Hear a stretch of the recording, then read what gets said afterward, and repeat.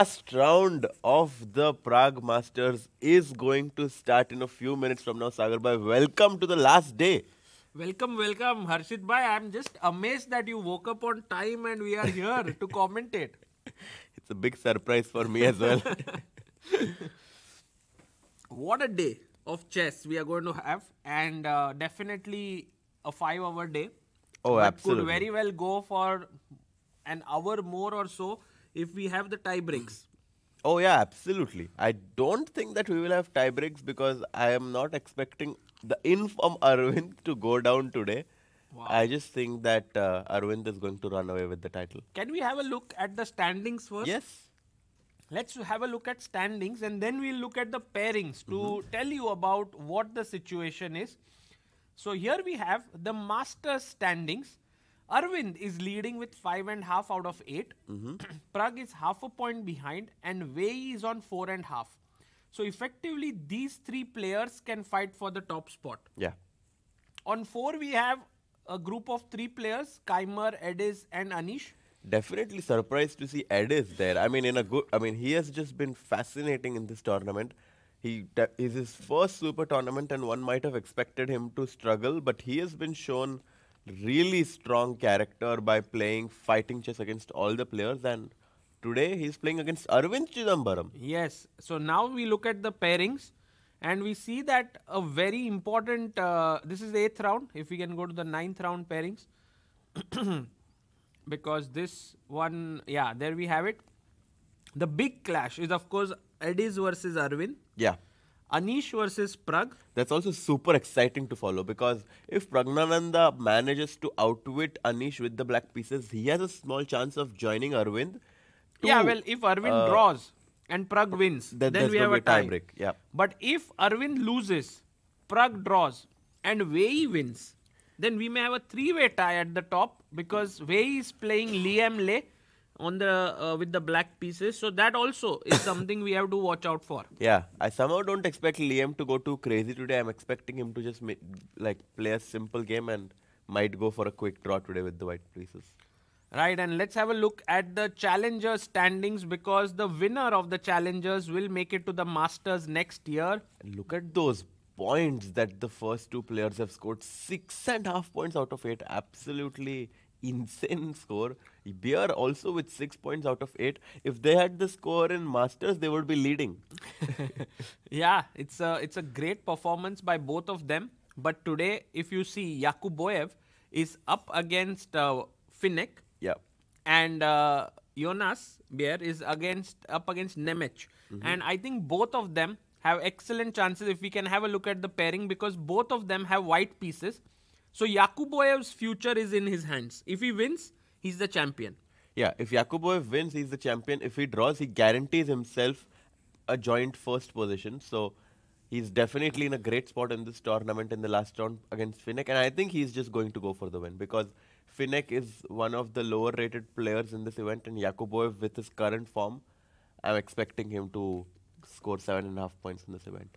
Right, let's go to the first board now between Arvind and Edis Gurel because that is where we would love to see the handshake and the game beginning. There will also be a game of the day prize. I believe Anish Giri will get it. For sure. Or do you think Wei? Because he like really ground out that end game. I think it might be Anish because his opponent went crazy with Rook takes d5, a lot of fireworks on the on the board. I have a feeling that it's going to be Anish yesterday, and I think the game should start already. Yeah, it's very soon to begin now. And we have. Oh yes, the handshake between Guen and Kaimer. So if we can get Gurel versus Arvind, that would be great. Yeah. While our director is getting that footage in, Harshit Bhai, today we will see like another champion of a super tournament. And I find last rounds to be very exciting because, it can make and break someone's chess career. Yeah, I mean, for someone like Arvind, winning a super tournament like this can be completely transformatory because he can get more invites in this event. Of course, for someone like Pragnananda, it will also be good because he just came out of a fresh win from Vaikanze, and winning this would really establish himself as one of the best players in 2025. Actually, if you think about it, Prague was the heavy favorite going into it. Like, and when he started playing well, when the score was 3 out of 4, everyone thought Prague will be the one who will run away with this.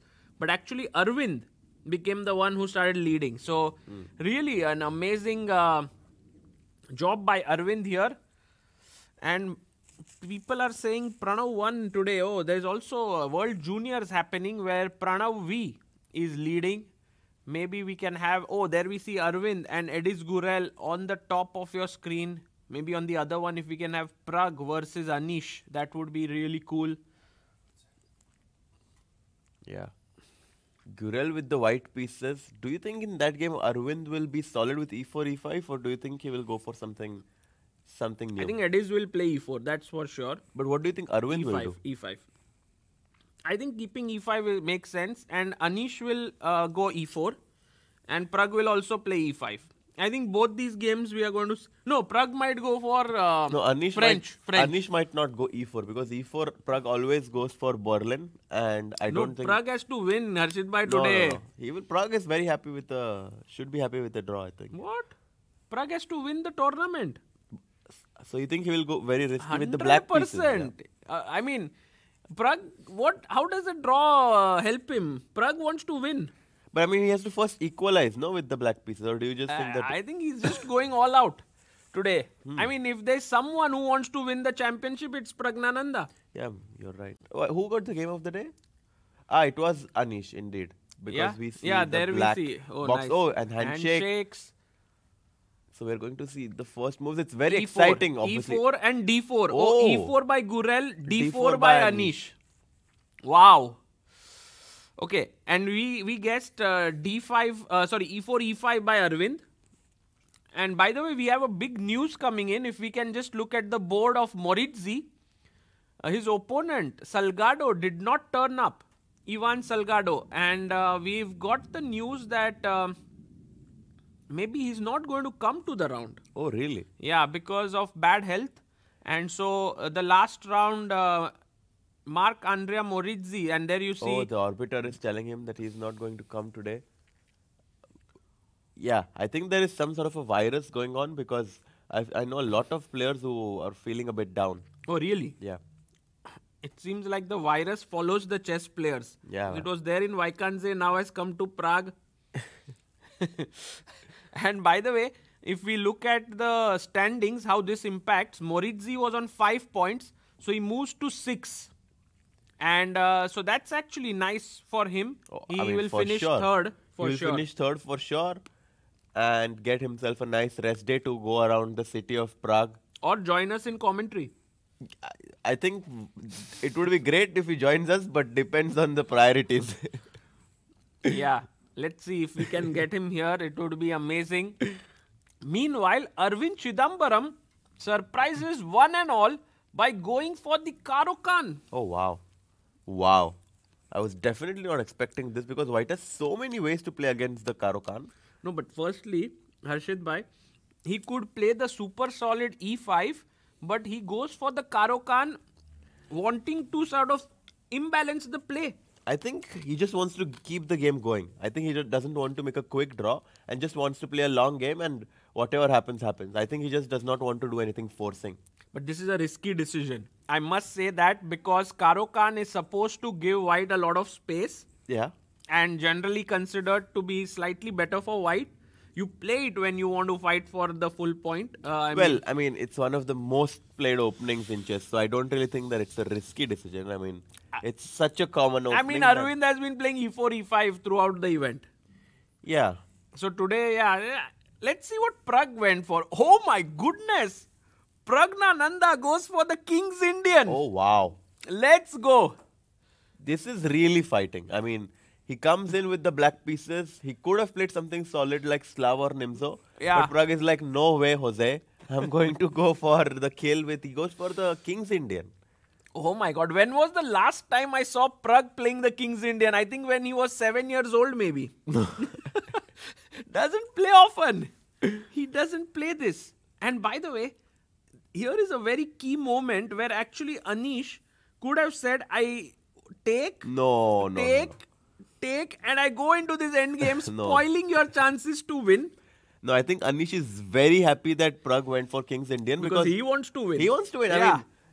And Prague also judges it that Anish wants to. So it's like, these are like these forces of the tournament. Yeah, I definitely think that against someone like Anish, this is a very bold choice because he's considered to be very, very sound in these slightly better positions where his opponent makes a dubious opening choice. ED4, I do think that with modern engines, King's Indian has become much easier to play with black because of the new ideas that the engine shows. Oh, really? Yeah, I think so. I thought the modern engines are giving white bigger advantage than before. No? Well, they might rate it higher, but they also are showing new ways for black to continue the position, which the engine might give a bigger advantage, but practically is very difficult for white to play.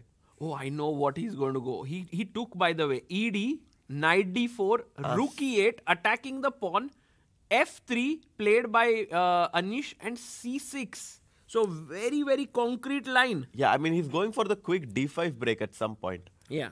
So it's possible that if white wants, he can allow black to go d5 and fizzle out the game, but there's no way Anish will do it. But also, I know that, like, for example, if you go king h1 and then d5, take, and c5, sometimes you also react this way, no? Yeah. Like you take and push. So there are many ways to keep the game going for white as well.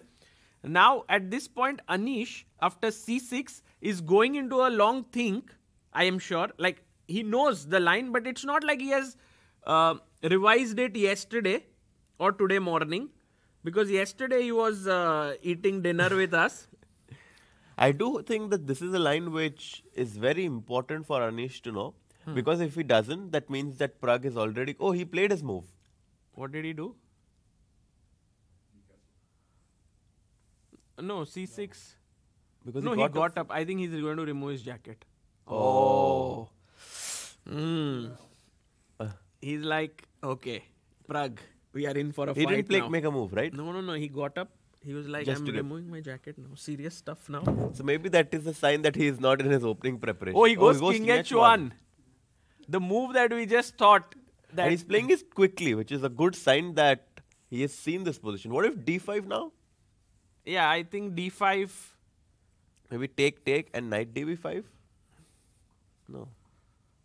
He has to be... I mean, d5 is a serious question right now. Yeah, serious move. But Prague says, I'm not asking it. Knight d7. Because I think he plays directly knight d7.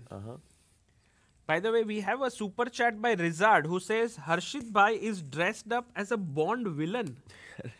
For me, it's more like you are like looking like a hero. Right Thanks now. a lot, Rizad Bhai. Hey, Rizad Bhai is he's always so nice to me. I need He's to know who coming this up is. with Yeah. great. Some of the people in the chat for me have been a revelation in this tournament. Like, for example, Rizard, then Pepsi Cola, and I don't know who these people are. Yeah, no But they idea. have been such nice additions to our stream.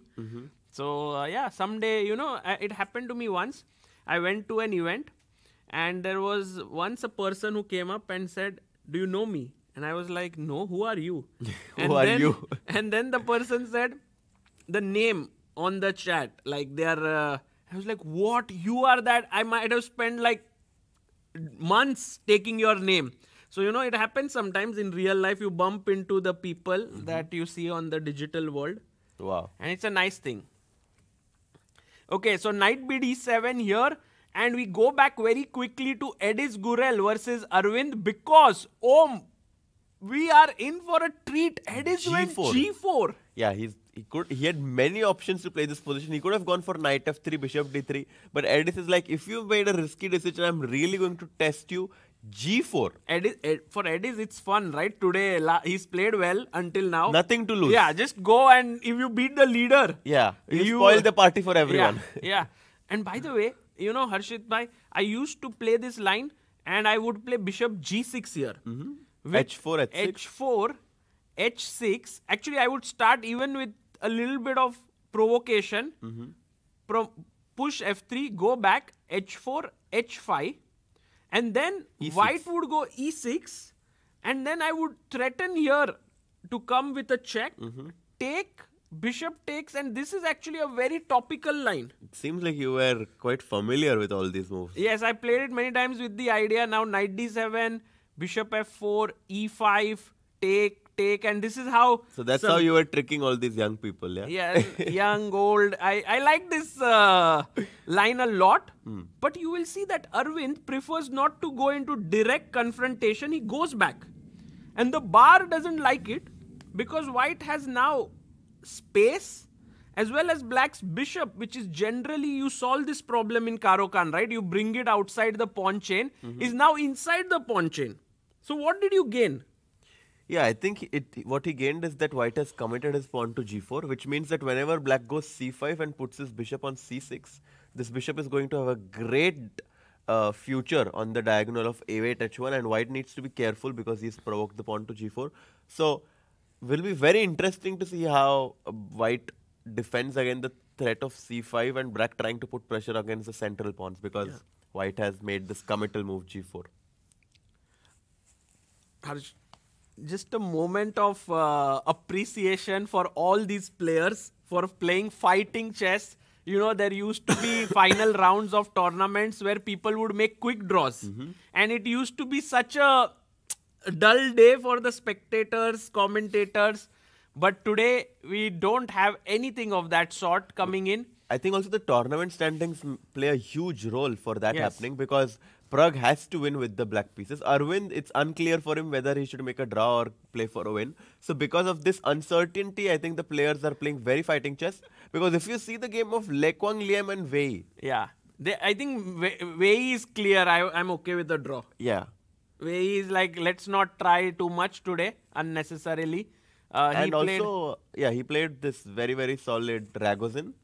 And I think even Le Quang Liem might be like, okay, I had a tough tournament. Maybe we can just play very solid and split the point. Yeah. Enjoy together. Yeah. Join the commentary box. Though you always think that the players are finishing quickly to join commentary. I don't know if that's the case by. Oh, by the way, look at the game of Nguyen versus Keimer as well. They went for the Marshall. Oh. Keimer went for the Marshall and Nguyen allowed it, the open Marshall with c3. Of course, white has other options like going a4, which is known as the anti-Marshall. d4 is another way to do it, but Wang Nguyen allows it with c3, d5, takes. And this pawn sacrifice with knight takes e5 is known as the Marshall gambit.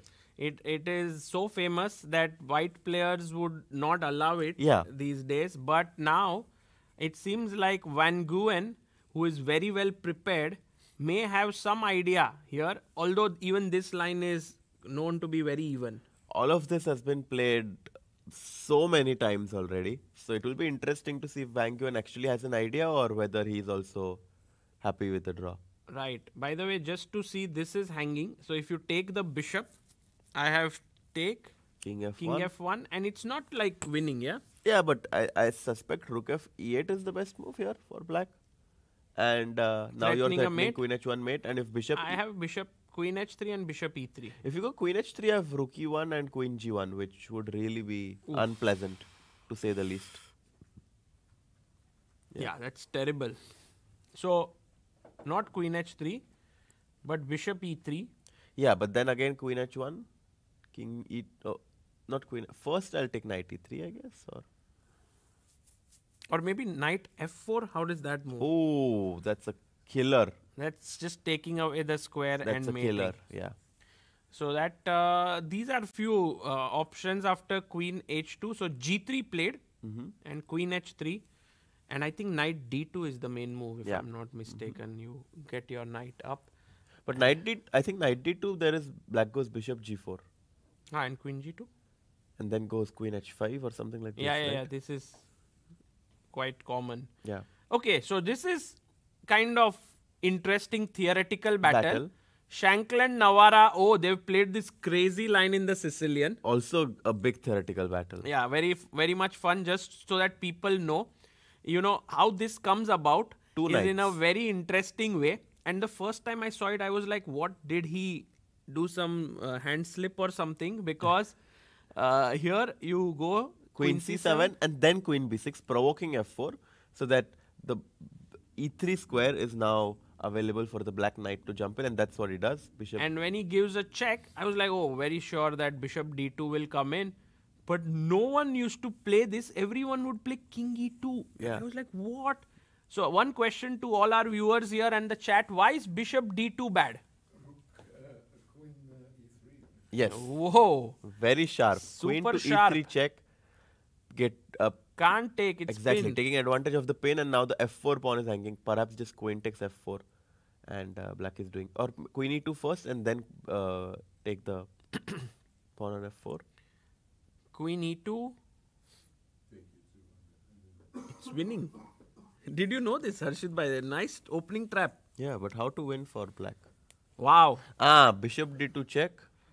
Knight d2. Knight d2, queen takes e2, bishop takes e2, and now in an endgame you win the pawn on f4, and also now black is ready to go knight g6 to put pressure on this pawn. So that's the reason why after bishop b4 check, we always saw king to e2 with black, Right. With white.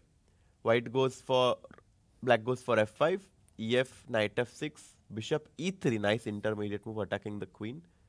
Queen d8, knight d6, bishop d6, queen d6. And it feels like white has gotten a really nice control of the dark squares. But now black goes bishop b7 and is ready to go c5 at some point, opening up this bishop and getting quick counterplay with rook c8. And rook d1 played here. And we have reached this position Rook c8, yep. where rook c8 with the idea of c5, as you mentioned, will come up. So here we also have an exciting battle. Wei versus Lei Kwang Liam, likely to end in a draw. Yeah, I think this game should end in a draw. And what is Pragnananda doing? My goodness. He's taking such huge risks. Look at this. We left it at knight d7. Anish brought his bishop out. By the way, now d5 could be an idea because the rook is standing opposite here. Yeah, it seems like both of these players knew what they are doing, because bishop e3 d5 was not played, which is obviously a logical move. I don't even know what is the way in which white would react to this. Yeah, perhaps maybe queen c2 is an option, but it's not that obvious anyway. Queen c2, there's c5 as well. So Yeah, maybe first you take with the c pawn, cd, and now... And now also knight db5, knight d6 is possible. Knight db5 I like. Yeah, that's a good one. And then Threatening knight d6. And then if you take d, bishop c4 is also going to jump in. So this is very, very good for white. Looks dangerous. So, in a way, this was not played. He went a6, Prague, taking control of the... Oh, b5 square. Now d5 in the air. So knight c2 stopping d5. Wow. Knight e5, perhaps threatening d5 once again. f4 played. Also, Anish seems prepared because to make a move like f4 is very committal. It is committal and it's very forcing. The problem with that is that Pragnananda is going to know what he is doing, because it's definitely something that he has checked today. Bishop g1 and Prague blitzes out h5. The engines are supporting Anish, but Prague is like, Anish, how much can you remember? Because I have looked at it today. Oh, he goes bishop f3. Not a bad move. Yeah. Defending e4. Just nice, decent move. But I was just looking at Prague's eyes, and it feels like he's just like trying to remember his preparation, because I don't really think that he's thinking right now. I think he's just trying to remember his... Yeah, you see? Can we go full screen on Prague? Maybe we'll Yes, get for to sure see. seen this. Look at him there. And white doesn't have that big of an advantage if Prague knows what he's doing and is well prepared. Maybe it was a good opening choice. What do you think? Like, what do you think of the opening choice? I think it's still early to say. Maybe couple of more moves and we will be pretty sure. Because I don't see a move for black actually. Because white is, if we get the board, threatening h3 next. And where is my knight would be not so happy to go back to h6. Can I go h4, or is that's too much? h4. Yeah, is that something that you would like to do? But h3? Knight h6. I mean, what's the future of this knight? But anyways, white could have gone h3 before as well. Where? Here? Instead of bishop f3. No, but I think there is this idea, right? Or not? Because there could be some queen h4 business. Knight takes e4. So knight e4. Knight e4, rook e4, and if h g4, queen to h4 check, bishop h2, h takes g4, and g3 is very, very powerful. If you go g3 yourself, then your bishop on h2 is going to be very, very Yeah. No, and this is the trap passive. that Prague was playing for. So bishop f3, nice awareness Oh, by I also Anish, think, but okay, Prague is Harshit about bhai, to- if h3 is played, you don't move the knight at all. Takes just. Yeah. So that knight has a home now. It's a risky home. It's like on a cliff, but it's a home. You can you can fall off. you can fall off at some point. Okay, Prague. Bishop e6. No, I mean, the speed with which he's playing tells us the story that Prague is well prepared even now. I'm actually so excited for this game because this is like really interesting chess. I mean, standard chess, Yeah. where both players are prepped. One looks more prepped, the other has the advantage. The computer is supporting him. And now, and there are direct threats. Like, this is hanging. How do you solve it? I guess b3?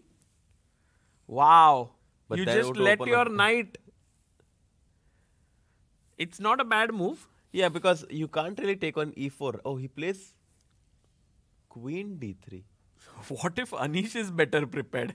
That who he's found the best move. And he gets up from his Oh, chair. Anish, What does that Anish like? is saying to Prague, look, my friend, somehow I guessed your opening. And I know this. Wow.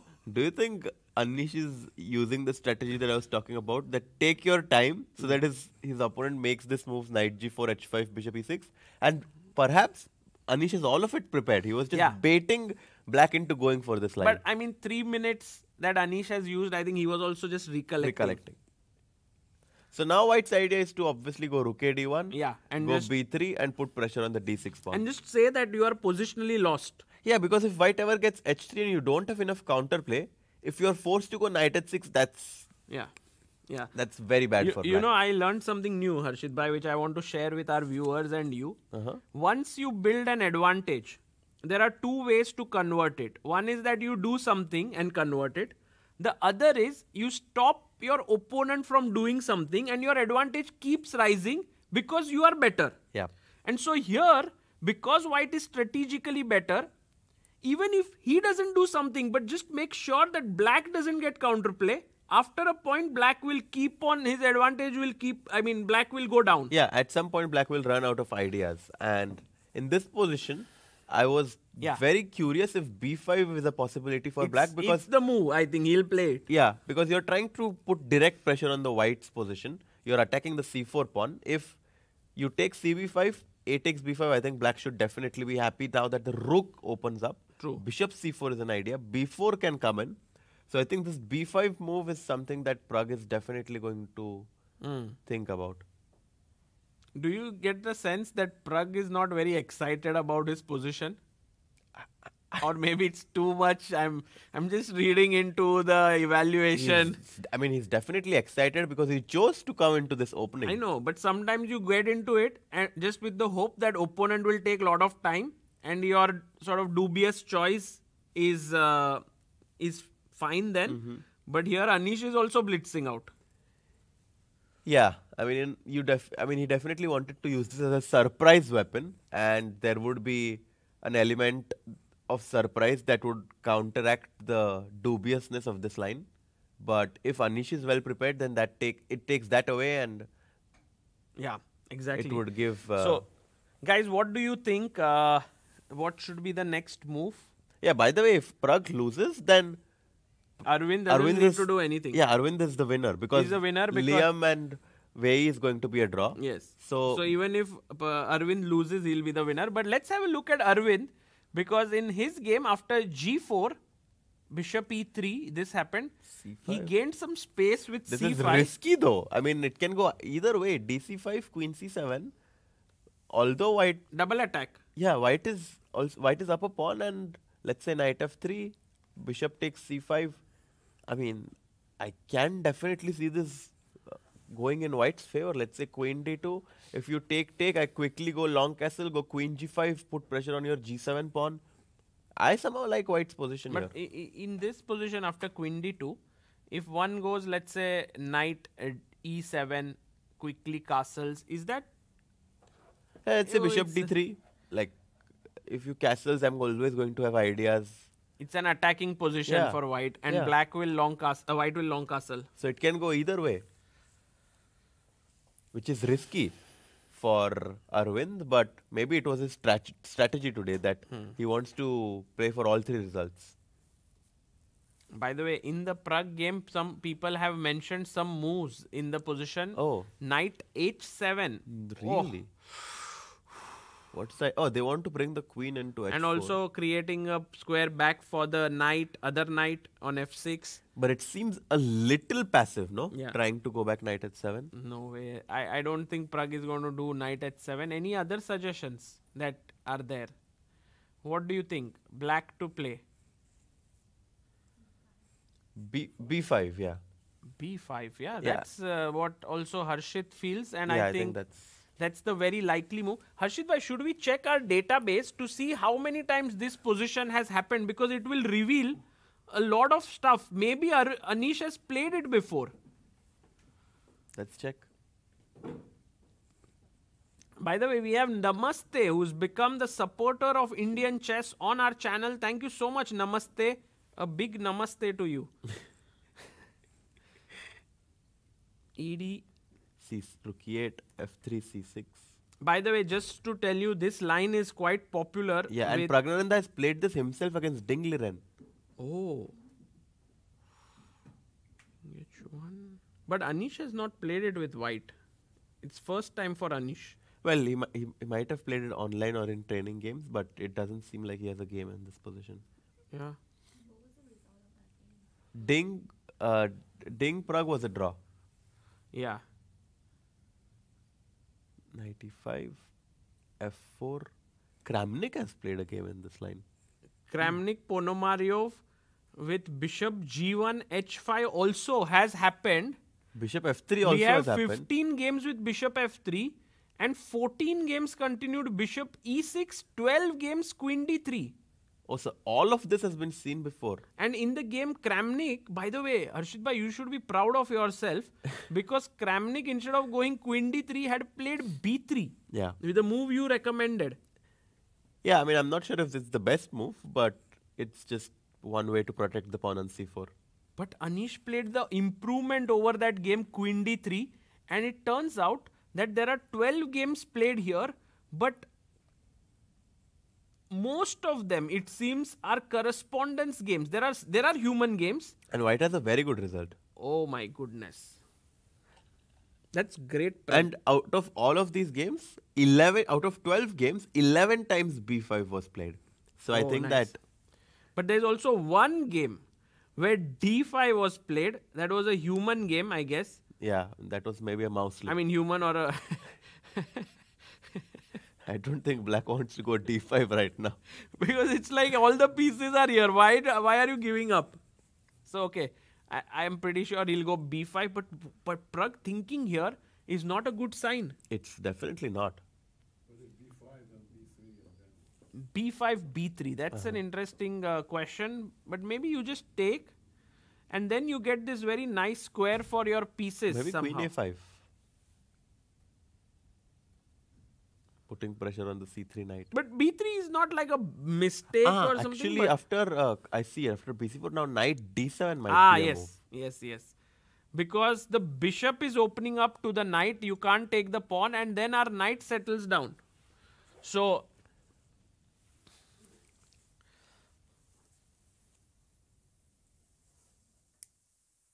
oh, by the way, Himang Ghosh with another scary statistic says all the 3 GM games that have been played in this line after queen c7, knight b5, take, knight c6 have been won by white.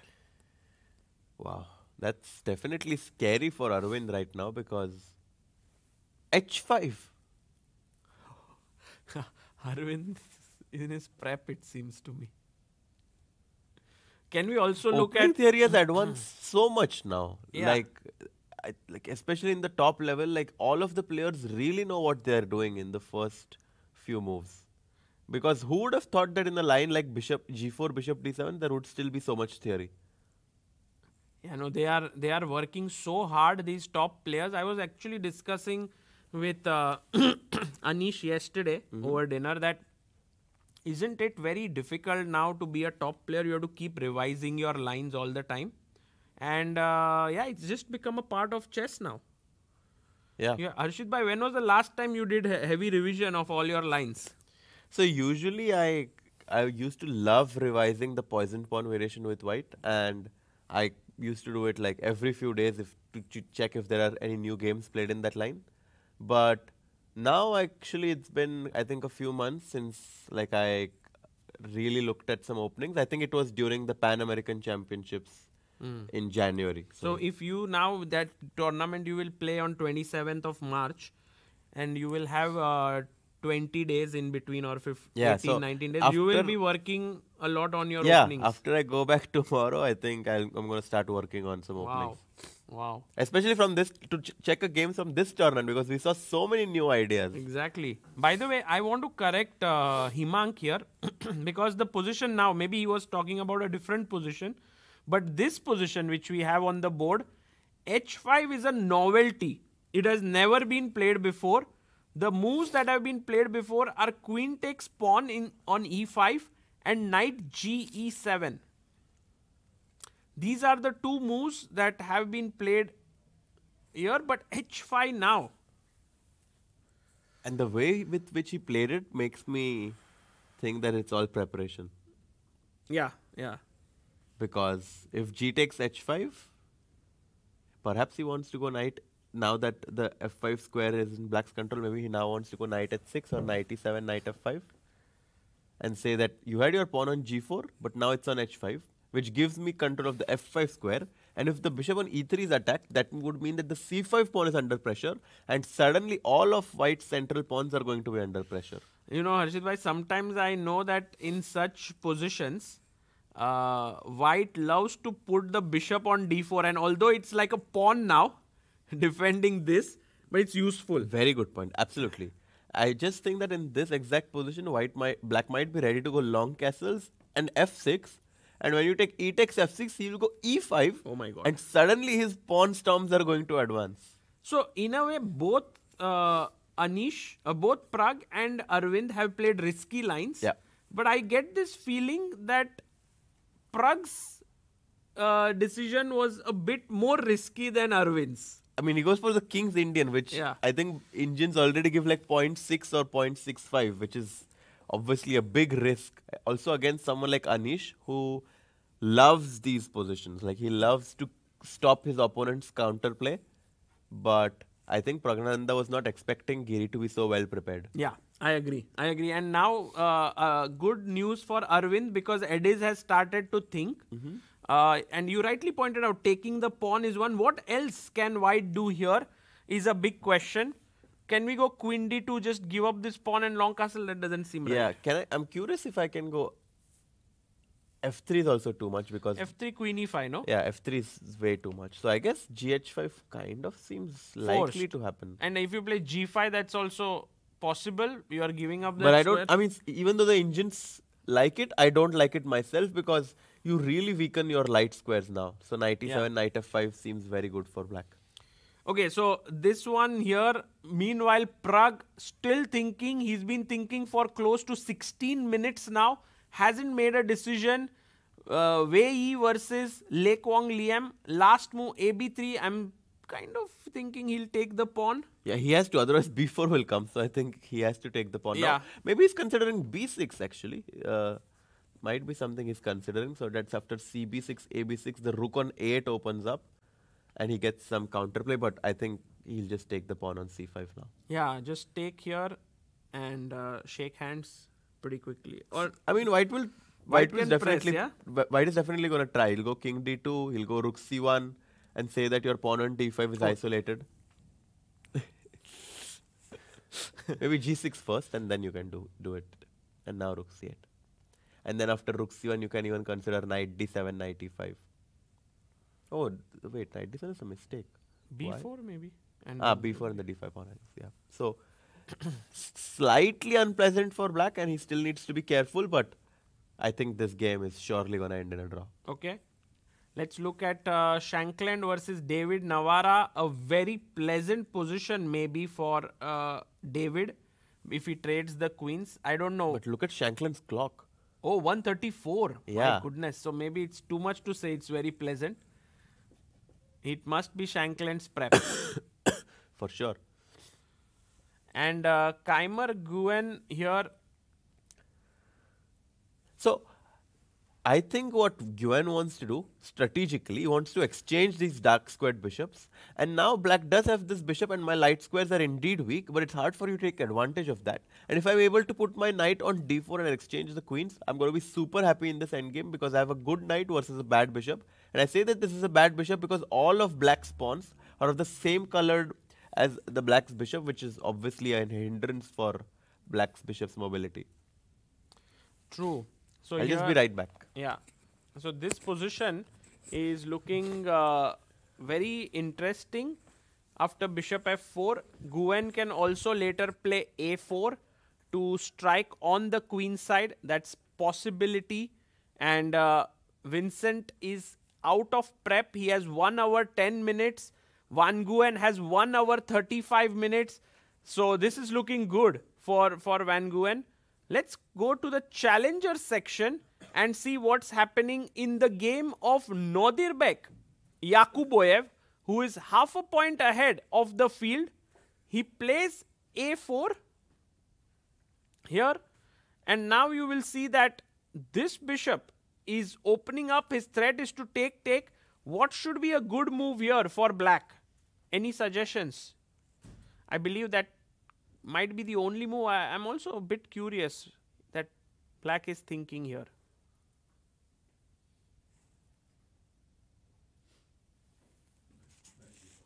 Yes, knight d5, exactly. I'm surprised that Finek is actually thinking here, because what else do you do? Yeah, he does play knight d5. So this one, still early days in the opening, will be exciting to follow. Bear versus Nemec went with the Sicilian with bishop b5. And we have some kind of an opening position where Bear says, I'm just playing something where I want a long game of chess because I want to keep my chances alive. And he's hoping that Finek will be able to hold Yakuboyev. If Finek manages to do that, then we could potentially see a tie breaks, providing that Bear wins. So these are the important games. Of course, we saw that Salgado Lopez won his game. Ivan Salgado against Marc-Andrea, did not come. So Marc-Andrea Moritzi won. Divya Deshmukh is playing with the white pieces against Stamatis and has a great position out of the opening. Just very quickly to see how this game panned out. A6, it was the Rui Lopez D6 line, not very popular. Divya took, pawn takes, and D4. So she got an opening edge very quickly here and pushed the pawn forward, spoiling the black structure. And after bishop e6, we are at this live position which Divya would really want to win. You know, she has had quite a tough tournament here. She's won only one game and she would be looking for a win. Meanwhile, Makun versus Stalmack is another game that we will check in between, but white seems to be slightly better out of the opening. Going back to the Masters, we have B5 played by Prague. Exciting. Rakshit says Divya will win. Yeah, today very likely that she will win. But B5, guys, Anish Giri now has to decide what is the move. We did see B3 as an option, which was not particularly great. The other option is to take. Yeah, what else to do? There's nothing else. Otherwise, he just takes bishop c4. Again, you will see if we zoom in on Anish, hardly looking at the board. He's just closed his eyes, recollecting his preparation.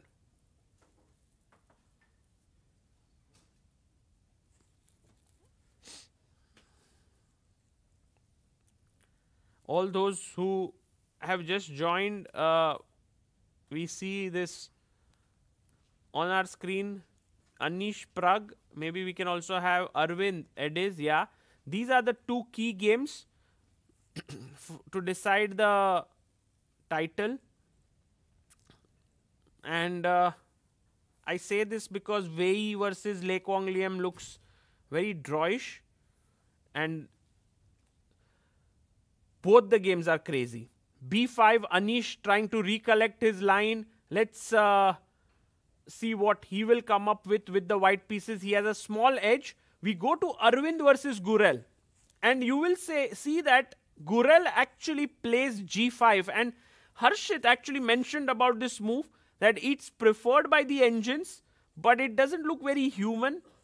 I must say that the young generation which is coming up now are playing more and more the moves that engines say it's good and that look humanly not so great, because the chess understanding is evolving.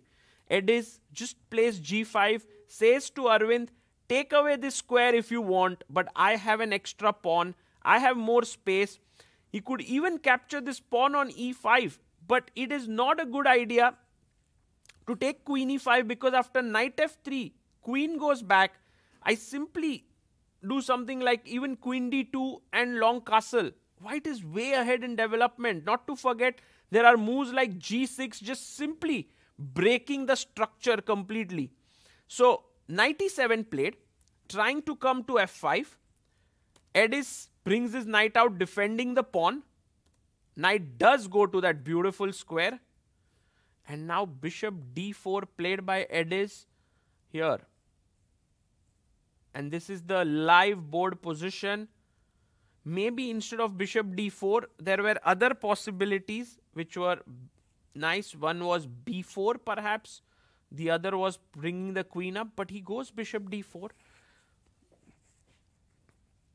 And one question to all of you here is, after knight takes D4, white must take back perhaps with the knight. What happens if I take back with the pawn? Why is this a huge mistake? This is like Queen A5. exactly queen A5 check, and you drop the bishop. So that's the reason why I have a feeling that knight D4 may not be such a silly move. Yeah, well done in the chat. Knight takes D4, queen takes E5 falls with a check. And in fact also bishop takes C5, not to forget this move. So then the question is, what's the move here?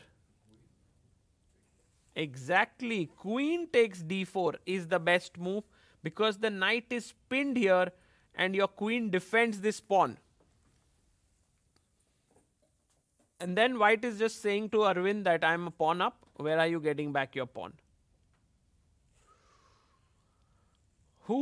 All three results possible in both the games that we have right now of the leaders. CB5 taken by Anish Giri, and I can actually bet here that Prague takes back with the pawn towards the center, opening up his rook. The other pawn takes would be terrible move.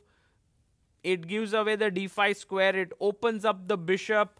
So very clear that you are not going to take this way. AB, very likely. KA says, hope the winner is decided via classical games only. Don't like when classical tournament winner is decided by rapid or blitz. That's actually a good point. The other way which I think some tournaments do is just have tie breaks, which are you don't play, but like there are some SB, Sonneborn Berger and so on. And at that point I felt like there is an incomplete feeling in the tournament. So I would say like this is maybe the best kind of arrangement that we have right now, where there are blitz playoffs. Maybe rapid could be also nicer if you have time, but you don't have so much time at the end of the day. Yeah, it is like penalties in soccer. Yeah, that's true. And I think it might be interesting. Although many tournaments, what they do is they split the prize money. So like all those who finish at the top, the prize money will be split equally, but the winner will take home the trophy and will be on the cover of the magazine, or when the next event is unveiled, there is this thing, the poster of the players are unveiled and so on. So for that, they need a clear winner. But again, Prague is taking his time here, trying to understand. And I think it's important sometimes when you are faced with a new position, although you have prepared, to take your time to understand all the nuances, what's going on. So, one question that comes in my mind is what happens if I push my pawn to e5? It opens up the bishop here to attack the c6 pawn. If I do win the c6 pawn, I will be then having this double attack on your rooks. But it's actually a bad move. But why?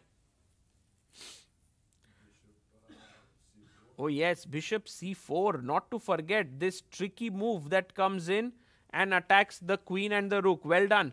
That is a possibility, but also possible here is just simply taking the pawn de5, because after takes, I can take, the queen was hanging, so take here, and now it doesn't kind of double attack both the rooks. So that also, so e5 too rushed. And meanwhile, Arvind Chidambaram continues to play quickly. After knight takes d4, which did happen, queen takes on the board, bishop e7 is played.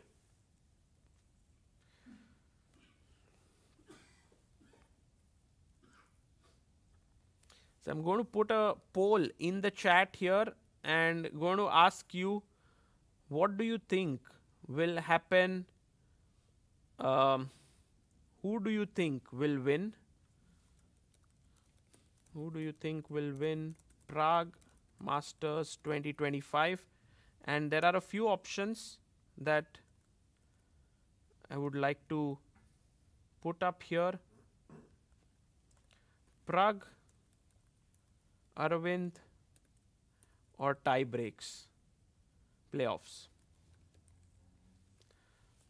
I am not putting Wei's name here because I'm pretty sure that Wei versus Lei Kwong Liam is going to end in a draw here, or that's my feeling. I mean, I would be completely wrong, but at least that's the feeling we get right now seeing this game. AB5 played by Pragnananda. He captures the pawn. By the way, you can see that two of black's pawns, two of white's pawns are there next to Prague, if we can go full screen. But only one black pawn is next to Anish, which means he's taken that one black pawn with himself. Anish has somehow become very famous for stealing pieces on the chessboard for some reason.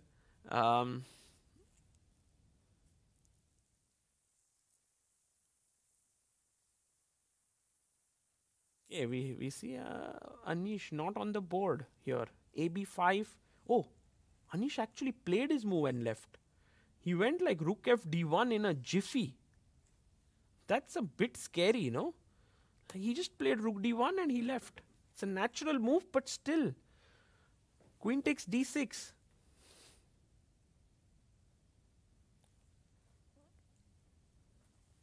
What's your idea now? How do you save the d6 pawn?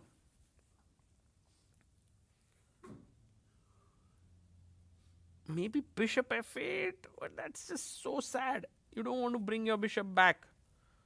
Maybe you go b4, hitting the knight. I don't know, maybe knight e2, trying to go to d4. But there could be some other tactical options here as well. Wow, this is a, I mean, just loses the pawn, sorry. So b4 cannot be played.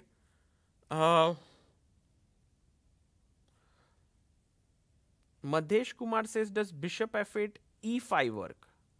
But e5 still d5. That's the problem. There's bishop c6. Ah, take, take, and now what's a good move for black here? Because both his rooks are hanging. Yes, any rook to d8 could be fine. Rook d8, or maybe you have to play specifically this rook. But actually, something else which is stronger. Wow. Maybe, but then I just simply move my rook away. Sorry? Bishop f5. Wow, that's a beautiful move. Attacking the knight here, and that seems to be the correct answer after rook d2. Maybe now rook d8. And this is well done, well spotted. Bishop f5.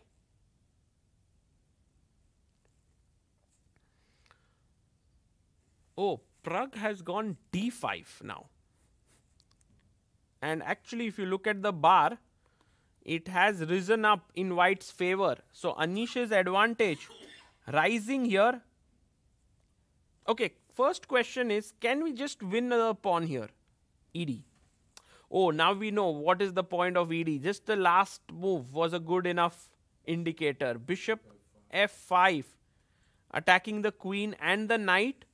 And we could delve deeper into this line because the knight has to be protected. So queen d2. And maybe even take.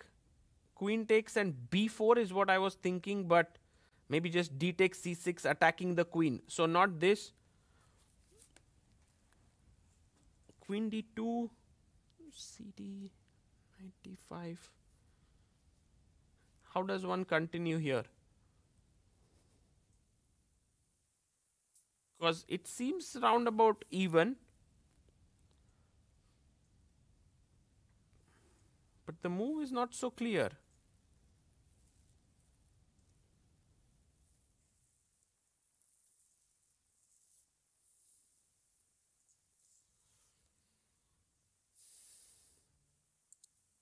So you take cd. Oh, he's about to. Oh, he's pushing his pawn forward. He doesn't want to take because taking is not the best. So he pushes it forward. e5, best move found by Anish. e5, attacking the knight. Now there is bishop f5 as a move to attack the queen. Or you can jump back with your knight to d7, which somehow feels wrong.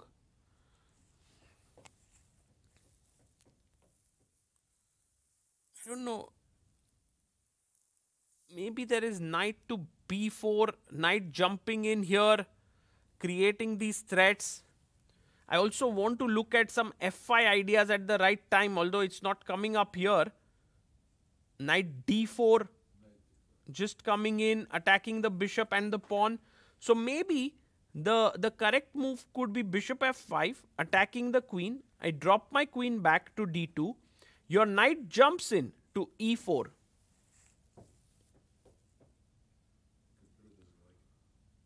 Knight e4? Well, it does seem like the best line here. Bishop f5, queen d2, knight e4. And then white could take, pawn takes, and this is good for black. So maybe not with the knight, but maybe with the pawn, with the bishop.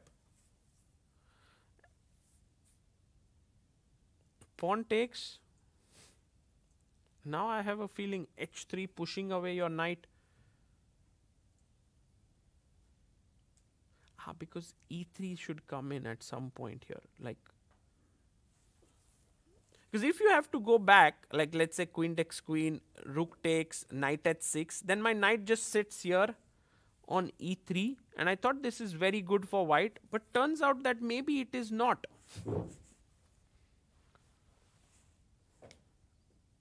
Maybe this position is good for black. Maybe just rook d8, yeah? Rook d8, rook d1, and then we have this, maybe the rook jumping into d3, or also later just pushing b4 and a2 hanging. Yeah, so maybe the problem here is to take, now white has to be accurate this moment. What should white play? here. By the way, Prague does go knight d7. He doesn't go for this forcing line with bishop f5, knight e4. You are right. I think queen e2. Oh, the engine does not agree here as well. Maybe not queen d2, but queen e2 looks so natural. You attack the queen, you want to win the e4 pawn. But maybe queen comes to h4. Queen e1. Stopping. Wow. That's brilliant. Stopping queen h4, because queen e2, I think queen h4 is just quite a strong move, creating some threats here. And if you try to win this pawn, you are now losing. Can you find the move here? The winning move for, black? How does black take over?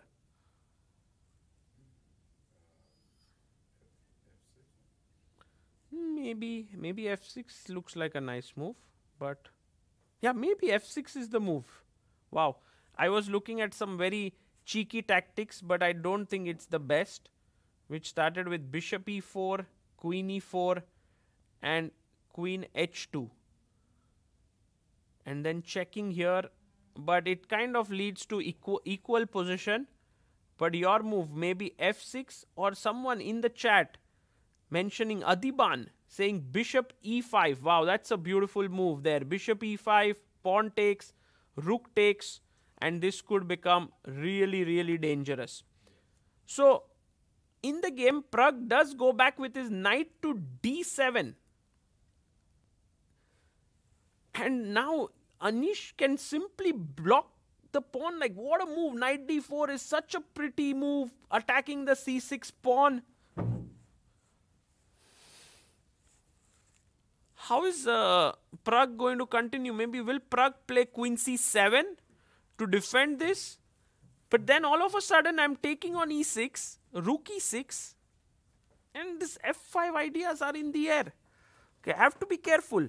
Okay, let's start with maybe queen. Oh, can't play queen b6. There's a bishop lying there. Queen c7.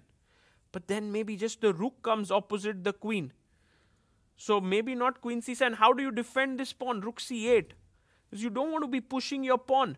If you push, I take, and then you lose this pawn on b5 at the very least. So rook c8.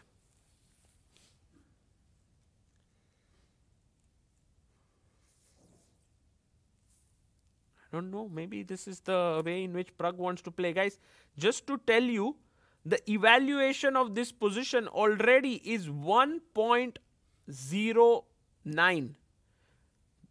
And if you play rook c8, it is 1.8. So there is only move here for black. And we have Harshit Bhai coming back. But I will only allow him to join if he finds the best move for black here. What should black play to keep his disadvantage to a minimum? Is it some sacrifice size? How?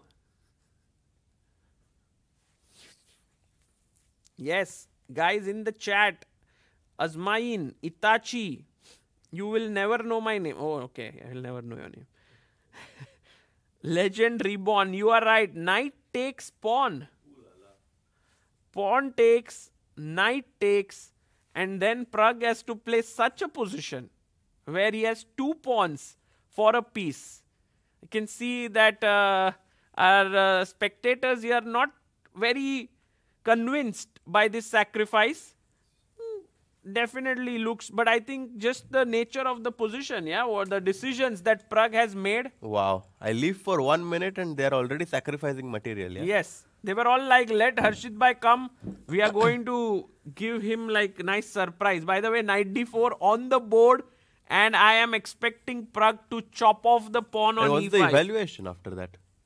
+1. Really? Yes. Wow. But if you don't play knight e5 and you play rook c8, it is close to +2.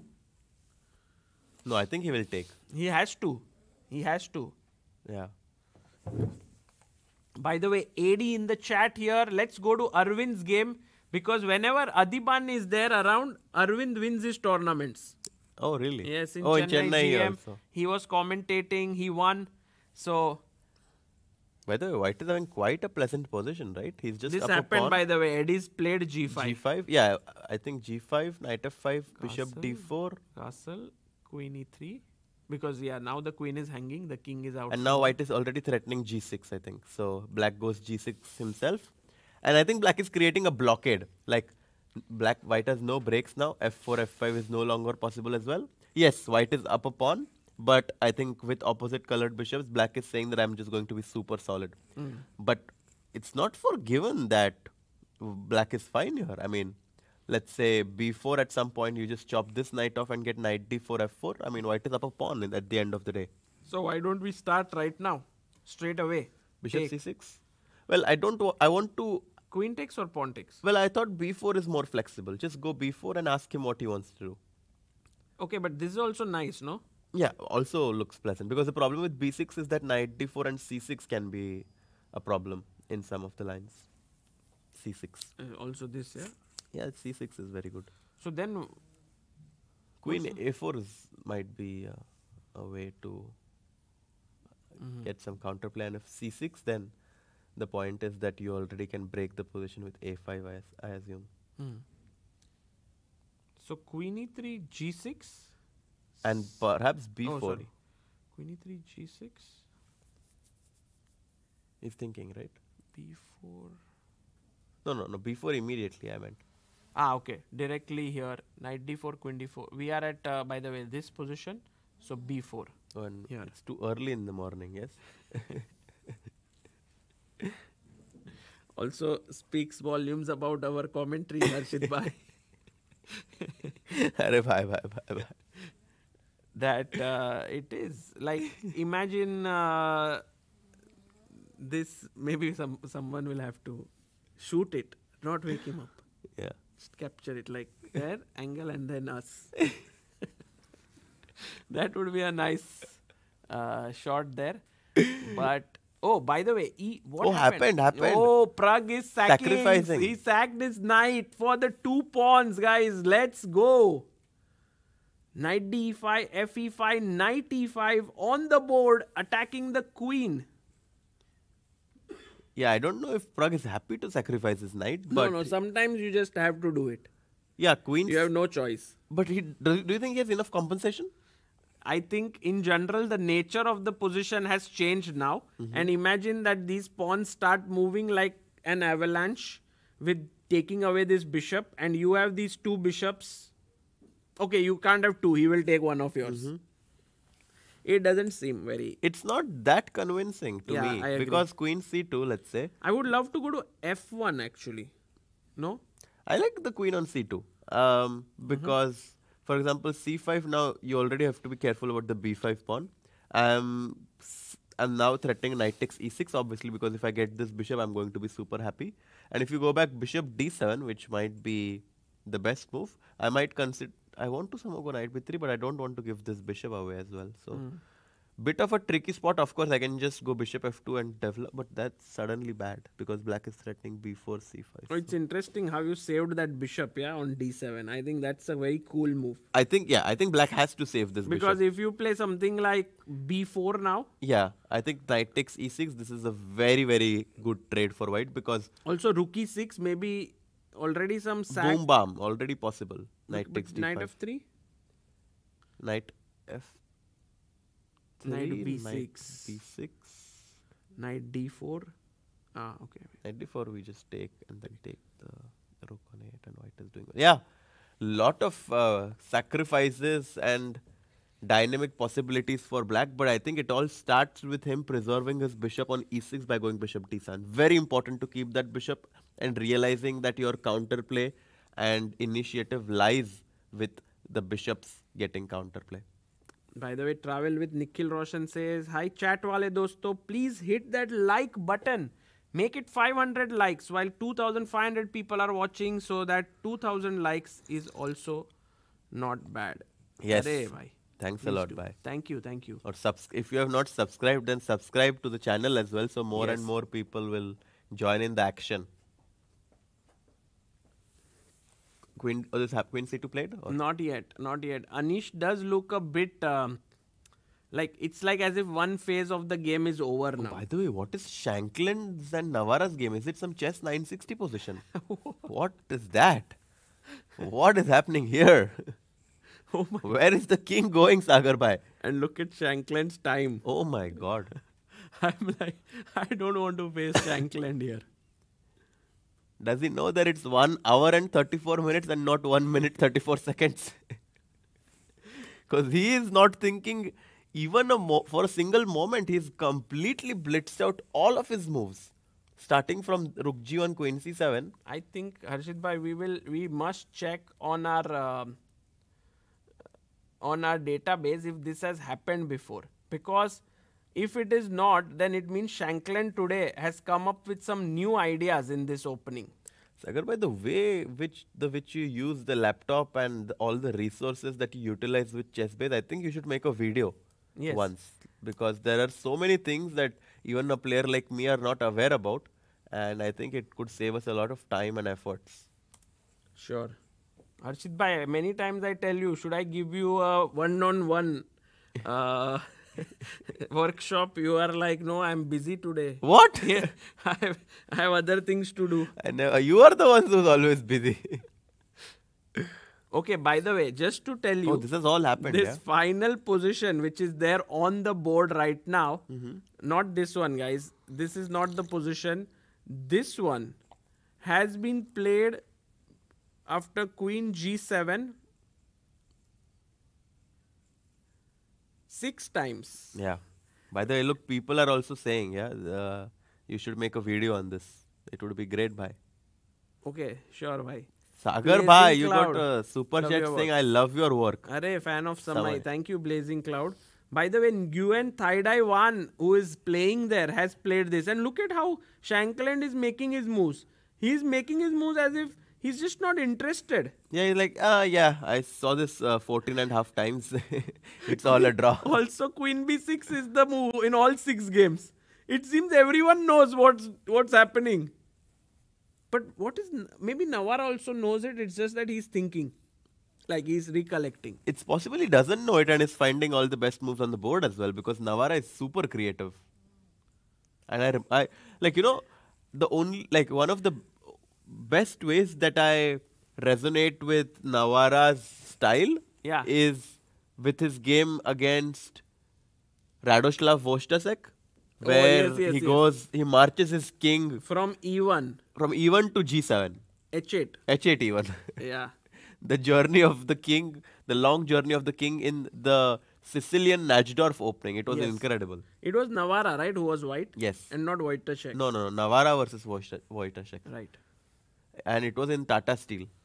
By the way, we have Queen B6, Rook G6. Again, this move, just checking in our databases, has been played all 6 games. Yeah. 4 draws, 2 wins. Ah, yes, Thorfinn. Thanks for that. It was 6 years ago, yes.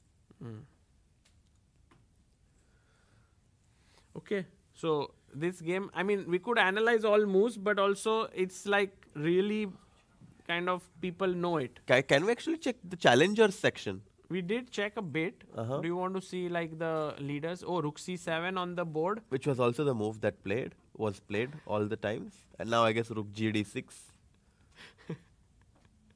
Knight D6, Queen F6.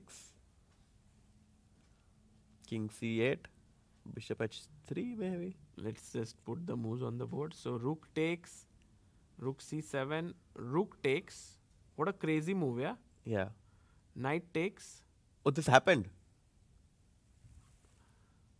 Where? Look. Queen F6. King C8.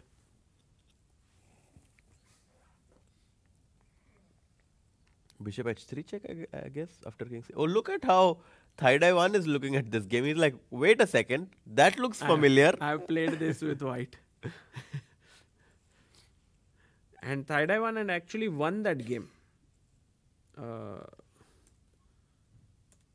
He had won against Ivic. Velimir Ivic.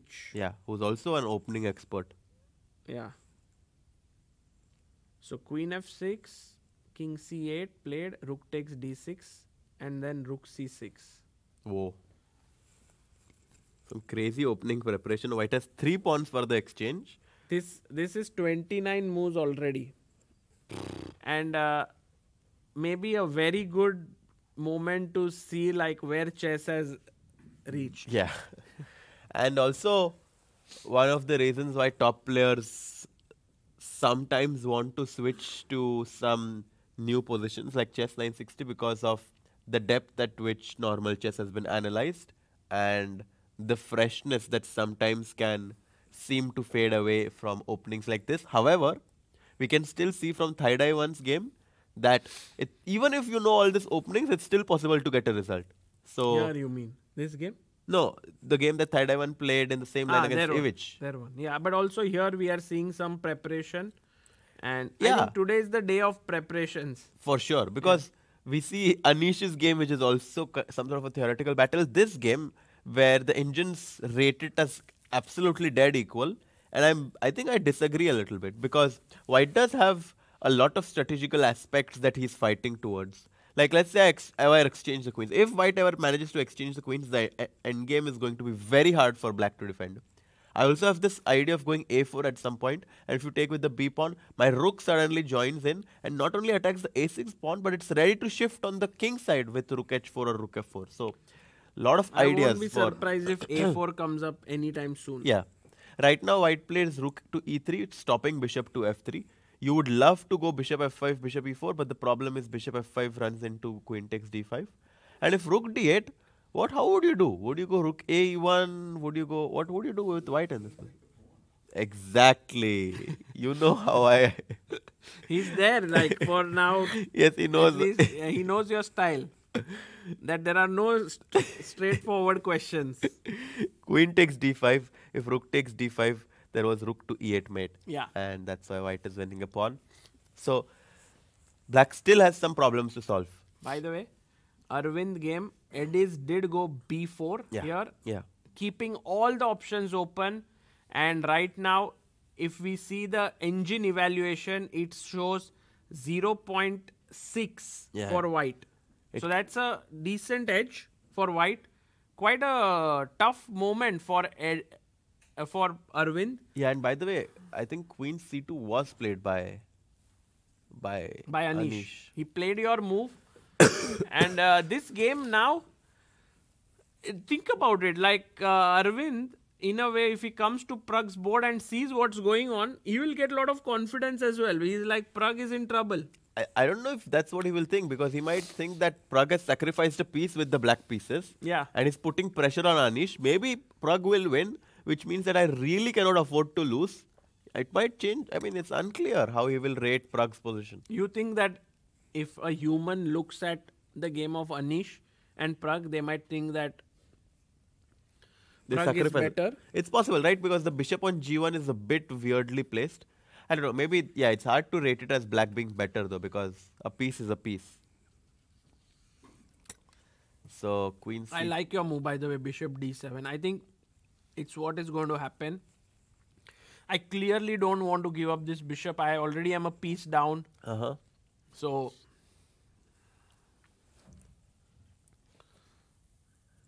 Himang says, to be honest, now it seems to me that Arvind is in bigger trouble than Prague. Would you say so? I don't think I would say that, actually. But it's close, actually. It's quite close. Because there are two different kinds of advantages. Anish is up materially, but black obviously has some compensation. And it's also imbalanced position here. One that That's true. White can go wrong. Yeah. And somewhere. Actually, yeah, I do see Himang's point now. Because in Gurel's game, it's only white who can win. I don't see a way where black can win What this game. is the way in which black can even create some counterplay here? Well, he somehow needs to break the position with like B6? b6 or a5. Like that's his only source of counterplay, right? Otherwise, either that or just sit and be solid. Can I do b6 now? Oh, that's too much. Well, b6, it's possible, but you just have to Knight d4? we transpose into that line, right? b6, queen c6, knight d4. Yeah, but that was kind of fine, right? Because take, you have queen a4, but also not an easy position to judge because c6, And it's maybe black has b5, bishop d8, bishop b6. Or black as a5. Just. a5, I was a bit scared because a5, b5, and bishop c5 is what you want. Yeah, possibly. a5, a3, no? Yeah, no, I think b5 is the classy move in that position. No, this looks good, yeah, rook fb1. This looks good for white. But I think b5 is the very, very nice idea that black has after c6. Come on. Incredible. And then bishop d8, bishop b6. But it's not the best. Maybe there's something else, Harshit bhai.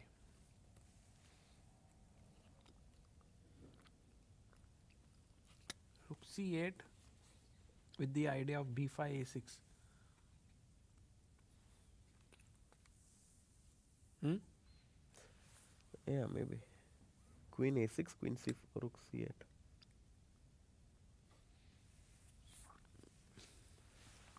Looks okay. Yeah, but it's Black still should unpleasant. hold. Black should be able to hold this. Well, he has to judge this position as well, which is not an easy thing to do. So, I rate Edis' chances quite highly. What is the, if let's say I pass, let's say I play h4, what is the way in which black can create something here? Not so simple. I guess this, I mean, to me at least, I thought that the idea bishop d8, b5, bishop b6 is the only way that black can create counterplay.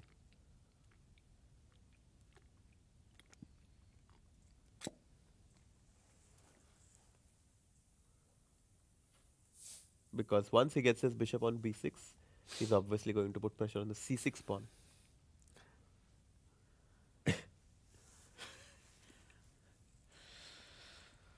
What a day.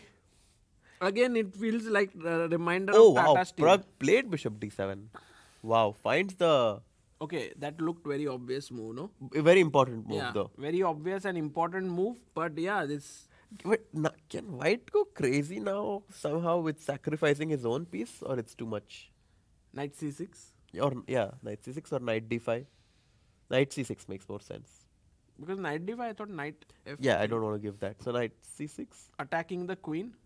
Bishop takes. bishop d5. But I guess it's should fizzle out, yeah. And with black having a very potentially very nice knight on g4, black even might be quite happy, but quite likely. But so I don't think this will happen. No way. No way Anish will try to Anish is fizzle like, this is the best position I can get against Prague right now. I have to milk it. I really have to try. By the way, Harshit, how dangerous do you think is knight f3 pawn takes? Because I'm wondering if I should move my knight and blockade. You know, I really want to go knight b3 myself, but I was just scared that black will take knight takes f3 and then my pawn structure will be very weak. So we can actually analyze that. Knight b3, knight takes f3, g takes f3, and like with black having the bishop, light squared bishop on d7, I don't think white can afford to create such a weakness on f3. Well, the engines do not like it. Yeah. Wow. So not knight b3. So there you can see, like, you can misjudge certain moves in this position. What else can... I think white can also try to just go bishop e2 back row. Then he's not worried anymore. And then keeping an eye here. And if b4, just knight a4, knight c5, right? Yeah, that's a huge edge. Yeah. So, okay, after bishop e2, what does black do? Knight g4? Trying to go knight e3? Now, okay, I mean, knight b3. Ah, that's queen h4. Maybe that's just terrible, yeah. Bishop f5. Or maybe queen h4.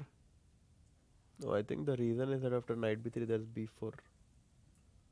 Ah, and no knight a4. Yeah. Okay. No knight b3 then. I just take it actually, bishop g4. What's the big deal? The more pieces that get off the board, the better it is for me. And now knight b3. Maybe going bishop d4. This looks quite good for white. So, important moment now for Anish. I think he'll go bishop e2. I think so. That's my feeling. So that Is there any other move? Can we go rook e1? But then rook e1, you have to be careful about c5 business. c5, that is knight takes. But then knight f3, like, I never want to allow that. I also, can I just show this? Like rook e1? c5, knight b5. You can take and go d4. And now the c3 knight has to move, and if the c3 knight moves, the knight on b5 hangs. Bishop c6 is also going to be coming on this diagonal. This is completely gone. Right. So we can actually see so many lines where white can actually go wrong. So white has to be accurate. Perhaps this move bishop e2 is the way to go. By the way, in 3.5 hours, we also have a very crazy match that's going to start. Dubov versus Neiman. Yes. Will you do commentary on it? Yes, I mean, if all the games from this finish, maybe we can... Really? Yeah. You want to do it? 3.5. 4. I think so. It's possible, right? It's possible. But the closing ceremony and all would be going on. I think... okay. We'll see. Yeah. We can see. Maybe Harshit bhai, you will be here, I will be chilling.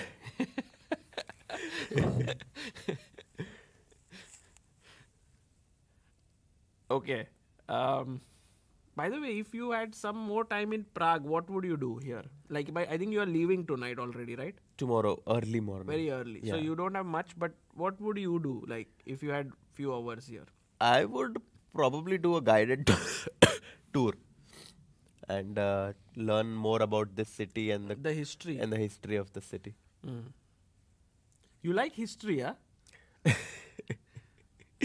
No, but I mean, Because it's that day we did take a tour and there was some historical things told. yeah, but I just think that like Prague, also Budapest, like these cities have so much like history behind all the buildings and architecture that it would be very interesting to know. My sister is also an architect, which makes me a bit more interested and curious about their history.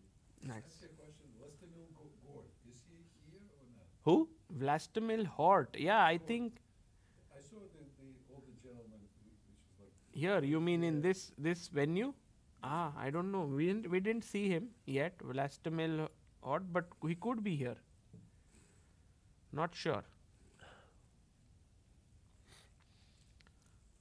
So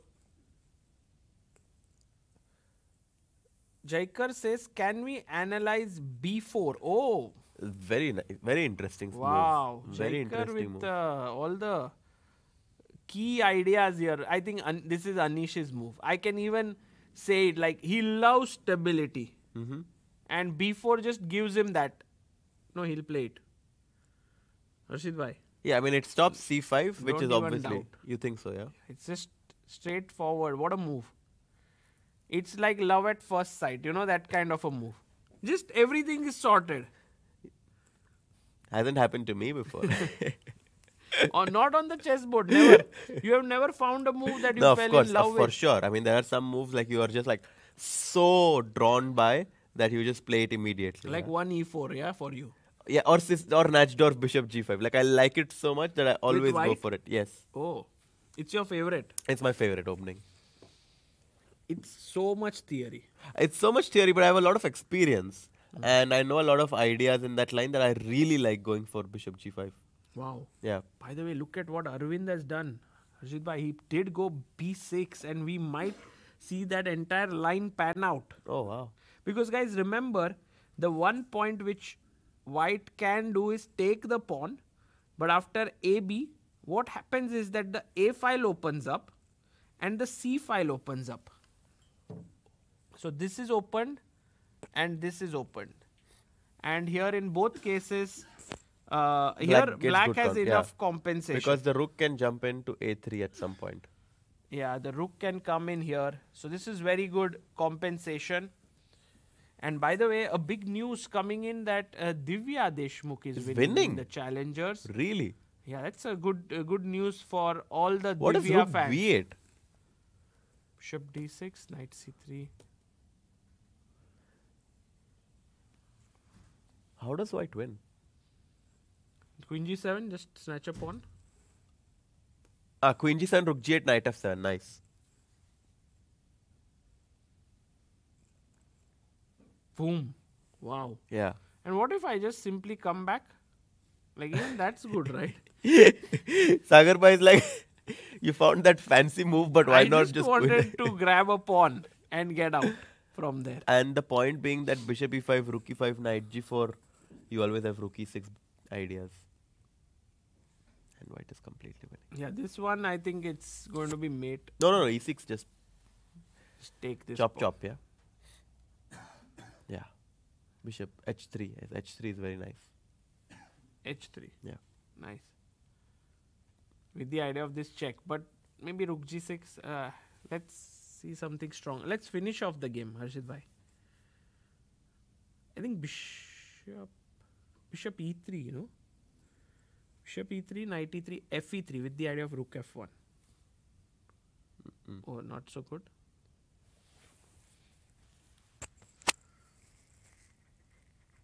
Queen f5 check. Hitting the c5 pawn. King cannot go here because the knight hangs. If knight f6, bishop h6 check is there. So I think queen f5 check is the winning move. Nice. Yeah, so Divya only after 14 moves is winning. Wow. And I think if she wins this game, she's going to be like, okay, I had a tough start and very, very difficult middle rounds as well. But if I can win the last round, I'm going to bring back very good memories. Yeah, it would be nice. Yeah. It's always nice to win the last round and go back home. And maybe we can have Divya with us finally because Yeah. we've never had her with us also in Vaikansy. I don't think she joined us. She came once. Oh, she did, okay. Yeah. By the way, guys, look at this, Harshit bhai. It seems like Nodirbek Yakuboyev has got nothing out of the opening. Oh my god. And if he loses this game and Beer wins, Beer is going to come in the master section next year. Yeah. Wow. But what's the move? I mean, I was wondering because this is hanging on d5, bishop takes d5, and also queen is hanging. So Well, queen d4 obviously is the question, right? Or no? maybe there is this move. Okay, let's try to see.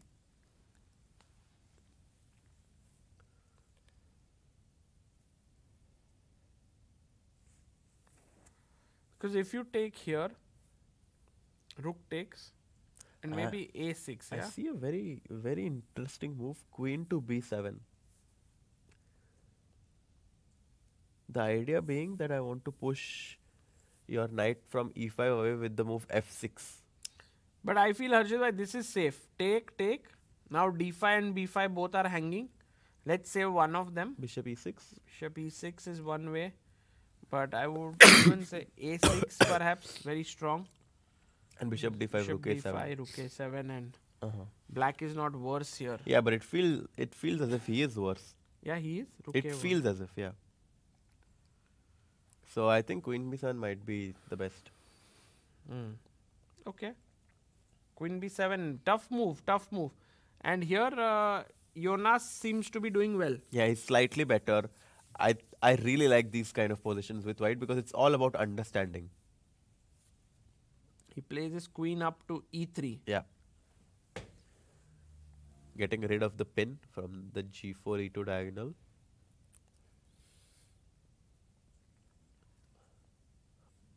Wow, Mark Kuhn is also completely winning. Yeah. Let's go back to the Masters and see the game. Oh, Anish did not play a3. Sorry, b4. He played a3. And it seems like the advantage has really withered down after this move a3. It's still there, but not so much. Harshit bhai, can I come back in a minute? Yes, of course. Yeah. And then we can, I mean, would you like to continue? Up to you. I mean, I'll be back in yeah, 2 sure, minutes yeah. just. You can continue.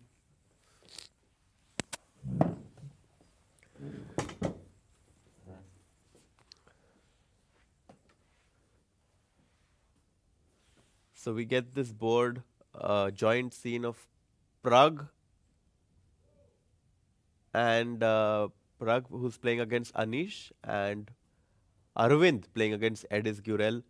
Two of the leaders in this event, Arvind with 5.5 points out of 8, Prague trailing him with half a point with 5 out of 8. Very, very important games for both of them. And Rook F C1 played by Gurel. Actually, a lot of moves happened in that game. Let's just quickly go there because after B6, C takes B6 was played. A takes B6. Gurel pushed pawn to A4, solidifying his bishop on B5. Rook F C8 and white goes Rook F C1 so that the rook on A1 always guards the A4 pawn but also helps with the advance of A4 to A5. Bishop F8 played. And now black is basically saying that I'm going to put my bishop on g7, put pressure on the e5 pawn. If your rook from e1 moves, then the c3 pawn is going to become weak. So now white needs to make a decision. If he ever wants to capture the knight on c6 or not. I think that if he ever captures it, queen c6, this is very good for black because he has the c4 square and your pawns on g5 and e5 are a bit too overextended. So I think it's crucial that white keeps this bishop on b5 and tries to go for something like rook e1, and if bishop g7, then maybe perhaps he might have to go rook a c1 and just reroute his rooks to protect the c3 and e5 pawns.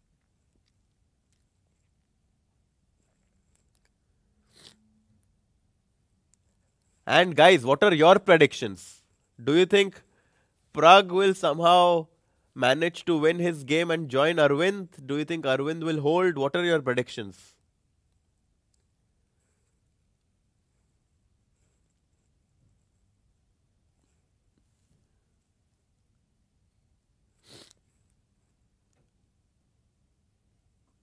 Prague win. Lot of people saying rooting for playoffs. Tiebreaker. I am rooting for a tiebreaker as well.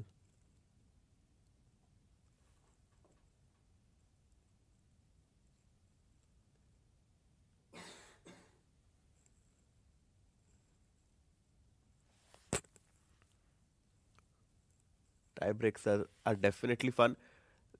Okay, so bishop to f8 was just played by Arvind, and now Edis is thinking we'll quickly go to Prague's game right now because after a3, he needs to find this move pawn to c5. I think it's important that he finds this move pawn to c5 because if white gets this blockade with pawn to b4 and stops black from advancing c5, his material advantage might be decisive. So I think black has to push c5 now.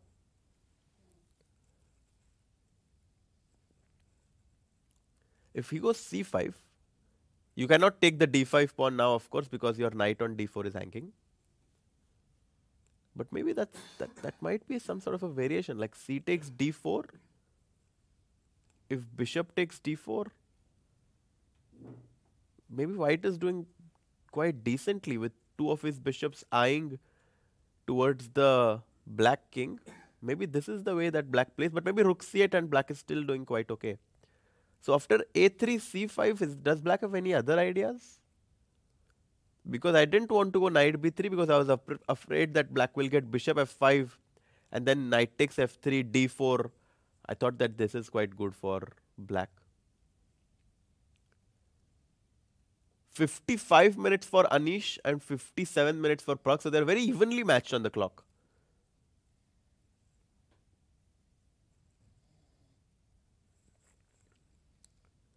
a3. Any other suggestions for black besides c5? Because I feel like we somehow need to dislodge the knight on d4 because we want to capture the bishop on f3 and spoil white's pawn structure with g takes f3. Yeah, I think that's the key right now to go pawn to c5.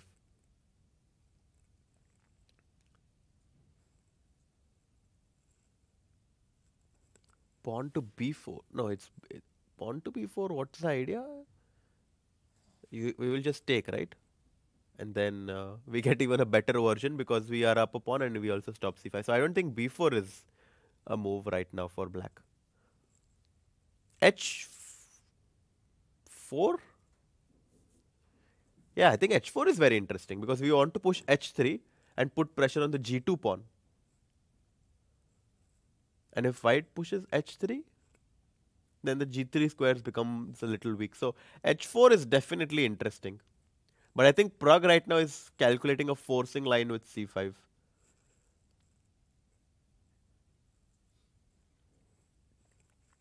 My prediction is that Prague is going to go c5 in this game. C5, Jaikar says c5, bishop takes d5, c takes d4, bishop takes a8.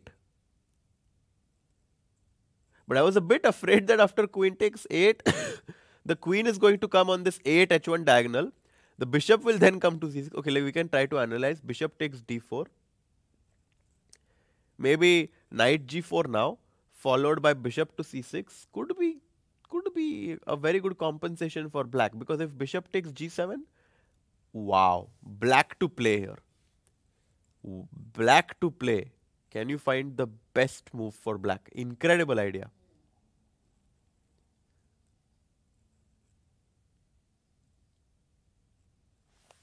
Oof. This would be, this would really be a turnaround. Yes, Madhesh Kumar, GM from Mars. Mullins, Okuko, knight e3 is possible, but you have a much better move. You have a much better move in this position, guys. Knight e3 is not the move.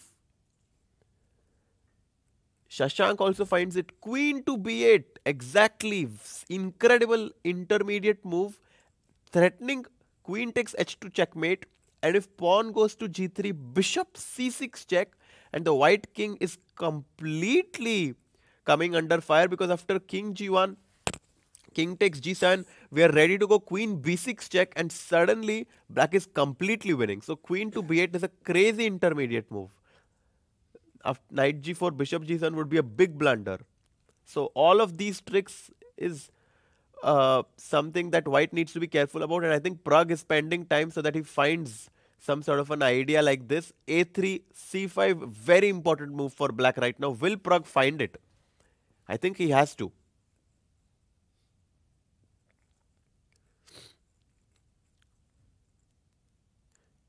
Pierre Burelet asks, in what situation would there be playoffs? So the playoffs would happen if Pragnananda wins his game and moves to 6 points, and Arvind draws his game. In that scenario, both will be on 6 points, and there will be a playoff 5 minutes plus 2 seconds for 2 games with white and black. And I am secretly hoping for that. Maybe not secretly, openly hoping for that.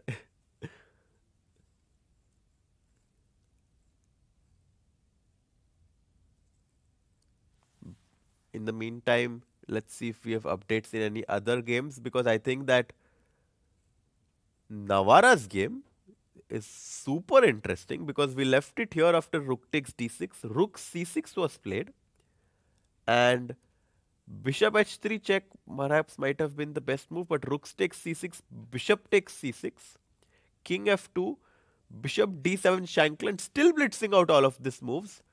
After its move 31, so I don't know how long he's prepared.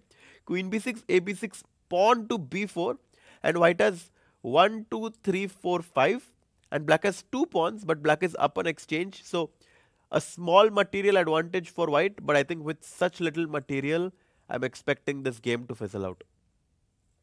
So let's say that Navara and Shanklin's game is going to end in a draw. Le Quang Liem putting some pressure on Wei. Actually, I thought that Wei is going to have a very, very quick draw, but Liam is putting real pressure, because this pawn on d5 is a long-term weakness. White can go rook a5 and at some point reroute his bishop from d3 to b3, and this pawn is going to be very weak. So Wei is actually going to have a long defensive task ahead of him.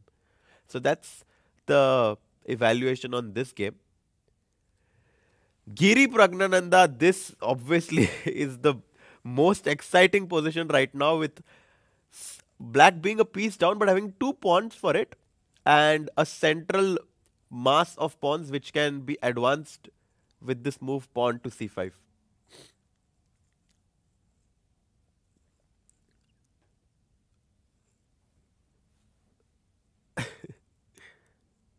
Is Prague in good position? Well, it's complicated. I mean, he definitely has good compensation for being down a piece, but at the same time, if he's not quick with his counterplay with c5, and if white is able to somehow put his knight on c5 or control it with b4, I think that that's going to be very difficult for black. So let's see. Let's stick to this game, because I'm very curious if Prague will find this move c5. Oh, did he? Oh, he no, he doesn't go for it. He goes for h4. I think we had someone recommended this move. So I think it's h4, the move that was recommended. Good job, guys, because now you're trying to go h3. Also a decent move. Trying to go h3, put pressure on the g2 pawn, because if white ever has to move the g2 pawn, then knight will capture on f3 and the bishop on d7 is going to become a monster. So h4, not the best move, but still very, very decent. And now I'm expecting white to go h3, because I can never with the right mind allow black to put his pawn on h3, because black will have huge mating patterns. And Sagar bhai, Yeah, hi, bye. what have you brought with you? Just a small drink. I think you should clarify what drink it is. Iced tea. Wow. Yes. H4 just felt like, going out. What's the mood there? Everyone's a little bit tensed. What will happen? Who will win the tournament? I saw his mother there looking a bit relaxed today. Yeah, because Edis is playing for 2 results. So his mom is like, okay, both results are great for me. And if he manages to either draw or win, very successful tournament for the 16-year-old from Turkey. Do you think that Edis made the right choice by taking and playing this entire sequence? Because we were very heavily thinking of taking and knight d4. But he took and played a4. Yeah, also a very interesting decision. Very principled as well, because now he's simply a pawn up, and at some point he's also ready to push pawn to a5 to create his own pass pawn. So very principled in a way, but bishop f8 is a very nice move, rerouting his bishop to g7 so that it can put more pressure on the e5 pawn. Knight e7, knight f5 is another idea that black will always keep in his mind. Wow. So Ed is looking very, very strong here, having a good position. But Prague versus Anish, this game h4 move, very, very, Prague is making such moves that is putting pressure on Anish, and Anish is neutralizing them. He'll go h3 here. He has to, I think, Yeah. because if he allows black to go h3, black is going to be super happy. No, he'll play h3, and then I think he's about to make his move. So the time on the clock is around even. Did you see the Shankland Yes. Navara position? I just moved from that game to this game. I think that although white has 3 pawns for an exchange, Yeah. I think with this little material on the board, I think the game should end in a draw. Draw, you think? And I think the best way to show it is just rook g8 check, king back to f2, again rook h8. You can't really protect the pawn on h2 besides with the king, because h3 black will simply take the pawn. And I think king g3, rook g8, and this game is going to end in a Draw. peaceful result. Okay. And people were also asking, like, do you think Wei has any chance? Because now with, let's say, Prague and Arvind both losing, I mean, not losing, it's too high to say, Yeah. but in worse positions, Wei might get some chances if he wins, but There is no way he wins this No game. way. No way. Wei might be a bit regretting choosing a very dull opening, yeah? I'm not sure. I mean, you are playing with the black pieces, and you are playing against someone who's also very, very solid. So, I think it was... No, I mean, it's fair, but if he had kept some juice going, he might have been very excited at this point. He could have won. That's the thing. You can either be very excited or just be much worse like Arvind is right now. So, and then you are like, why did I do this? I could have instead just gone for something very solid. So, it's not as white and black as it seems. By the way, h3 is here on the board by Anish. What will be Prague's next move is the question. Well, I was really preaching about this move pawn to c5. Get your pawns rolling, Sagar bhai, because if I am going to stop them, then where is your compensation? Obviously, if you take knight f3, knight takes f3, you can already see that this is terrible for black, because bishop d4, and if I can ever exchange this bishops, it's finito. Resign. Resign, Sagar bhai is like, don't take that knight, it's resignation. So what about c5? As you said, but Has what to about play. I take now? Sorry, I was thinking about this. No. If I can take knight takes f3, I'm going to be again dancing in my chair. And then gf3, gf3, d4, bishop c6 coming in, queen c8. Everything is working out for black. I get it. c5. But I have to take bishop d5. Yes. So bishop d5, cd4, and bishop takes d4. How do you evaluate this position? Because white has these two. Rook is hanging. Look at those bishops in the center. Oh my All god. of a sudden, I gave you back all the material I had, but gained back all the activity. Exactly. And with the pawn being on h3, I also prevent you from going knight to g4. And yes, my square on g3 is weak. But do you remember we explained this concept that whenever a knight wants to move diagonally 2 squares, it takes it 4 moves to reach there. And I don't think that white is going to be very worried about this knight coming to g3. Very unlikely. So Prague wants to play c5, but he knows that Anish will take on d5. Wow. So if Anish wins this game, he moves to +1, and all of a sudden, with him winning the last 2 games back to back, Yeah. he's going to go from having a very bad event to a very, very successful event.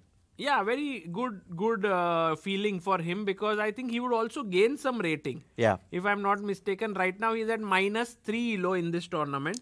With this win, he'll gain 5 points. So he'll be +2. +2, which is nice actually for For him. sure. Because, he really wants to establish himself again as a top 10, top 15 player. Right now, with his rating down to 27-33, I don't really think it does justice to his strength. But obviously, he needs to show some Yeah. good results. And I think today is a great opportunity for him to do that. Agreed. Look at the standings, by the way, that we have just for all the people joining in right now. A reminder, this is how the master standings are. Arvind 5.5, Prague 5, Vei 4.5. So basically, only Arvind, Prague, and Vei have a theoretical chance to have to have the title in this event. Vincent is already out of the race. But imagine, Harshit, like with the probable results, Arvind losing, just saying, Yeah, sure. Prague losing, Vei draw. So it will be 5.5, 5-5. Vincent draws, most likely, right? Yeah. By the way, Shankland Navara ended in a draw. Already, okay. Vincent also might draw. Edis wins, so 5. Anish wins 5. So that means on 5, we will have 4 players. Yes. Actually, could we have Shankland? We've never had Shankland join us after the end of the tournament just to get his thoughts about the event and maybe even That get would be his really cool. opinion In case if we can make it happen, we can. because see. he's the only player who has not joined us. Really? Yeah, and Liam. Yes, those are the only 2 players that we have not had. Oh, wow. We had so many people. Yes. That's nice to know. If we can if we can try, that would be amazing. Also, I'm really looking forward to have Divya join us because I think she's on the verge of winning her game. She won? On the verge of winning her but game. she did your move. I know I know her style. She really likes to play aggressively and dynamically. And okay, knight takes f7. Divya is, bless you, finally showing why she's a very dangerous player. Wow. This is how she should have been playing. Yeah, like just aggressively attack. She's so good at this chess. Yeah.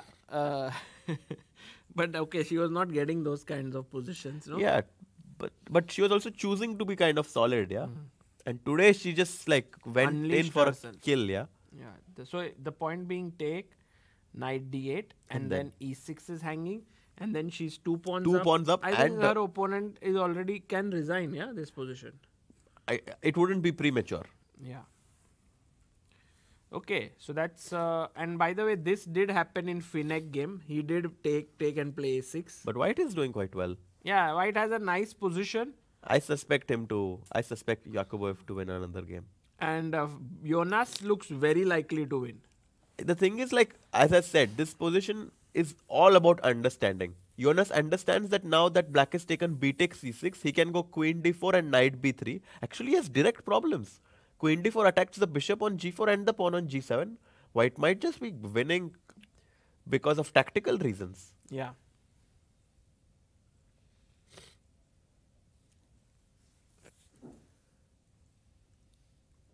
Wow. So Divya is winning.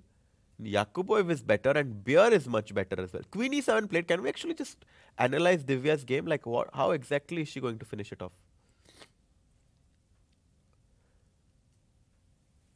Oh, first sacked bishop h2. King h2 and now queen e7.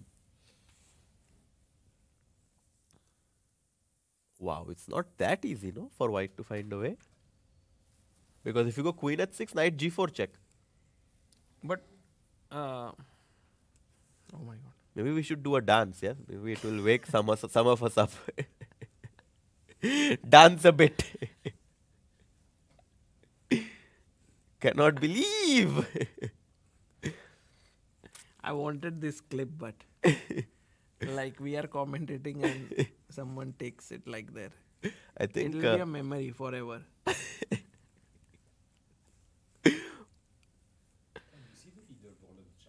Yeah, let's look at the leaderboard of the challengers here.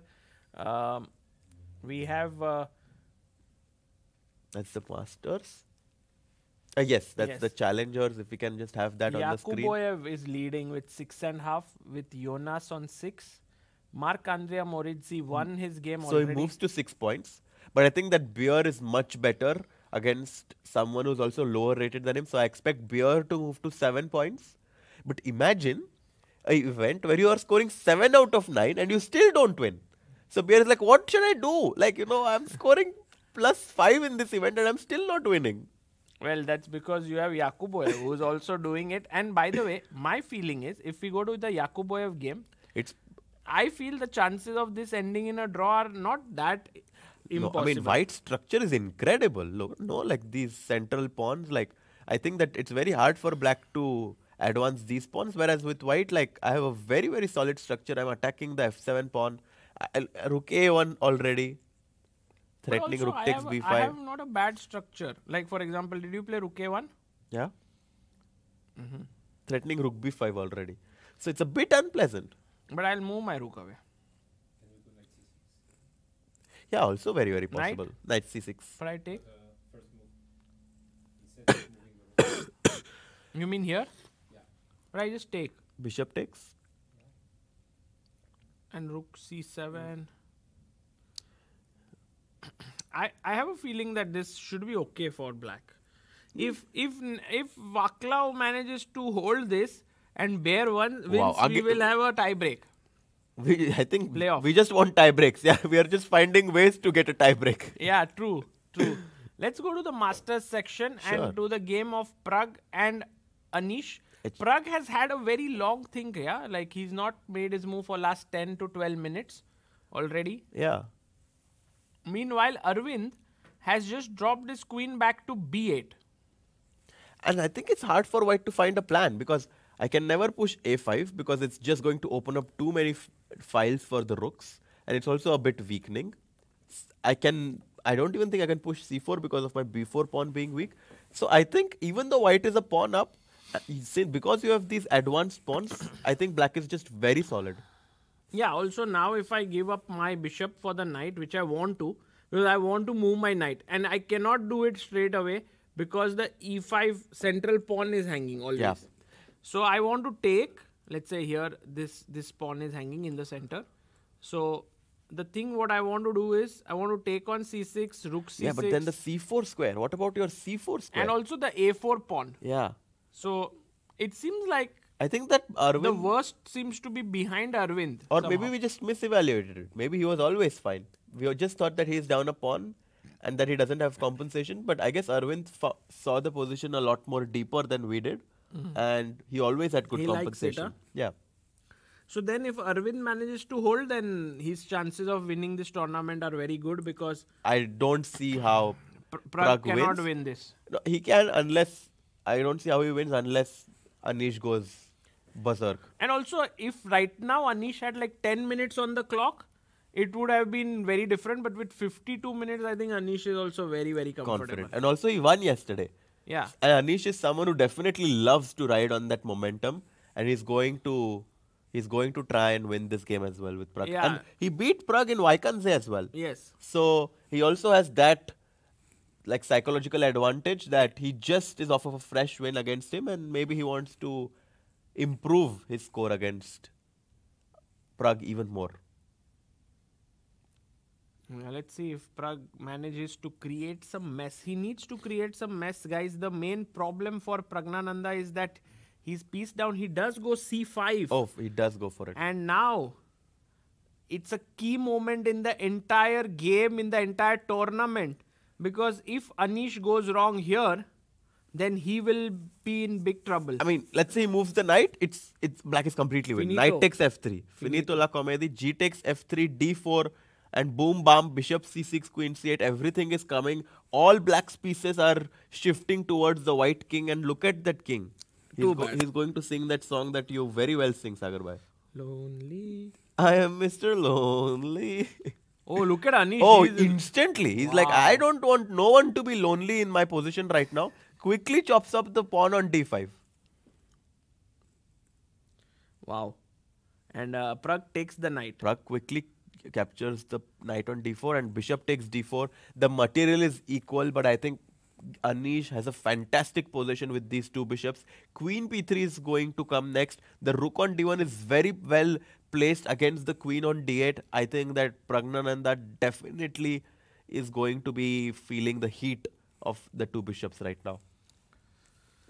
Yeah, and so if we just decide to save our rook, which is right now hanging with rook c8.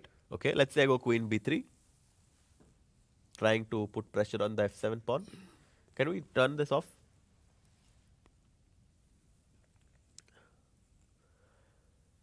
And knight c4, but after bishop g7, king g7, I just thought that it looks a bit scary for you. Yeah, because of this pin. Exactly. But I don't know how you will. Can I not just capture the pawn on b5?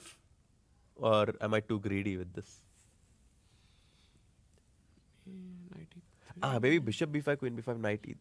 No, bishop b5, bishop c4. So knight e3 immediately, right? Knight e3, queen c, queen. Yeah, maybe. Maybe knight e3 immediately is Then quite take powerful. this. Can we have a poll? Who will win this event? Yeah, I did make a poll. Oh, you did? Yes, on our channel. So what's happening to the poll? And we have had 54% people thinking Arvind will win, 34% think Prague, and only 12% think playoffs. Yeah, I think that They Arvind are should be right, much actually. higher. Maybe now with we have around 5,000 votes, but I think with Arvind doing so well, I think Arvind should be like 75 to 80% that he will win. 10 to 12% that Prague will win, and 10% playoffs. right?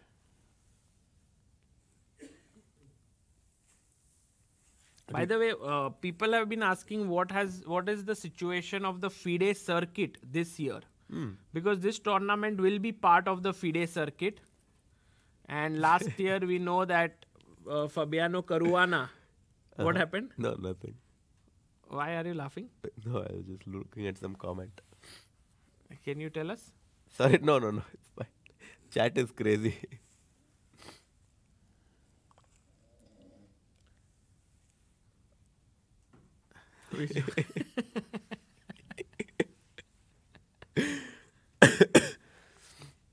Ding Liren has 40 circuit points. What?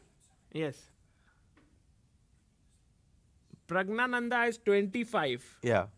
Ding Liren got 40 points from the World World Championship match. Oh, so that's why he's leading, yeah. Gukesh got 22 from Tata Steel. So actually Prague will gain few more here, because he'll finish. Marc-Andre Morizzi. Whoa. Yeah, The because player who was playing in the challenger section has 16 circuit points. Wow. And, because he won the Jerba, yeah? Yeah, the Jerba Masters, and yesterday Jan Nepomniachtchi won the Aeroflot. So he gained 18 points. But it's clear that from here, Arvind Chidambaram will gain roughly around 22-23 points. Wow. Which will be a nice add-on for him if he does, for the circuit. And he has mentioned that this year his aim is to reach the candidates. Yeah, yeah.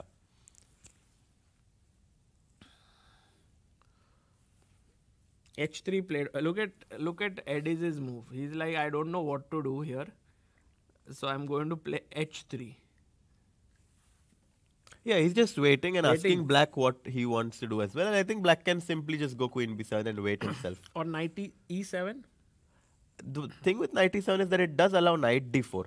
Some improvement. And now, if I'm able, the thing is like you don't want to get into an opposite colored bishop endgame because the bishop on b5 controls the c4 square. Also, whichever way you take, one pawn will become weak. Yes, if you take with the g pawn, h5 becomes weak. If you take with the e pawn, the d5 becomes weak. Also allows white to push e6. So I don't think black can move his knight. I think he should just wait, queen b7, queen c7, and like pass the baton to white and ask him, okay, it's your move. What will you do?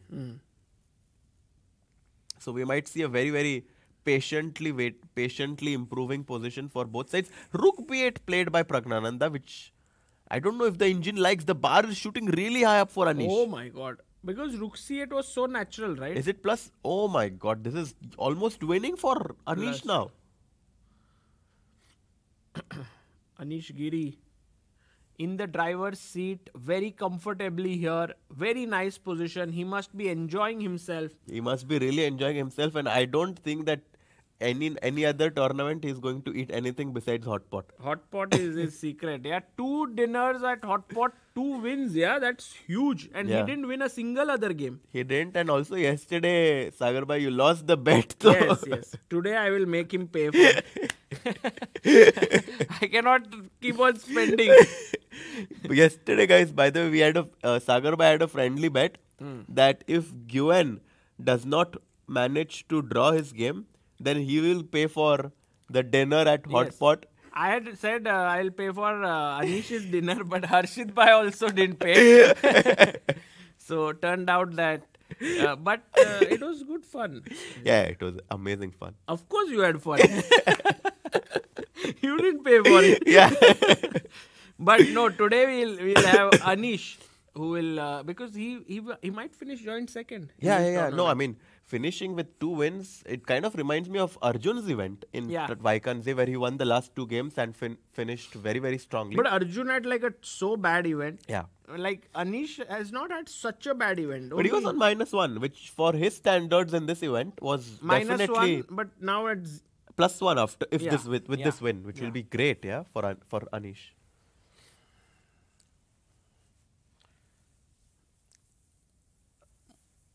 Did you take some medicine? Is what chat is asking. I will take some medicine. Why? You want to go and take? No, it's fine. I mean, tomorrow I'm going back home, so I'm excited to go and rest finally. Harshit bhai is homesick. Yeah, finally, like he's been traveling from Wiesenhaus. Yeah, and then I was in Hamburg for a week, and then I came here to Prague and missing home. Yeah.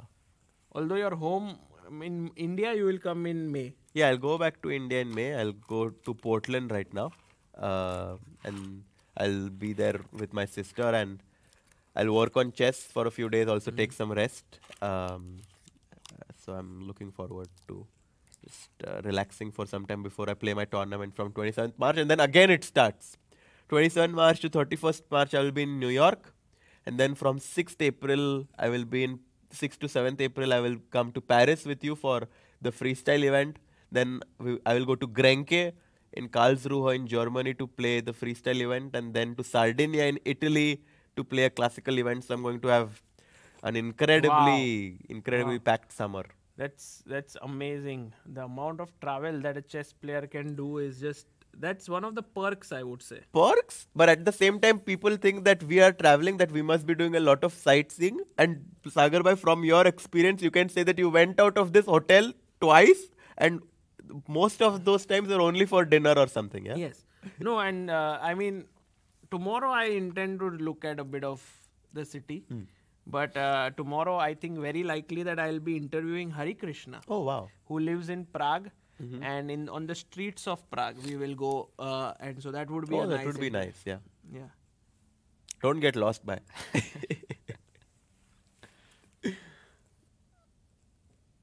By the way, this Guen Thai one might be trying a bit. Huh? No, for sure. I love White's position. I mean, as I was mentioning from a long time, Black has gotten a very bad bishop on e6, and after rook d1, White is ready to go rook d4 and rook h4. Also, rook d4 at some point he might consider rerouting his knight.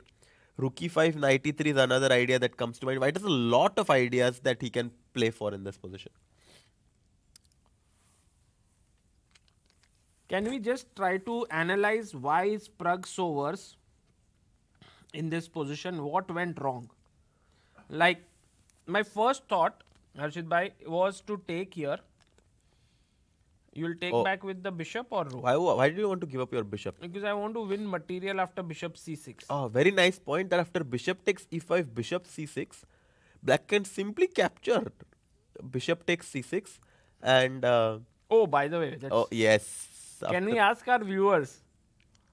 after bishop e5, how can you take advantage of the pin from Yeah. the rook on How d1? can you take advantage of a pin? Yeah, That's a good question. tricky. Yes. Wow. Absolutely right. Boom. And white is completely winning. So I guess black had to take with the rook. And if queen takes g6 now, can we ask the chat what's the best move? Yeah. Exactly. Very strong audience members. Yeah. More than members, it's one member. And maybe it's time for you to play some tournaments. You might do really well. Queen G, instead of Queen G6 here, I was wondering if Bishop C6 made sense. Yeah, but I think black is very happy to give up his queen because look at this beautiful bishop on this diagonal. Your king is going to be weak, and I think at some point when the bishop joins the party and goes to g3, black is going to have a deadly attack. Rook g5 is coming as well. Can't do this. Can't do this with white. I think, oh, he plays the best move in the position, knight e4. Anish is in the zone, huh? Anish is in the zone and he quickly gets up from his chair, threatening knight d6, threatening knight c5. Guys, the advantage is +2 for white. Wow. This is huge. Borderline winning, right, for white? And also, black doesn't seem like having any counterplay. Yeah, I mean, if you play knight c4, I will take bishop takes c4, b takes c4. I will capture your bishop on g7, king takes g7, and now queen to c3 check. And look at the knight and queen's coordination towards the black's king. This is completely over. f6, and what's the best move for white, Sagar bhai? Rook d7. No, white has a better move. Knight f6. Yes, knight f6. I'll really like this move. Knight takes f6 because if queen takes f6, rook takes d7, black is unable to defend the queen on f6 and white is completely winning. So you see all of these patterns that us players can spot very quickly. Many people ask me, how are you able to spot these patterns very quickly, because they also want to improve. We need to solve as many problems as you can. For example, now I showed you this pattern, that queen c3 knight f6, and now you will know this pattern. And the more patterns you expose your brain to, the faster will your brain pick up these patterns in your own game. Which is why a very good thing to do at level, at any player rated below 2100 is solve as many puzzles as you can, and try to solve puzzles where your brain doesn't find the answer automatically. Because if your brain is able to find the answer automatically, that means that you are already very good at that concept. And of course, sometimes it's good to do that to just like brushen up what you already know. But it's important that your brain struggles to find the right idea, because that's actually when that you will learn something new. Yeah. Ajit bhai, does this advice also stay true in life?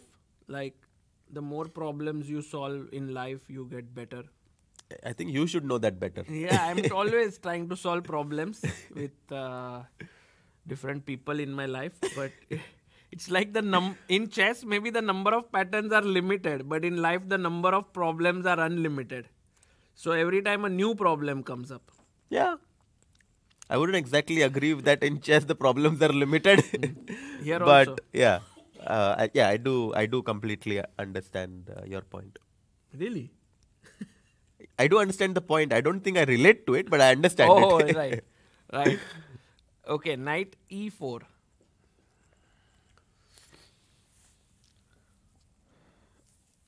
IIT JE asks, Harshit bhai, do you think that by analyzing and commentating your game also improves? I would say IIT JE, we have to wait for 27th of March Oh my God. to know. Because if in that tournament Harshit bhai does well, then we will take some Yeah. credit. Yeah. No, I'm going to try my best to do well in that event. So Please do well. yeah. Otherwise, people will say, please stop commentating, and then we will lose you. Lose a wonderful person. By the way, Harshit bhai, Yeah. coming back to chess, What should be Prague's way to come out of this alive? Is there any way? Is there any move? Doesn't feel like a. I just want to get the queen out from here. Can I go queen e7? Does that make any sense? It does, but are you not afraid of bishop c5? And knight d6 next. And then your queen has nowhere to go besides back to d8. And if you play queen e7 and then you go back to d8, I don't Yeah. really think that's No, something not this. you're wanting to do. That's the thing. It's hard for black to make a move if rook c8, which seems much more natural. b3. Queen b3 or even queen f2. Queen f2 is also a very nice idea. Trying to Threatening put bishop takes knight exactly. and f7. Also, if the queen moves, I'm very, very quickly going to jump with my knight to f6. So I think after this move, queen to f2, white's advantage is just crashing through.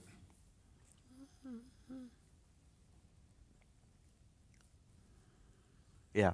So knight e4 and super hard for black to come up with a move.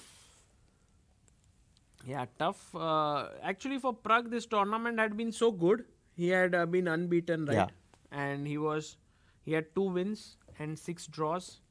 He beat Nguyen one Nguyen, and he also beat Shankland,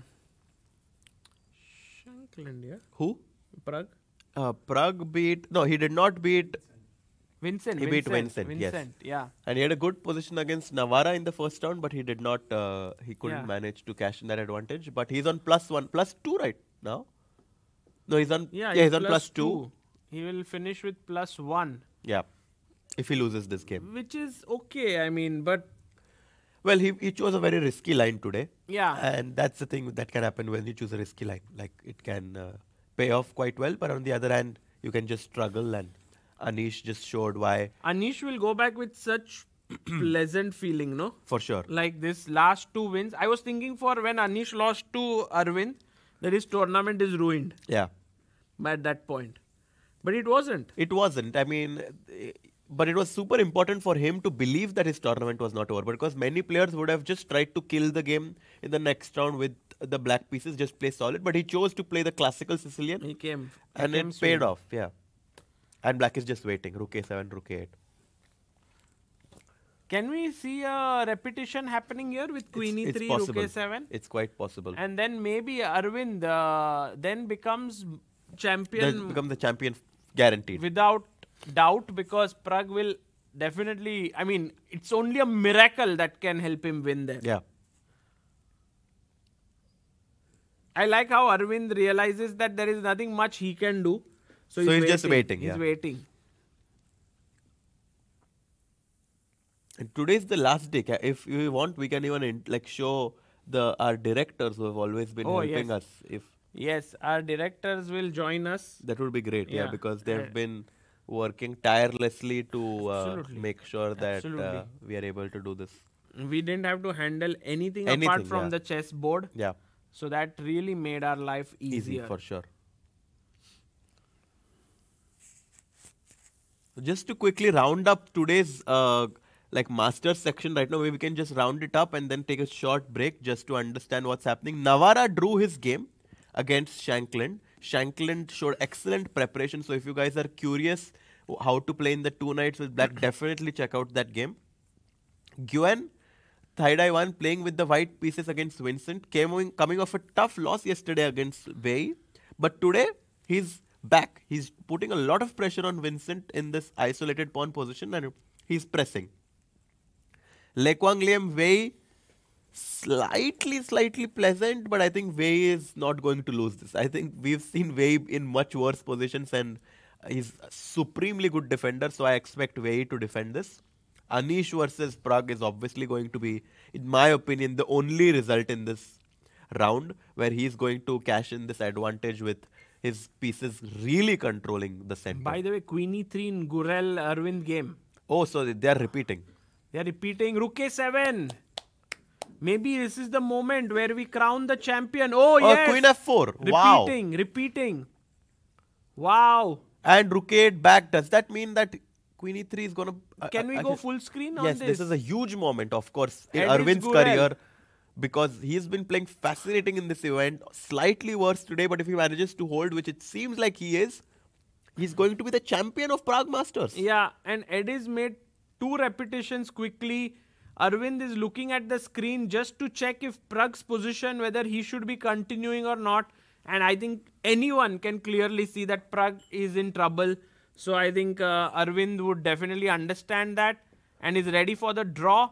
But Edis Gurel might want to play and say, Prag, not so soon.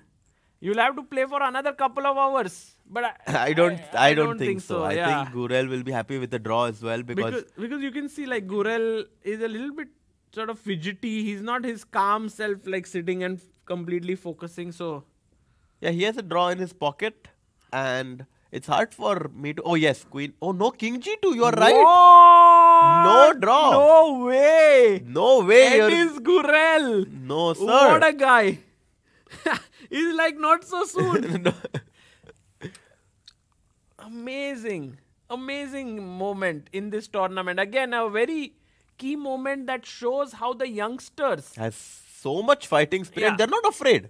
Like, you know, I know so many people who would think that, oh, I'm playing someone 120 points higher than me and he's in good form. Maybe I should just make a draw and go home. Also, my tournament was good. Yeah. Everything just great. Go around the Prague castle, have a good time. But Edis is like, no, I'm instead going to focus on winning this round. Yeah. Incredible.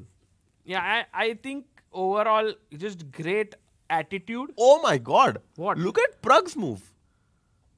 What?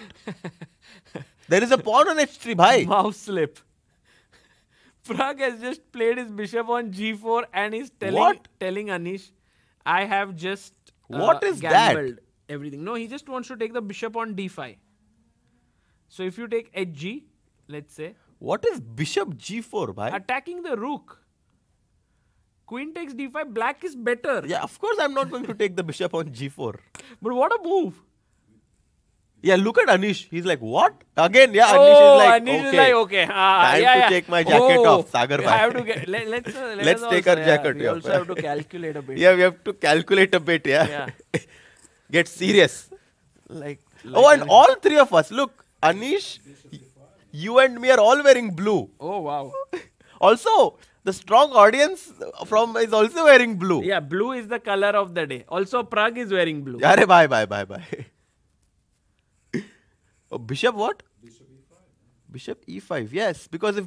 No, but it's... Prague, tricky. Bishop takes d1. Rook takes d1. Rook e5. Rook e5. Bishop f7. No, bishop takes e5. You want to put your bishop here. And if bishop f7, king takes f7. If you take, I mean, black has 2 rooks. And the bishop on e5 also gives a mating idea for black. So, you have to actually be accurate. Okay. There is only one way. Let's think. We haven't seen the... Have you found the way? Have you found? I have not. I was just waiting for you to find it. Let me find it.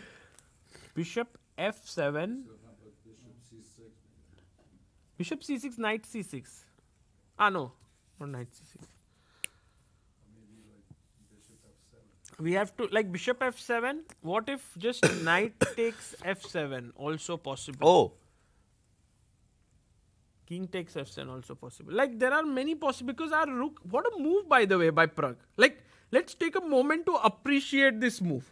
Very creative. Yeah, it reminds me of Vidit Gujarati's move against Gukesh in the first round of candidates. Bishop g4, where the pawn was on h3. I think it was the same concept. I mean, something like this, but wow, it's a tough moment. What is the move? Oof. Harshit bhai, it's not clear. Can you Check. Okay, knight takes. bg7. bd1. No, not bg7. bg7 losing. Wow. Oh, wow. No, I see the win. Wait. I see the crystal raindrops fly. Oh, knight f6 check. Yes, knight to f6 check. If bishop takes f6, Queen g6. queen takes g6 check. Following Game it up over. with bishop takes f6, this is completely Okay, but over. come back. Knight f7, knight f6. What if king f7? King f7, then I simply just... Wait. Do we go bishop e5 here? Bishop e5. No, I think you just take the Bishop, no? Just take the bishop back, no? Simple chess. But that's Why not to complicate so simple, it? no? And now you're still having all your threats with bishop e5 and bishop moving intact. But the material is equal. Queen right b3 is also a powerful threat. So now. What about I go queen? Oh, queen c8 now. queen c8 would be a great way to ask a question for white. Oh, Yes, knight d6 what check. Anish gets. What is Anish doing? He's exercising. Yeah, maybe even we should do it. Yeah, copy Anish. Yeah. Oof. Okay. Can if he doesn't find the move, is it the only move? Only move, bhai.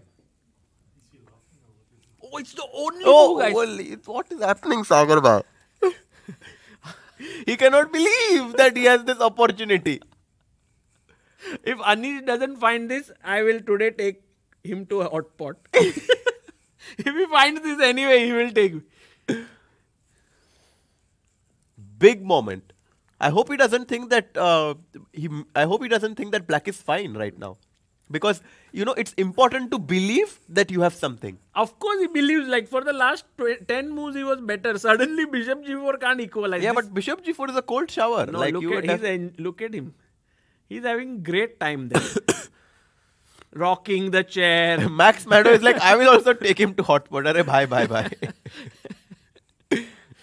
Yeah, exactly. Alok Datta, you are right. Thing is, Anish has enough time.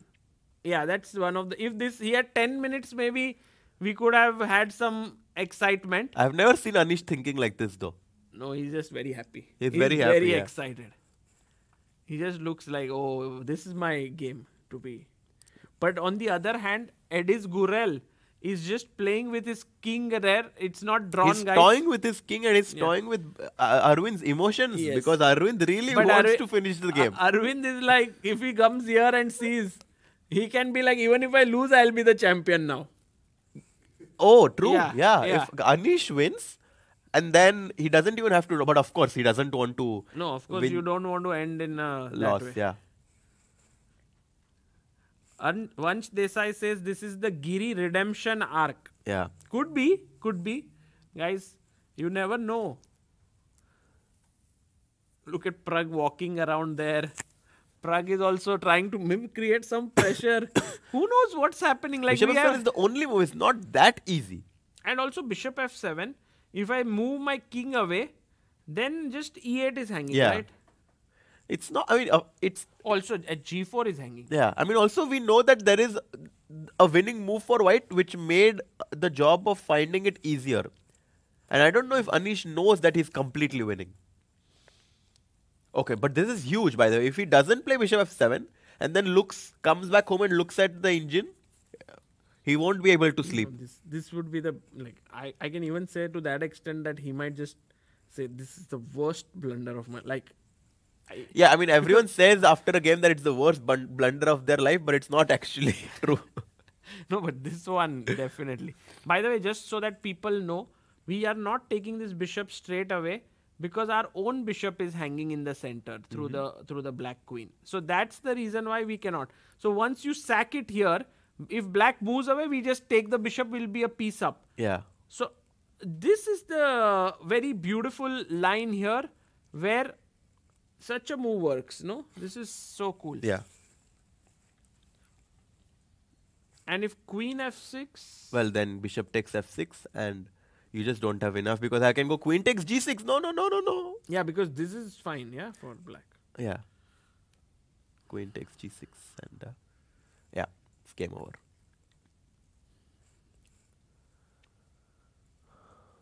Oh, by the way, Arvind's position somehow seems to have repeated, because the king is back on g1. So, could he have repeated, after rook 8, king g1, could he have repeated? No, I'm genuinely curious. If he played rook a7, could he have repeated a draw? What is he doing, Edis? Edis is doing triangulation, bhai. Very important triangulation. I think now Edis will take a draw. Yeah. Now I think you can claim it just. Oh, king g2. Okay, Just now claim it. just I would. You know what I would do in this position? I would raise my hand Yeah, and call the arbiter. Yeah. and get the trophy. Arbiter, please, my Please, trophy. my trophy. But has it happened 3 times just to see? Oh, but Queen F4. Sagar bhai, we need a dance with Arvind if he wins this tournament. Oh, yes. We absolutely do. I Yes. think that would be He's incredible. very good dancer. He's very good dancer, Yeah, yeah. you know it, yeah? You have danced with him I before. mean, I think if an expert is saying that he's a good dancer, then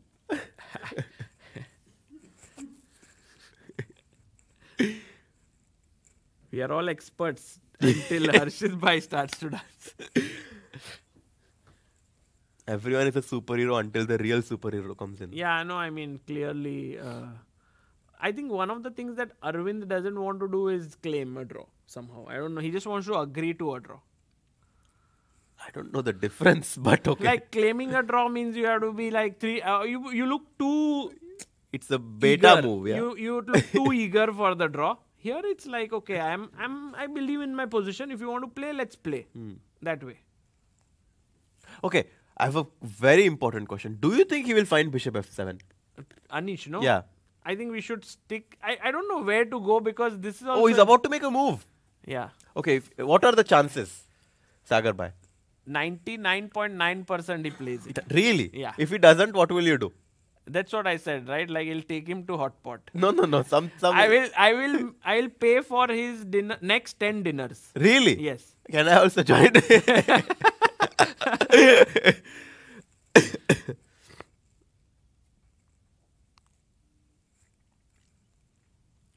Yeah, he's calculating something. I think he definitely spots something. Almost 5,000 people watching, guys. This is the last day today. Do like the stream so more people can witness Arvind's historic win. Oh my God, Bishop F7. Wow. Good move. Crazy. No dinners. Bishop F7, and I think Anish has done This it. this is over. Takes his. We have to wear the jacket. Oh yes, we have to get the jacket back. I like how he. I think he'll make a move. Yeah, At least couple of moves. Yeah. But I also like how Anish removes his jacket, does his calculation, and then puts it back on. Yeah. It's also. It's like his. Someone puts on their thinking hat. Anish takes off his sort of unthinking jacket or whatever it may be. It's uncomfortable to sit with a jacket, but when you're walking, maybe it's a bit cold in the playing hall, so he puts it back on. Yeah, and look at Prague. Yeah, he knows he missed something, and it's going to be a quick day. Yeah, because only 2.5 hours into the game, like Prague is going to go down. Yeah. Yeah, I think last day everyone's a bit tired. What do you think about the round being early? Yeah. You think so? Yeah.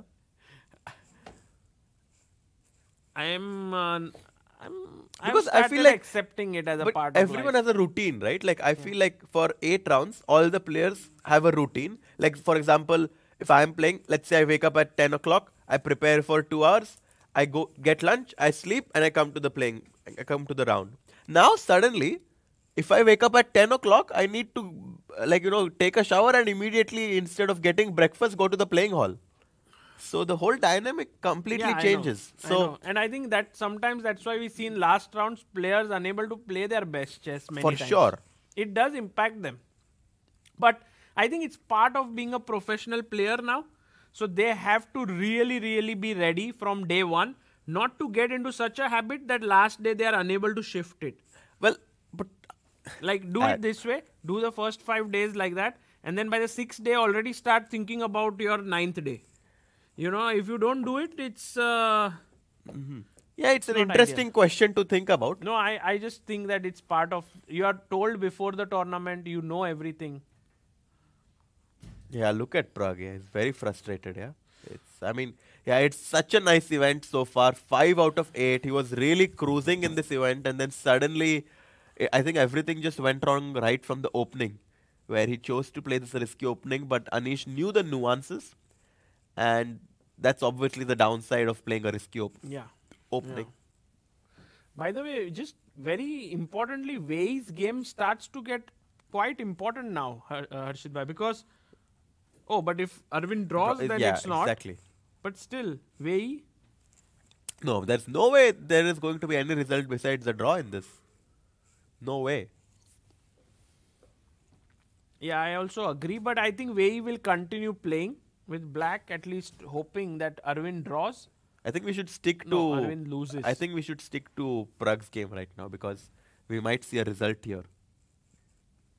He's gonna resign. You think so? Yeah. Yeah. Look at him. He's very dejected.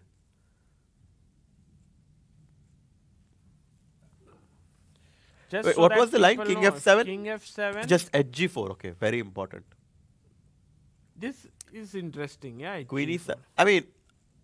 I mean, Sagar bhai, you are up a pawn in this position. And also, this is a major threat. No, I mean you are up a pawn and you are attacking. I mean what? Also, threat is bishop e5. Exactly. Bishop C5. And I want to remove my queen, Let's but say if queen I go E7. here, then this, Yeah, so followed by knight d6 check. And if I go, where else can I go with my queen? There's just no square. if rook C8, you can even do queen takes C8 if you want to be fancy. Yeah. Queen takes C8, knight D6, and exchange the queens. That's all she wrote. By the way, beautiful move by Van Guen in the game against Keimer. He's just pushed Whoa. his pawn to f4, and look at the dark square control he has. I didn't see that one coming. I think he's going to do this. Yeah, or He'll- even he'll- rook E5, knight E3. Yeah, I think. Oh, he'll- look at this line. Rook E5. Let's say you go, I don't know, H6, rook E5, and you make a passing move. I go knight E3, and if rook G6, rook H5, your queen is trapped on H5. So, I think this is his idea to go rook E5 and knight E3. But obviously, the highlight of today is going to be Anish just playing super accurately. Yeah. Because whenever your opponent sacrifices a piece, usually what happens is that you get a bit nervous and you make a move which allows your opponent to come back in the game. But Anish did not give his opponent this chance. No, Anish played well today, that's for sure. So maybe the focus should shift to this game, Arvind versus Edis. Yeah. And Edis, after making a lot of king moves, pushes his rook up to e3.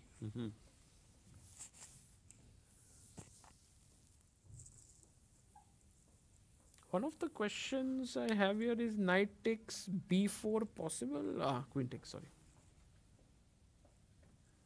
Yeah. I wanted to take here because if cb then the rook rook. hangs, but there's just queen takes. Yeah.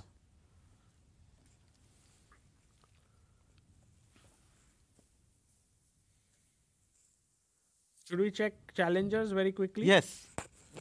Because I think we should try to get Divya if she wins her game. Oh my god, it's not that easy. She'll win it. 2 extra pawns. Well, but do you remember the game of Prague versus Sowesley? Yeah. You do? Yeah. And it was completely similar. It's just that I don't think black like there were these pawns on a6 and a3, and black actually managed to hold himself. So there are definitely possibilities for black to save this. But obviously, white this should be technically won. By the way, Beer seems to have lost his edge, advantage. and Nemec is back. And on the other hand, Nordirbek's game. That's obviously. Finek is also doing well. What? We Is he did- better? We did see this line after rook a7, which we Oh, were... knight c6. Yeah, your Someone- move was on the board. Not mine. Someone recommended Yeah, it. D5, rook d8, and black might be taking over. F5. Wow. Imagine if Nordirbek loses this. Oh my god. And Beer draws. Yeah, tiebreak. One tie break we need. It's One not time. It's not happening in the Open, in the Masters. Yeah. Do you think Prague will resign? Or do you think he'll play? He'll resign, yeah. Because knight f7, knight f6 is easy. Yeah. It's so forced, exactly. But king f7, hg4 is worth trying. Like, just, and now resigning. Like, just take with the king and then hope that your opponent does something like queen b3 check. So then you can jump back with something. Hope dies last, as they say.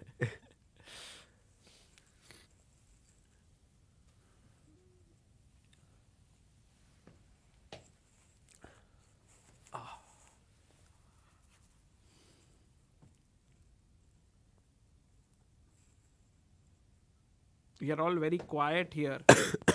Yeah, I think Prague is just trying to understand what went wrong. Yeah, I don't know if he's calculating about this position because it's clear that he's completely lost. Maybe. Yeah, I'm sure he's calculating, but Yeah.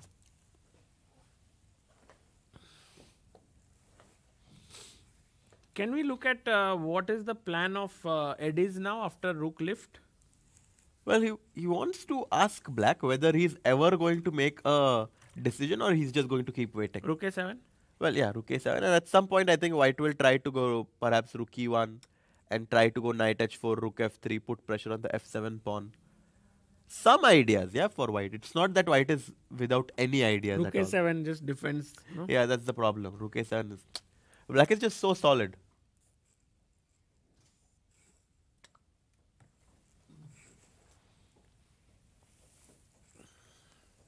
Yeah. Black is very, very solid. Oh, by the way, Vincent is almost lost. What? Oh, this is happening rook e5 now, or what? Yeah. Your plans are on the board, Harshit bhai. You need to get on the board soon and start playing. Yeah. By the way, something happened. King takes f7 played, and now of course h takes g4 is a simple. Wait. Is there any other move? I just play simple chess. Wait. Arre. Bishop e5. But why? Bishop d1, rook d1. Why to complicate the Threatening thing? knight d6. I mean, I can win the bishop and be a pawn up. I'm a simple guy, Sagar bhai.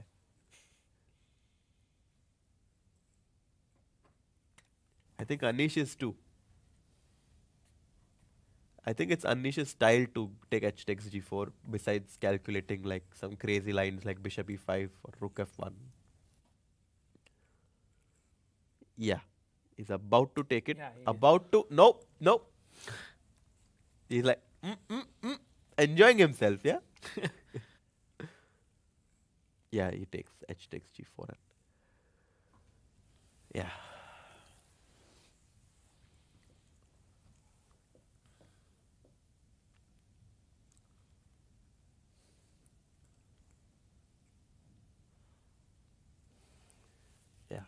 Yeah, I think now he's a Queen e7. Threat. What? Bishop c5? Maybe some. Can you make it queen e7? Yeah. Bishop, So c5 is c5 easy. and knight d6. Now queen b3 check or what? No. Knight b3. Okay. Sorry? Queen b3, there is knight c4 Yeah, somehow. exactly. And then it protects the d6 square. So that's why bishop c5 is the easiest way to do it. Again, just simple chess. And if you cannot even go to e6, by the way, because there's knight g5 check winning the queen. So it's just completely gone. Yeah, maybe we should try and get Anish today. Yeah, for sure. And then if later, maybe whoever wins. Yeah, I think bishop c5. Of course, we have to get Arvind to get his dance. You think Arvind will dance here or later? We would hope. I mean, let's see. Because of course, if Anish wins this, it's clear that he's the winner of this event. Not clear. Not like technically there is still way win. I mean, you can't as a commentator say like it's clear because technically there is a chance for Wei to catch up. No matter how improbable chess-wise Yes. it is. Well, also Arvind has to lose for that to happen. You know, like Yes. it's No, like, if Arvind it's not draws- just Wei that needs to win, Once but also Arvind draws, it's done. yeah.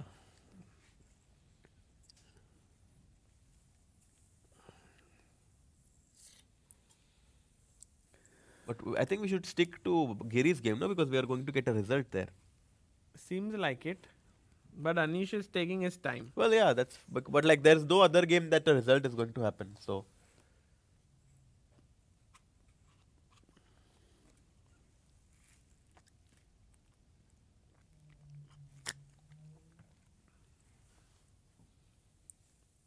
he's taking his time. But yeah, bishop c5 is obviously super natural, right?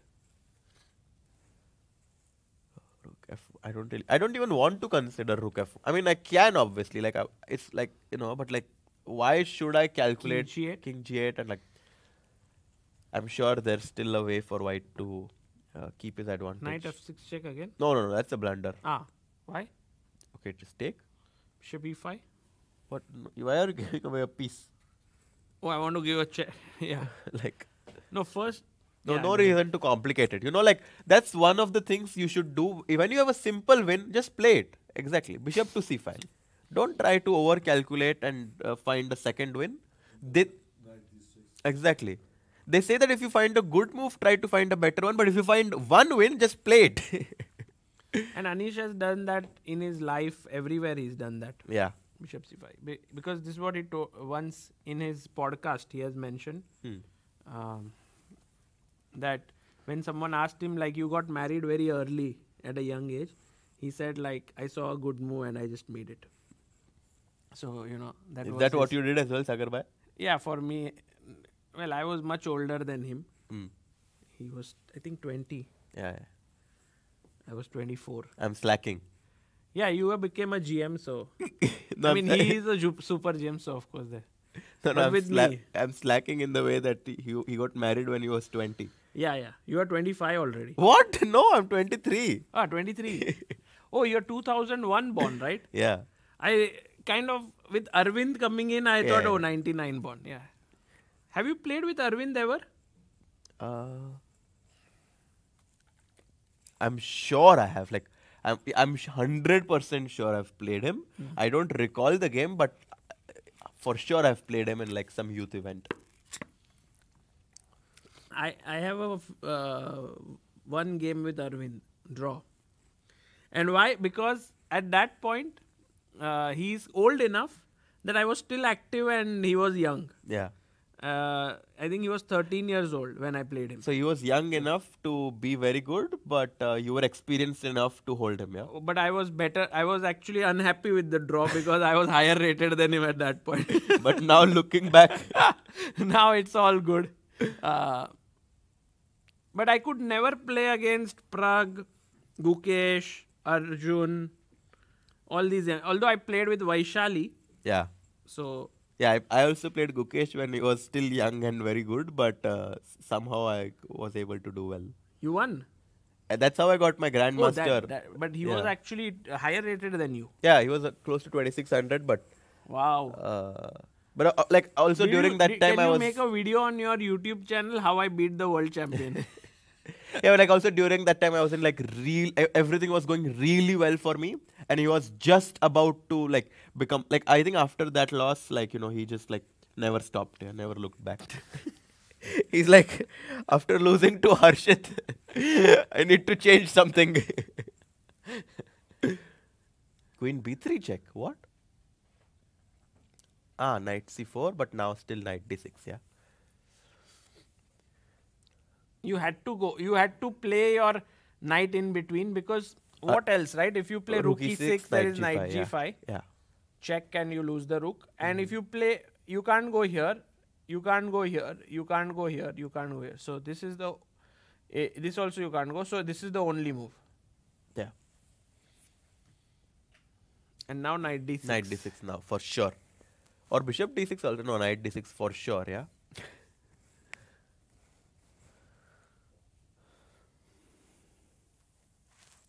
Max Mado asks, is any possibility that Prague can hold this game? I think I don't think so. I think the ship has sailed. White is completely winning. Not only is he an exchange up, but he's also up a pawn. And Black's compensation is nowhere to be found right now.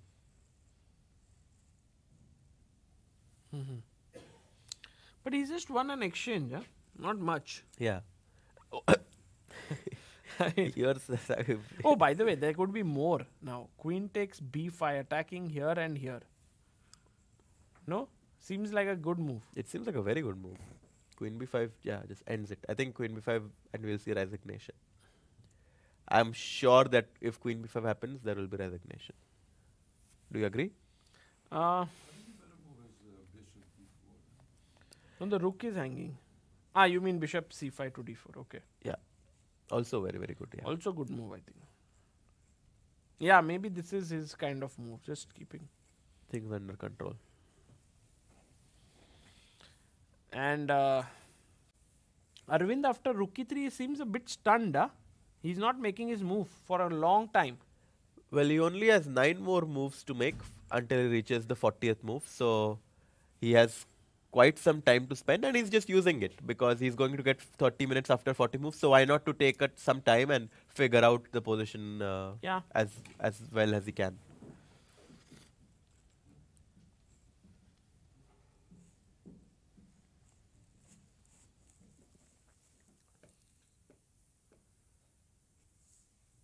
What a final day. Yeah. And did we already see what happened in Challengers? You No, were talking about this endgame being not so easy for Divya to convert.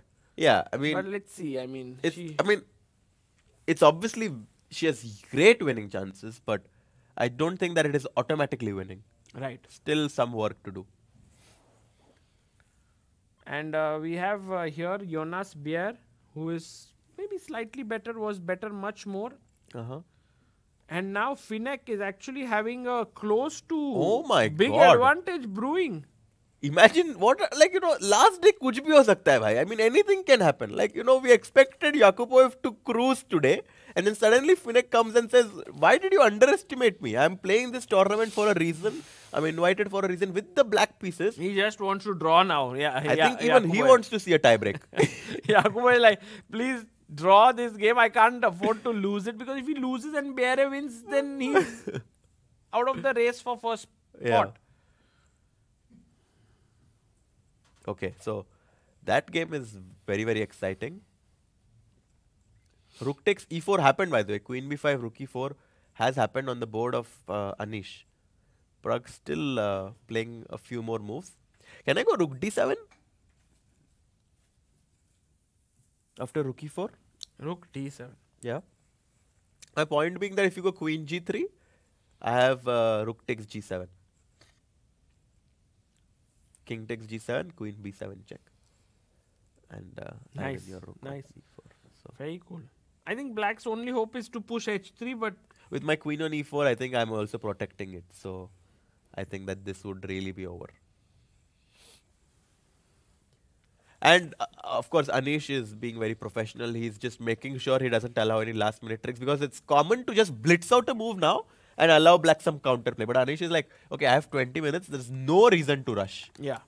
No reason to rush at all. Just making sure he finds the right moves because the result is in his completely decided now. I mean, if he just accurate for one move, 1-2 moves.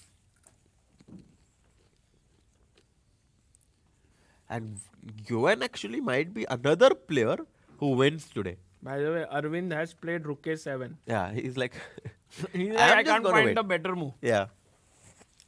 Just keep waiting with rook a7, rook 8. The point being right now, everyone watching, that white is up a pawn, but he doesn't have a breakthrough because his pawns on e5 and g5 are fixed. The f pawn can never break through because there are 2 pawns controlling it. c4 is too risky because it weakens the b4 pawn. And if you go a5, ba5 will open up the queen. So, as things stand, you're up a pawn, but I'm very, very solid. All the pieces also putting a lot of pressure on the e5 pawn so that your pieces are kind of forced to defend it. I think for Edis to make progress, he has to take bishop takes knight.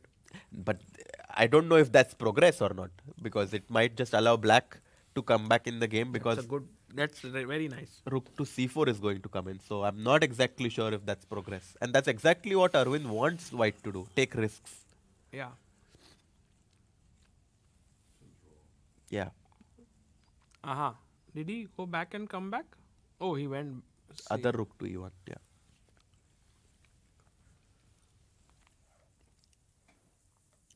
Bishop d4 played by Anish. Whoa. He's just having fun, yeah? Nice move. Trying to go queen d5 check. Wow. What was the other move here? I thought rook d7, like that was my idea, but now that I see bishop d4, I like it a lot. I really like it. Exchanging an important bishop on g7 and then What do I take here?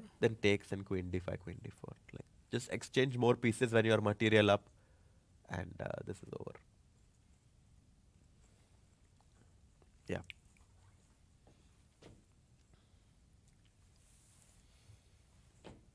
Yeah, I think we might. Anish actually has quite a good score against the young Indians. Huh? Yeah, also against Gukesh, Gukesh. he was really pressing, but he doesn't No, but because. he had 2 wins in Vaikanse, 2023-24. Oh, if against Gukesh? Yeah. Oh, wow. And now he has this 2 wins against Prague. But he lost, by the way, just to remind, he This year did he lose lost. against This Gukesh. year he lost. It could have been a hat trick, yeah, if he won. Yeah. Yeah, Anish is enjoying himself. Like, I was really struggling in this event, then back to back 2 wins. Now he'll go back and have a good time with his kids and then prepare again and then with its wedding Oh, yeah. on 1st of April. Yeah. Very exciting. He will be there in India. I think at this point both players know that it's like completely gone and just waiting for the handshake. People are asking what's happening in Wei's game because it is a important game from the final standings perspective. But doesn't seem like much is happening here. Yeah. Very likely it will end in a draw. For sure. Which means Wei will only go to 5 points, cannot reach 5.5. Yeah. Meanwhile, Nguyen might score his first win of the tournament today. Yes. Against Vincent, who was And I think actually he's very solid in very, this event. very close now. Yeah, I mean, this is exactly what I was hoping for when this position started. And White has gotten the dream setup with his pawns on f4, rook on e5. The bishop on c8 is very, very unhappy because he just doesn't have an open. And, as White, I might not even want to capture this pawn. I'll just say that I'll keep this pawn so that your bishop is always going to be a very, very passive piece. Yeah. No need to be greedy. Oh, knight d4 played, by the way. Oh. Because he moved his queen. Oh, we've But got why a did he- very big change in the position. Because, he defended this pawn. Oh my god. well. That's So knight now he takes was d4. ready to prepare knight d4. He takes. Queen takes, I expect. Queen takes or pawn takes? That's a good question. Because if you take with the pawn, Black gets control of the C line, but on the other hand, I mean, White's position seems to have improved a little bit. yeah. But if you take with the queen, it's also playable, but Yeah, I mean, I would probably prefer with the queen, but of course, capturing towards the center is the most logical response. I don't understand. Like after I take here, Uh-huh. you come here. What is the He play takes that with the white queen. Yeah. has? He takes with the queen. I mean, yeah, I'm not surprised. Yeah. I also felt it like there was not much play. And the bishop on b5 is now defending a4 and c4 squares. Yep. So black cannot get in easily. And now the question remains, at some point will f4, f5 work? No. F4, F5 is never going to No, work. at some point maybe. No, I don't think F4, F5 is ever going to happen.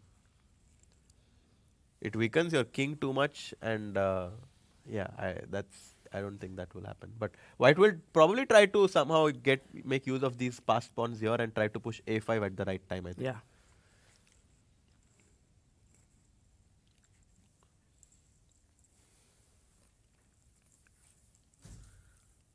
Yeah, some sort of a fortress, I think, Vansh.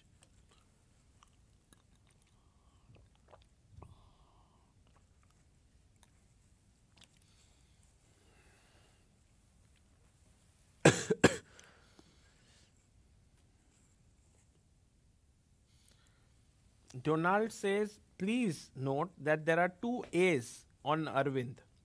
A-R-A.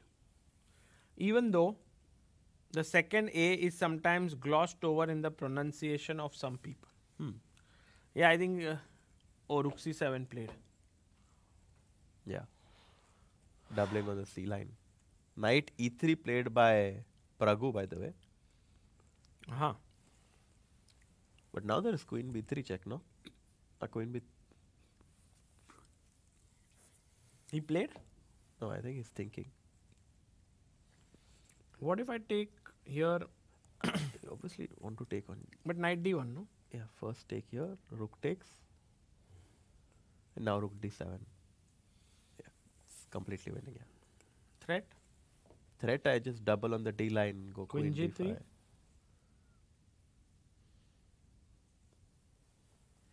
Yeah, maybe I should be a bit accurate. Let's see. After knight e3 was the most accurate way to do it. Okay, I should start with bishop e3, I guess. There's also rook d3 though. Ah no, d4 is hanging. So I have to take. But maybe rook c1 is also Yeah. interesting. Just rook c1 and then. Oh no, rook c1 actually No, allows a it's lot of fine. counter It's fine. play. It's fine. Yeah, I mean, yeah. I don't see any way that white doesn't win this. Bishop e3, rook d3 is the cleanest. Just Because trade more pieces. exactly. Rook cannot go to e4 because of queen d5. Rook cannot go to e2 because there will be rook d8. So I guess that he will take and go rook d3. Do you want to keep Anish and Prag's camera and take our first break and then come back to see what happens in the game of Arvind? Okay. I think so. That's fair. And maybe we'll also have Anish joining in. Yep. Maybe we can keep both Anish and. Oh, I think Prag has written something down. What is he writing? Just drawing.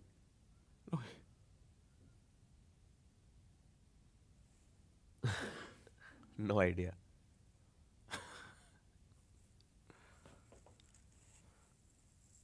Yeah, if we can have that on the board, we'll take a short break Yeah. and be back.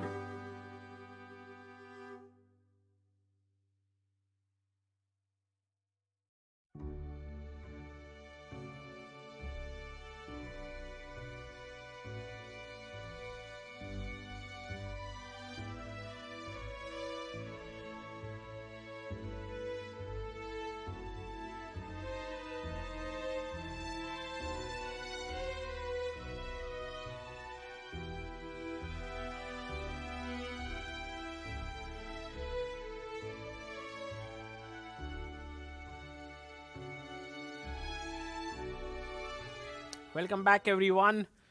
Anish hasn't made a single move yet.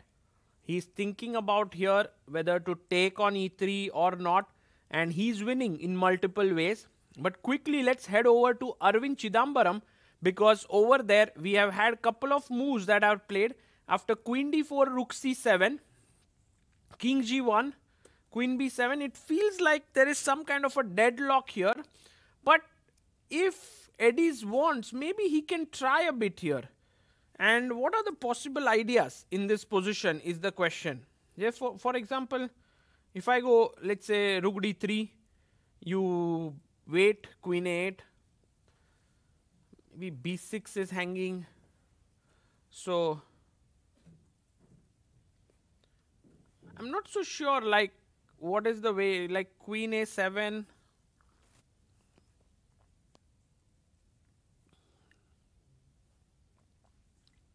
If there's any way to make progress here, he goes Rook a1. Maybe he's trying for a5 break.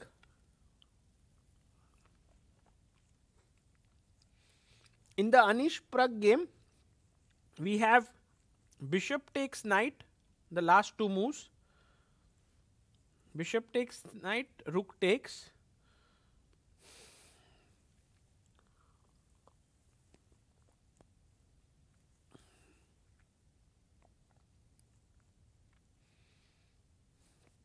And now Rook d7. I think that makes a lot of sense. But it might be a bit sharp, I don't know. Because Queen is coming into g3, some counterplay with h3. So White has to be careful, like Rook d7, Queen g3. But maybe there's Rook e1 check as well. So you have to be careful of that check.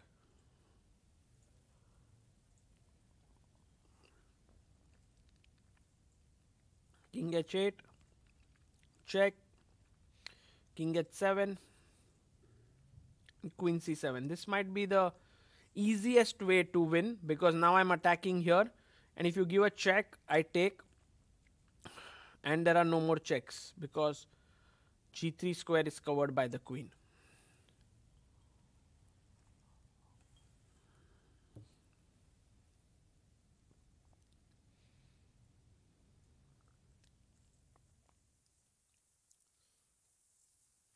Meanwhile, we can see Arvind Chidambaram there playing bishop to f8.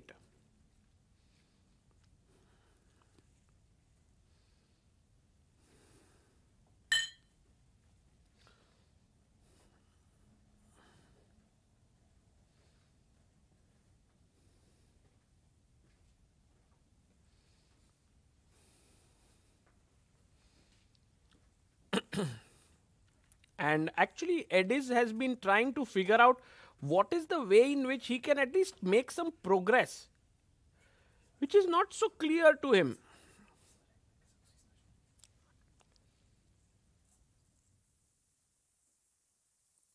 Actually, it's not so clear to anyone because even if you try to sort of go like this, bring the other rook and try to attack f7, which seems like the only weakness, I have it well covered. So in a way, there doesn't seem a way to make progress.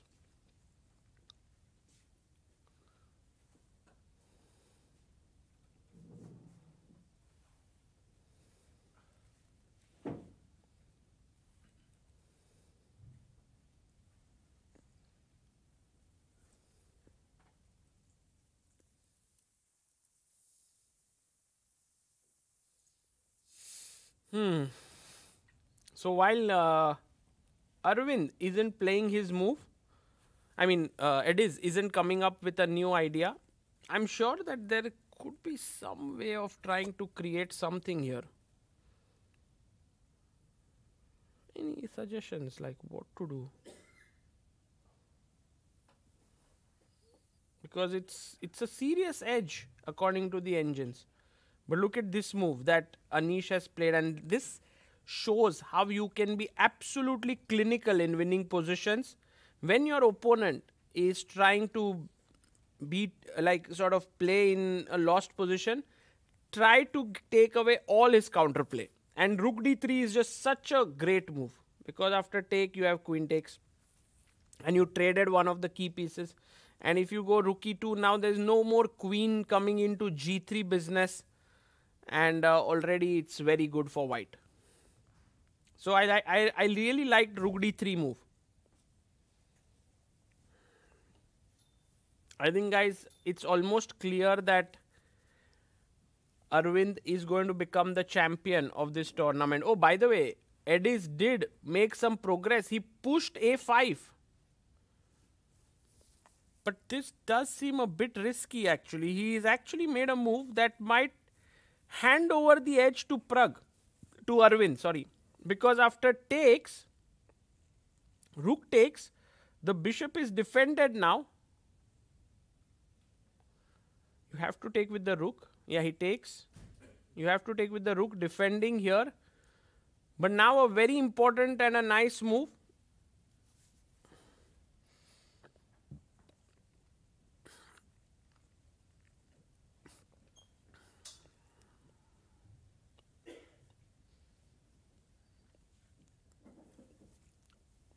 Which is rook a8. And now after rook takes 8, you take it. And you might ask, like, what exactly did it change? Well, the point is, now the queen is ready to enter in. King g2. And I mean, white has no way to even continue trying now anymore. For example, just bishop e7. I'm waiting. What do? You don't have c4. The queen will open up. You don't have, maybe you go back with your bishop, hoping for some b5 stuff. Okay, this is hanging, but h4 maybe. Bishop e7, h4. Maybe bishop d8 with the idea of moving the rook and then coming up with your bishop out to b6. So a lot of possibilities now for Arvind Chidambaram. He takes the rook on a8 and he offers a draw. Oh, there you see. Can we go full screen there? He took on a8 and offered a draw, and Arvind just confirmed from his opponent, did you really offer a draw? Because that seems to be his title. Now it's up to Arvind whether he wants to continue fighting here where he's maybe having his chances. He looks up, he sees Prague's game and he knows he's losing. He agrees, and guys, Arvind Chidambaram, 99.99% is going to become the champion of the Prague Masters.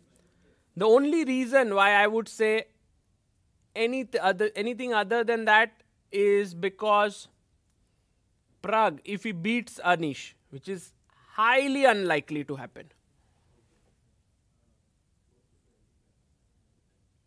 And there you can see Arvind discussing with Edis. What a tournament for Edis Gurel. 50% score, 4.5 for just 16-year-old boy. Watch out for him. He's the next big thing in the world of chess, in Turkish chess. And Arvind Chidambaram will be so thrilled that he's going to take home the title of the Prague Masters 2025. And what a rate this guy has of classical chess. He's played 2 super tournaments, one in Chennai, the other this one, and both he won. Ahead of players like in Chennai, there was Levon Aronian, MVL, Arjun Erigaisi. He won there. And now in this field where he won it ahead of Vei, Pragnananda, Anish Giri, Vincent Keimer. Wow. I mean, we'll wait for Arvind to join us. But now all eyes on Prague versus Anish. Because if Prague manages to somehow change something here, which is unlikely, the engine says right now 6.5 advantage to white, which is essentially like you are 2 pieces up as white. It's huge. I don't know. Generally, I put my house on stake for some funny things that happen here. I can put everything on stake that Prague's not going to win this. Because this is just Anish will win clearly.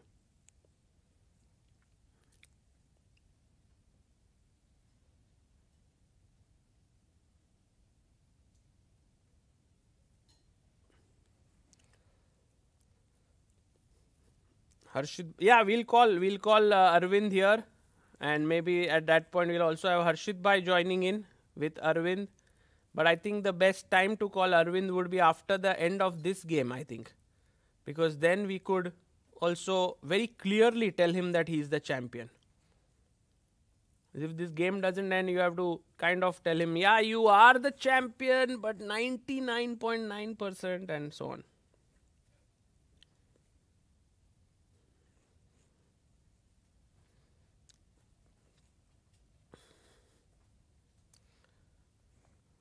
So he plays rook d7 now. After the rook comes to g3, taking away the queen's spot, he simply goes in and attacks the queen and the bishop.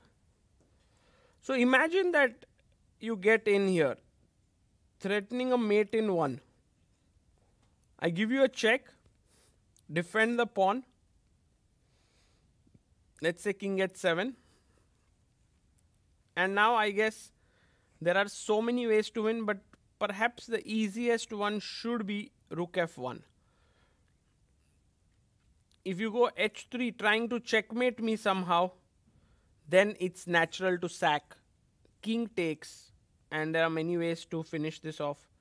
Maybe the easiest is check. If king h8, I have check and other rook joins in with a mate. So king h6, and I go for a check again. Queen f4 also does the job, winning the rook. So yeah, that's how I believe this game could end. But Prague has to decide where to move the queen. I think for last round battles for Prague, maybe for the last couple of events haven't been great. Tata Steel also he lost to Vincent, now losing this to Anish. Today I would say he took a good choice by playing the King's Indian, but was unfortunate that Anish was so well prepared. Like Anish played a great game.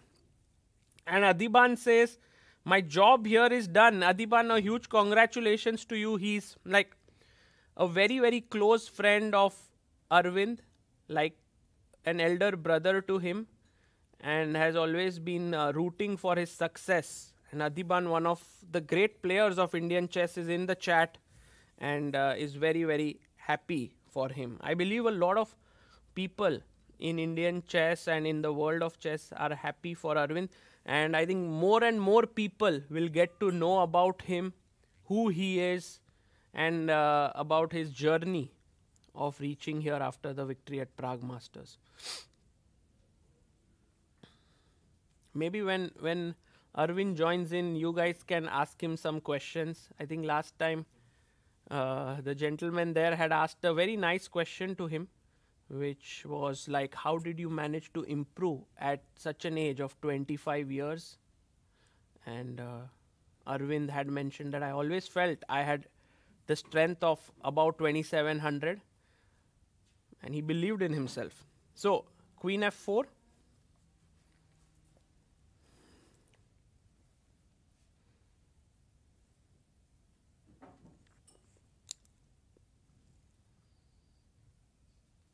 Also for Anish, these victories are very encouraging for his own career, because Anish is born in 94. He is 30 years old, and often at this age, sometimes you start doubting yourself. You know, you've lost like a lot of rating points and so on. But with these wins here, it gives you a renewed energy and vigor to keep continuing your chess journey, which I anyway think Anish would have done, but it's just reassuring, because Prague has been improving at a rapid pace in the world of chess, and to beat him so convincingly is a great result.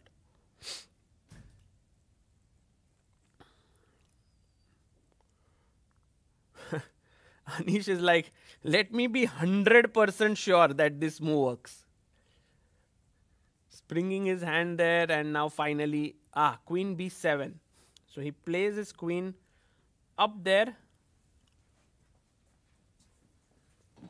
And now he defends this and also attacks g7, as we have Harshit Bhai joining in. Harshit Bhai, how are you? I'm going great, bye. Did you meet Arvind?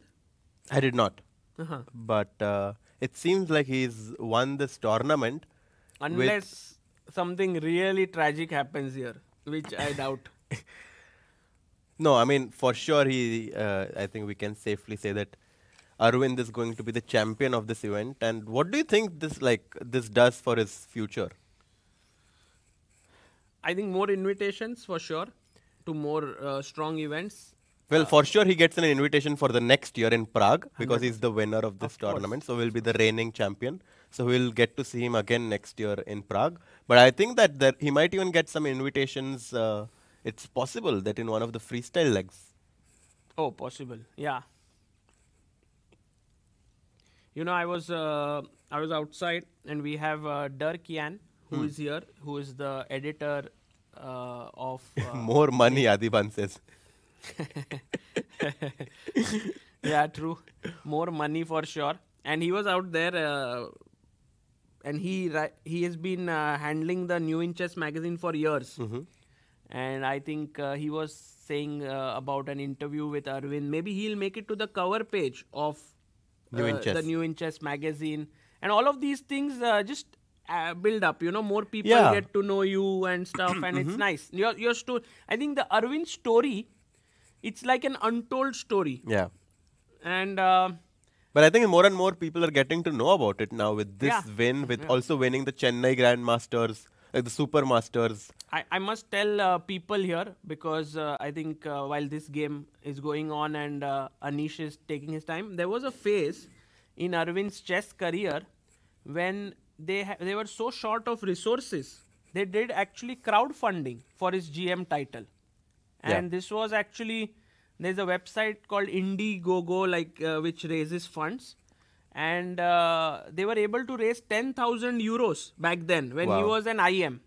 No, he comes from very humble backgrounds, and for people to see that no matter where you come from, you can still do really, really well. It's a very inspiring story for a lot of young people out there, that if you are able to mold your talent into something special, it's possible that you can do wonders.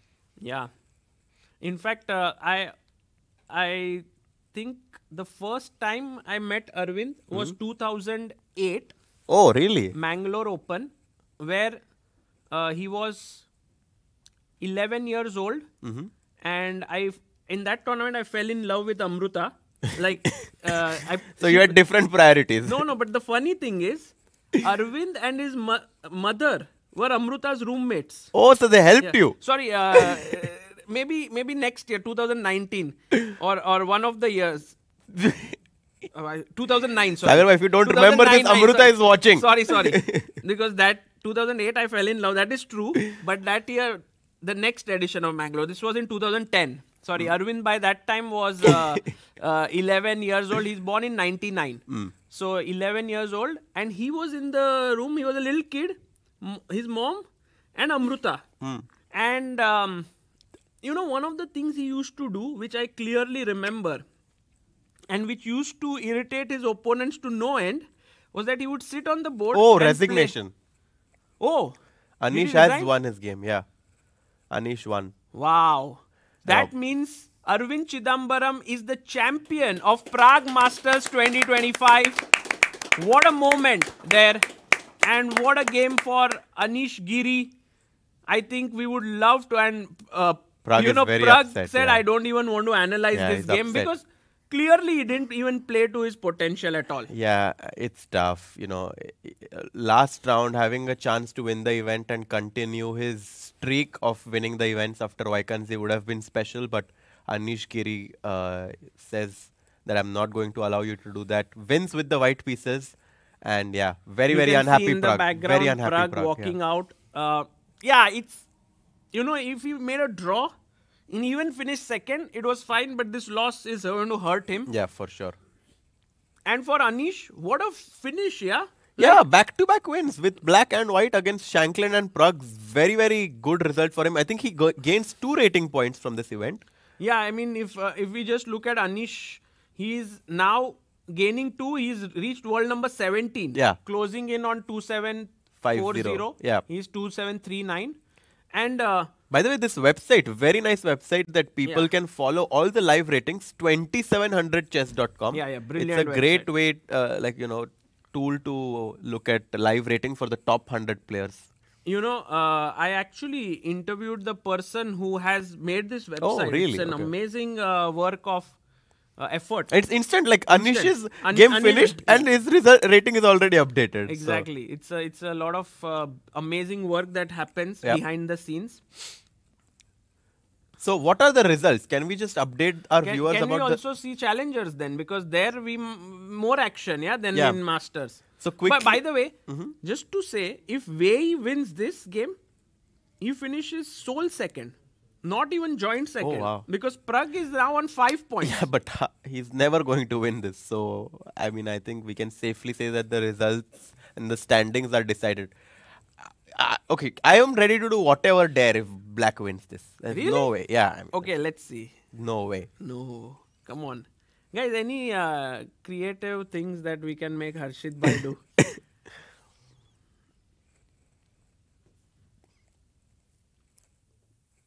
I think we still have left the main thing, yeah? Push-ups on the Charles Bridge. Yeah. But Yeah? no, I'm ready to do it, but I'm leaving tomorrow morning. Yeah, tonight.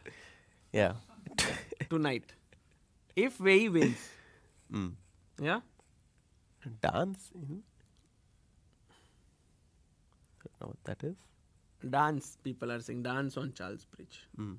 That's also possible. We'll do something on the Charles Bridge, but I'm definitely not shaving my head, Vinish. Please.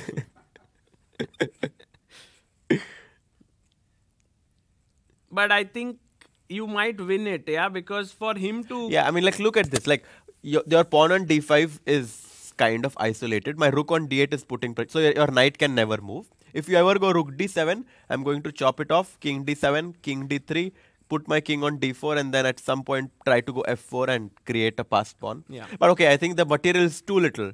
I just don't think that we are going to see any result besides the draw from this. Right. Oh yes, you were saying a story of this 2010 and you Of met... Arvind. Yes, Yeah, and so you he met used to- Amruta and... He used to do this, yeah? Like, he's sitting on the board, opponent is thinking, and he would do like... What? And actually, he used to be in his own world. It was his imaginary plane that he would fly. And What? then the opponent would make a move, and then he would make it instantly. Like, he was so talented, he didn't even have to think much on He the used to board. do this. Yeah, he used to do like this. Then he would, like, and then suddenly, like, if someone would see him, he would, like, and put it down. In that Karate Kid, that snake, yeah? Like he goes on the top of and he does this to the snake. Yeah, like there were many little things that he, in the break, like when the round was done. By the way, rooks are traded? Oh, or? this is happening Yeah, it's actually, happening. rook d7. He had this, there was this ball which when you threw on the wall, it would like, Come back, yeah. it would go in. What was that Crazy ball. Crazy ball, yeah. Yeah. And then he would be playing with it and so on. Oh, yes, sir. Very filled with lot of childlike innocence. Yeah, you know, and I know so many times that during events, like all of the chess players, like Indian community, we used to, in the room, this has happened so many times, we used to use like a tray, and then we used to have some paper ball or something, and we used to play cricket in our room. I think I have so many memories playing cricket with all of these people. Arvind used to love playing cricket as well. Especially in Aeroflot, we remember how we used to play a lot of the times. So, very, very fun personality. But and in this tournament, like, he's really proving that... Actually, one of the things I'm very curious to know is what is Arvind's team? Yeah. Because he's never revealed it. If he has thing we one. know, of course, you can't reach 27-45 without a team. If he's doing this, it would be insane. So we only know that RB Ramesh is his coach. Yeah. But we know nothing else. By the way, a huge result, Yakuboev drew with Finek. Oh, he's very... yeah, that was a good save by him because he was much worse. No, I mean, he just offered a draw in a worse position. So now, Jonas Bier, who is sitting there, Has to win. is like, what an opportunity for me now. Look at him there.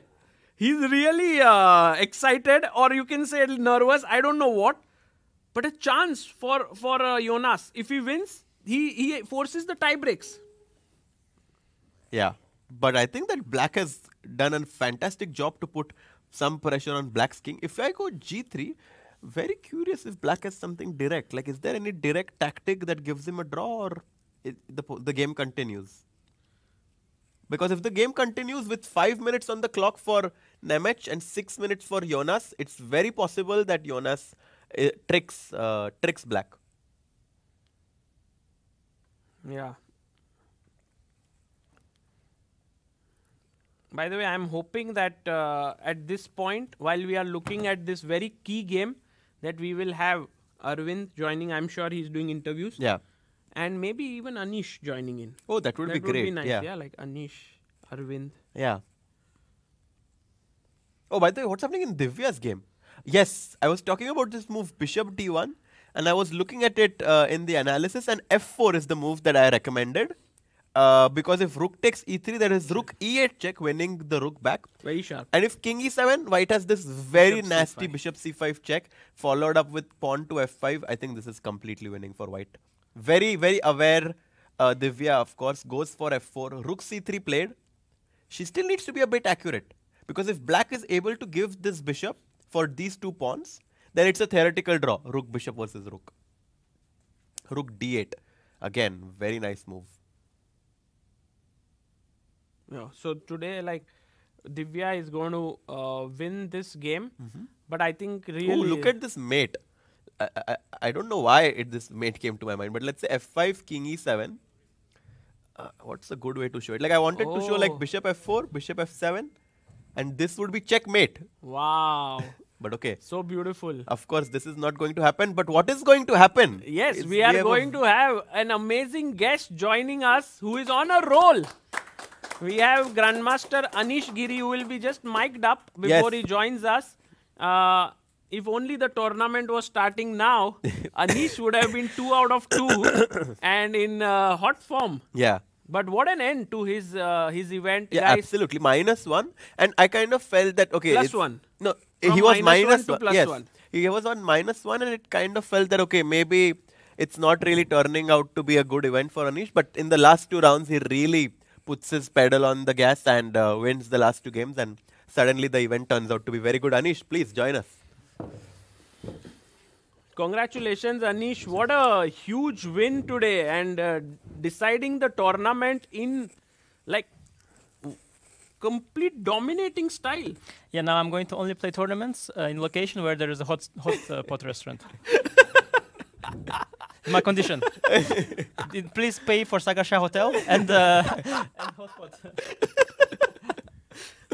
Anish, can I consider tonight's dinner on you? Sure, yeah.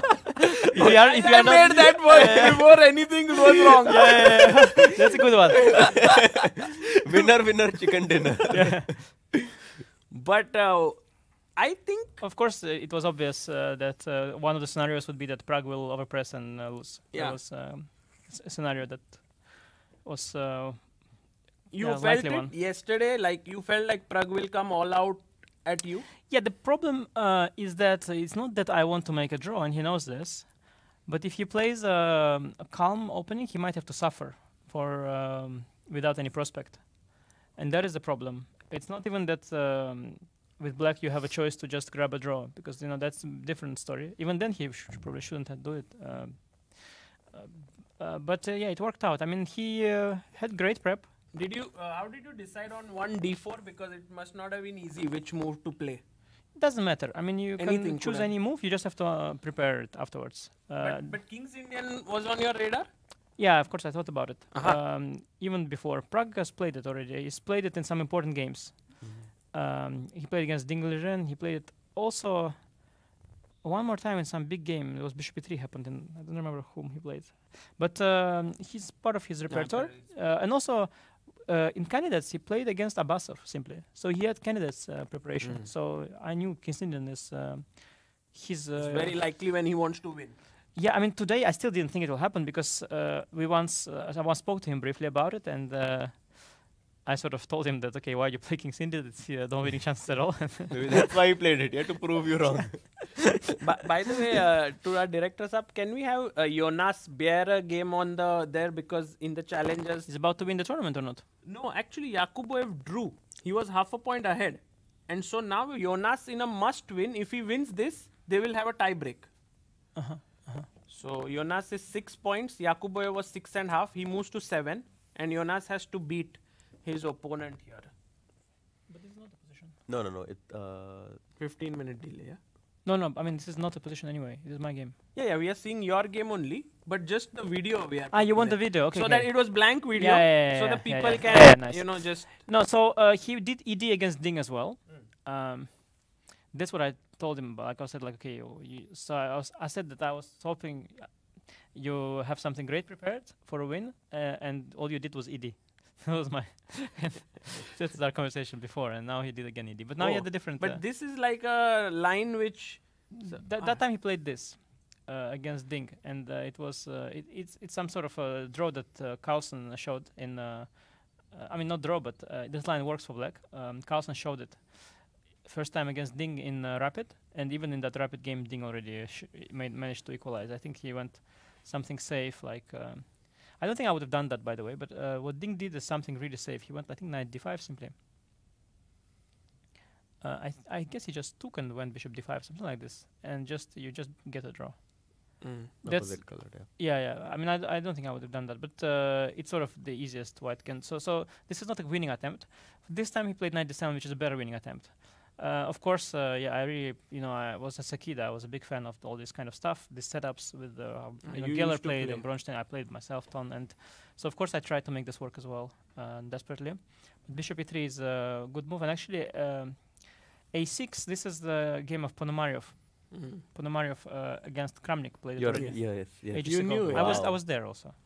Wow. Yeah, no, the thing is that some kids, they maybe know some games, but I was there when they were played. They look at it on the database, but you looked with your eyes. Yeah, they don't even look in the database, but I simply was there. So and on it all. I saw history unfold in front of my eyes, and now they're preparing something with engine. Okay, no, that's still 95. This is how the game went. But it was same line. Actually, it went on the same way until 95 h5. You knew it, yeah? When was the last time you saw this position? Was it yesterday or no? Not yesterday, of course not. But I have seen this position not that recent, but many times. Wow, because the way in which you played Queen D3, I thought Prague was already starting to regret his decision by now. I had seen it many times. I seen it when Kramnik played it. I had seen it again later, then again later. But Kramnik played b3, right? Yeah, but I mean, I've looked at the line with engine many times because every time I look at this position in hope that new engine will show that black has something nice. Oh. And every time the engine says you have to go into an endgame, which is worse. So, the line goes. I was having only one doubt. Was it rook fd1 or cb? And I suddenly started doubting because I thought it was cb, but I can actually play rook fd1. Actually, rook fd1 would have avoided continuation in the game. So what I did is better to allow an extra option, maybe. Because the line goes, I think d5 is... Yeah, so the line goes bishop h6.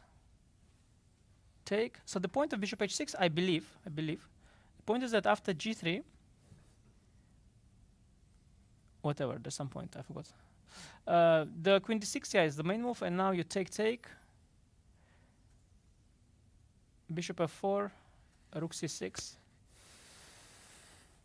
Yeah, and this endgame you can sort of hold on a massive depth. Knight d7 first, because I was trying to remember, was it 95 or I couldn't understand. Maybe probably both moves are holding, but there is also this line, knight d7. Yeah, I remember some exchange sack. Yeah, you can do like this, and black is suffering, but computer holds it somehow. Computer holds, fe bishop b5. Computer holds. You knew everything. Prague was, I think, chose the wrong line today. Really? I mean, look at the depth. Like maybe coach realized. My point is, like, you only play such risky line at the hope of surprising your opponent, and you were like not at all surprised. Yeah. In fact, you were happy. I mean, I'm not generally why to be happy. I'm happy after games, not during. But okay, yeah. I mean, it's not so simple. You have to surprise me, but not with obvious moves. I mean, you surprise me, maybe play h5. Okay, I'll be surprised, but not. It just makes no sense. But of course, I have to. I mean, I also look at this. It's all already played, and I mean, okay. But it's still you have to do this. Everybody looked at everything. For example, Sam Shackleton, I played against him yesterday, Classical Sicilian, but he had a course about it, right? So it's normal that both players are prepared. But it's just that sometimes one remembers more, sometimes one remembers nothing. And okay, it happened so that this line is pretty straightforward, and it was easy to reconstruct it because there was no other way to get that. I remembered position with rook takes c6, so it was easy to reconstruct that line somehow because I just all the moves were natural, and I realized I basically remembered this position. Sort of not immediately, but it all came back to me. So basically, I realized that this is the line, and then I tried to recollect how it comes, and then I realized obviously this is the way, this only way to reach it. And I suspected already when he started thinking here that he probably knows all this, and he's going to try to do something over the board, which is crazy. And there's not much, But I thought, okay, let's do it, and then I'll have a huge advantage according to the computer. Position looks good. It looks just objectively very, very nice for it. So okay, let's then. Do this. So I was very lucky that we were fighting on my terms. There was though, I think he was okay though. Zach, you tell me, can I take here? I regret it very much. I should have done this. I mean, in hindsight not, but actually what you played was nice. No, but I think this is very strong. I was initially calculating. Why are you smiling? I was telling Harshit why queen goes to f1 and he really wanted to keep it on c2. But maybe no, I initially rook 8, not even. I thought bishop back. So initially I thought that this is okay for him, but then I thought, okay, wait, queen e7. Okay, I blocked queen e7. No, but anyway, so this position, I saw it thinking it's okay for him, and then I was thinking afterwards, like, okay, this is such a nice position for white. I'm better here. There's absolutely no risk, and I really regretted not going here. And because did you after queen c2 here? Did you consider this move b4 because you thought A3, no? You did not like rook a3. Yeah. Of course, that's why I played a3 to go. For some reason, I thought rook a3. Because there's some kind of third rank annoyance, and I felt a little bit like that's why I went a3. Now, threatening. You can do bishop e2 and stuff, right? Slowly. I don't know. Yeah, I consider bishop e2 first. Well, it's easier to say when the bar is with you to say there's no tricks. For sure. But when there's no bar, okay, you see a rook joining, knight, because problem is that of course I'm blocking before c5, but I created an unstable knight on c3, and there is knight on c3, knight on d4, rook, bishop on e2. It's all kind of hanging between h4 coming, so there is some sort of a sense of being overloaded. Some sort of. And I have to say, I didn't consider before long. I just dismissed it very fast due to rook a3 for some reason. No, I regretted queen c2 because here, so I was very annoyed. I initially planned, I think, knight c2. Then I realized he can play maybe queen e7. Okay, it's just very difficult for me to move. I'm completely stuck here. And I thought, okay, maybe c5 comes. So then I moved on to bishop e2. Okay, but I started thinking about c5. C5 d4 was it, or before? I don't remember. Something bothered me here as well. And I just thought it's not so simple. So then I like this a3 move because I want to go before now clean. And if c5, then I'm going to return. And I was really happy to return because now we are... Yeah. This was... But you did it so quickly. You should have done it immediately. You should have done without h4. Because now, in the same... Actually, after b5, knight g4 was a cool trap that I was showing. Like bishop d4, knight g4, bishop a8, yeah, queen a... Calculating this queen h4, yeah, or not? No, hang on. Like if you ever take on g7, then there is queen b8 and black suddenly wins. Yeah, all these things were, of course, knight g4. But I think you have knight g4, queen g6. Okay, I didn't see that. Yeah, no, queen g6 I saw. Yeah, knight g4, queen g6. Yeah. No, actually, this I saw. Yeah, I saw this. No, I thought rook b8. And I was calculating, so... But why not rook c8? Was it bad? To protect the pawn. And queen b3 I go anyway. And then I thought maybe if I was calculating this, I'm not sure queen b3 is good. I think it's not good. I was thinking about maybe knight g4. I was just not sure. Okay, wait, maybe somewhere I was calculating this knight g4 move, and always knight g4 is there. And compared to the game, so the reason he did this is actually quite simple. I think he thought, here I have bishop a8 option, And now after queen a8, bishop d4, That's he right, would have bishop h3. But I think that anyway he has compensation. Queen a8, bishop d4, and now tempo down. What if knight g4 actually? That was actually No, how knight it came. g4, knight g4, bishop just here, you mean? Bishop g7, queen b8. Ah. That's the point that's how I came actually. Now I remember. Yeah. I might have somewhere knight g4 I was thinking about. But actually I thought also bishop f5, let's say. And then h4. No, I black was, has come. practically very unpleasant. And then I started to think, okay, I'm going to take here. And then I was thinking, maybe I considered to go h3 here simply. It was an option. And then when he went h4, I realized, oh my God, this is great. Because now we do the same thing. And I already have h3 for free. And h4 is only weakening. It doesn't help him at all. And I was extremely thrilled with this because now I have a dream version. And I was going to go queen b3, which is better for white, I think. But then I realized that in this version, I even have knight e4.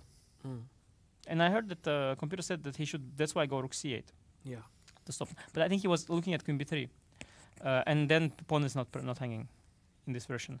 So I think he included h4 for a wrong reason.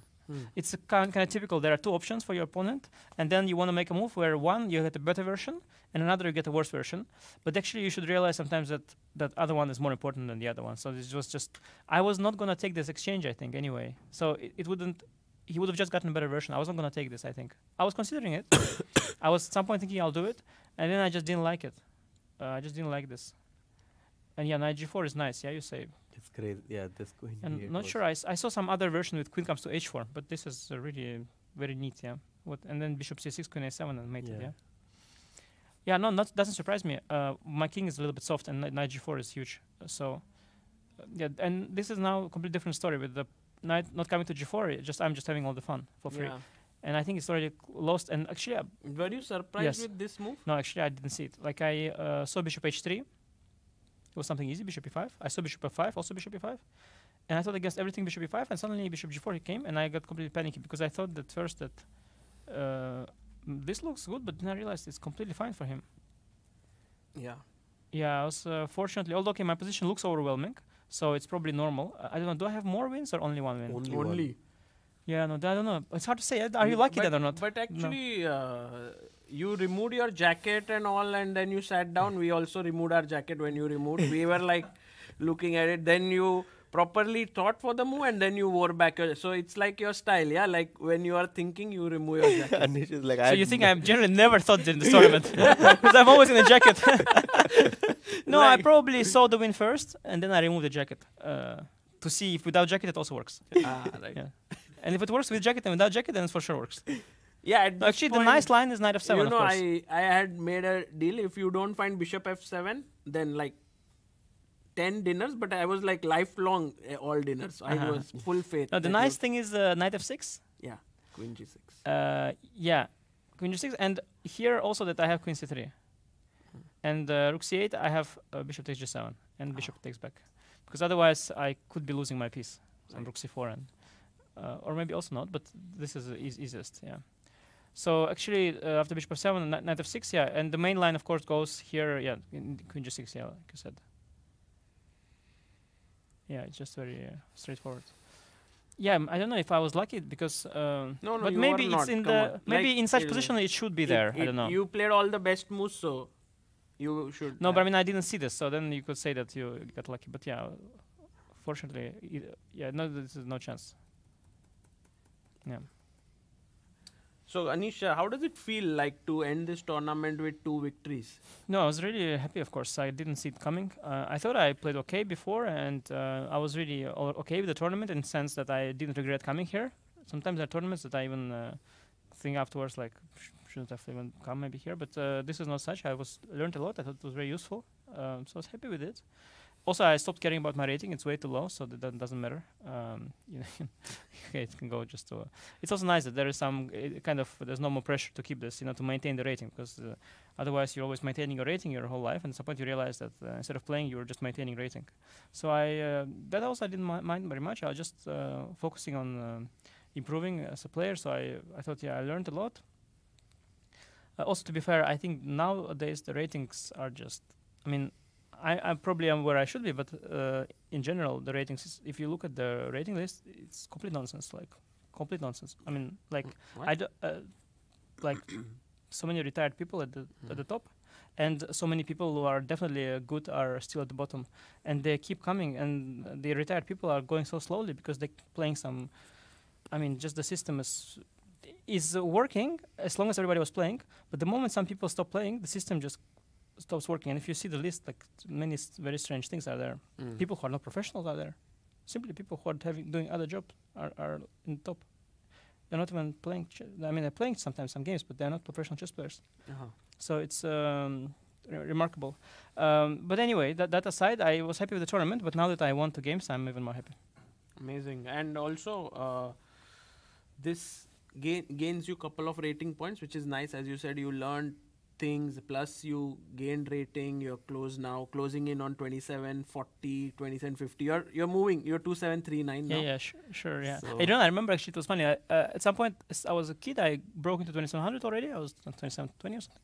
And at some point, I was talking to Kramnik, and he says a phrase like something like, "Yeah." Then I was 2740, which was my lowest in years, and I thought like, "Wow, 2740 was your lowest in years." But now I sort of relate a bit. But at the time, I thought like amazing, yeah, that the guy says 2740, that was his lowest in years. But yeah, ratings. There's deflation in a strange way. There is some kind of deflation, but there are some guys who win a lot of it anyway, like Arjun and Gukesh. Okay, Arjun now dropped a bit, but there's some sort of a weird hybrid of deflation. Just a weird situation happening. I mean, ELO system is amazing. It's really, really good. But you need for it to work people to play. There has to be liquidity in the pool. People have to play. And then very quickly it would be all sorted out. But some people, they don't play. And then, and some are slow. And post-COVID also, of course, but still like people were improving and didn't play. So there's some kind of minimum number of games per year or something like that. That's the basic thing. Yeah, basic thing. Whereas minimum has to be at least a tournament. But even then, then gradually it will shuffle out. But it's fine as it is. You just, I mean, it's also okay. So in a way, who cares? Anyway, it's not about ranking so much. Like, who cares? You are number 17 or 22 or 13. Nobody cares. But yeah, of course, you have world champion. So these things matter. Yeah, to win world championship candidates and. Ranking also matters, but actually not for so this easy. tournament, because you will finish most likely joint second, you will also get some FIDE circuit points, which is I think quite important in a way. Yeah. No, FIDE circuit is another thing. That, but it's actually worked really well last time because the race was between Fabi and Arjun, who are both incredible players. So it works in that sense really well. It does some other things that are not good. That it basically makes the money disappear from Top Chess, from the sub Top Chess. But okay, I guess at some point it will be also fixed. So happy with the circuit, but I think it doesn't matter. Like FIDE circuit, somebody said the race is heated up, but the thing is FIDE circuit is always decided in the last months. Like the whole point is just you sort of start. It doesn't matter how, but then in the end, that's when the race, when it ends, it begins. Yeah, as we had seen. We had seen that with me and Gukesh. It ended literally on December 31st, and we had seen it with Arjun and Fabi. It ended at the last moment. So the beginning is sort of irrelevant. You can be really bad, and then you don't get a chance. But usually, the FIDE circuit is going to be won in the end, and it's basically. I think it's right now early to look even at the standing. And Tie-dye is winning or not? Tie-dye one is winning, but I wanted such a big eval. Yeah, it's. I think he played an incredible game today. Yeah, no, I thought that he.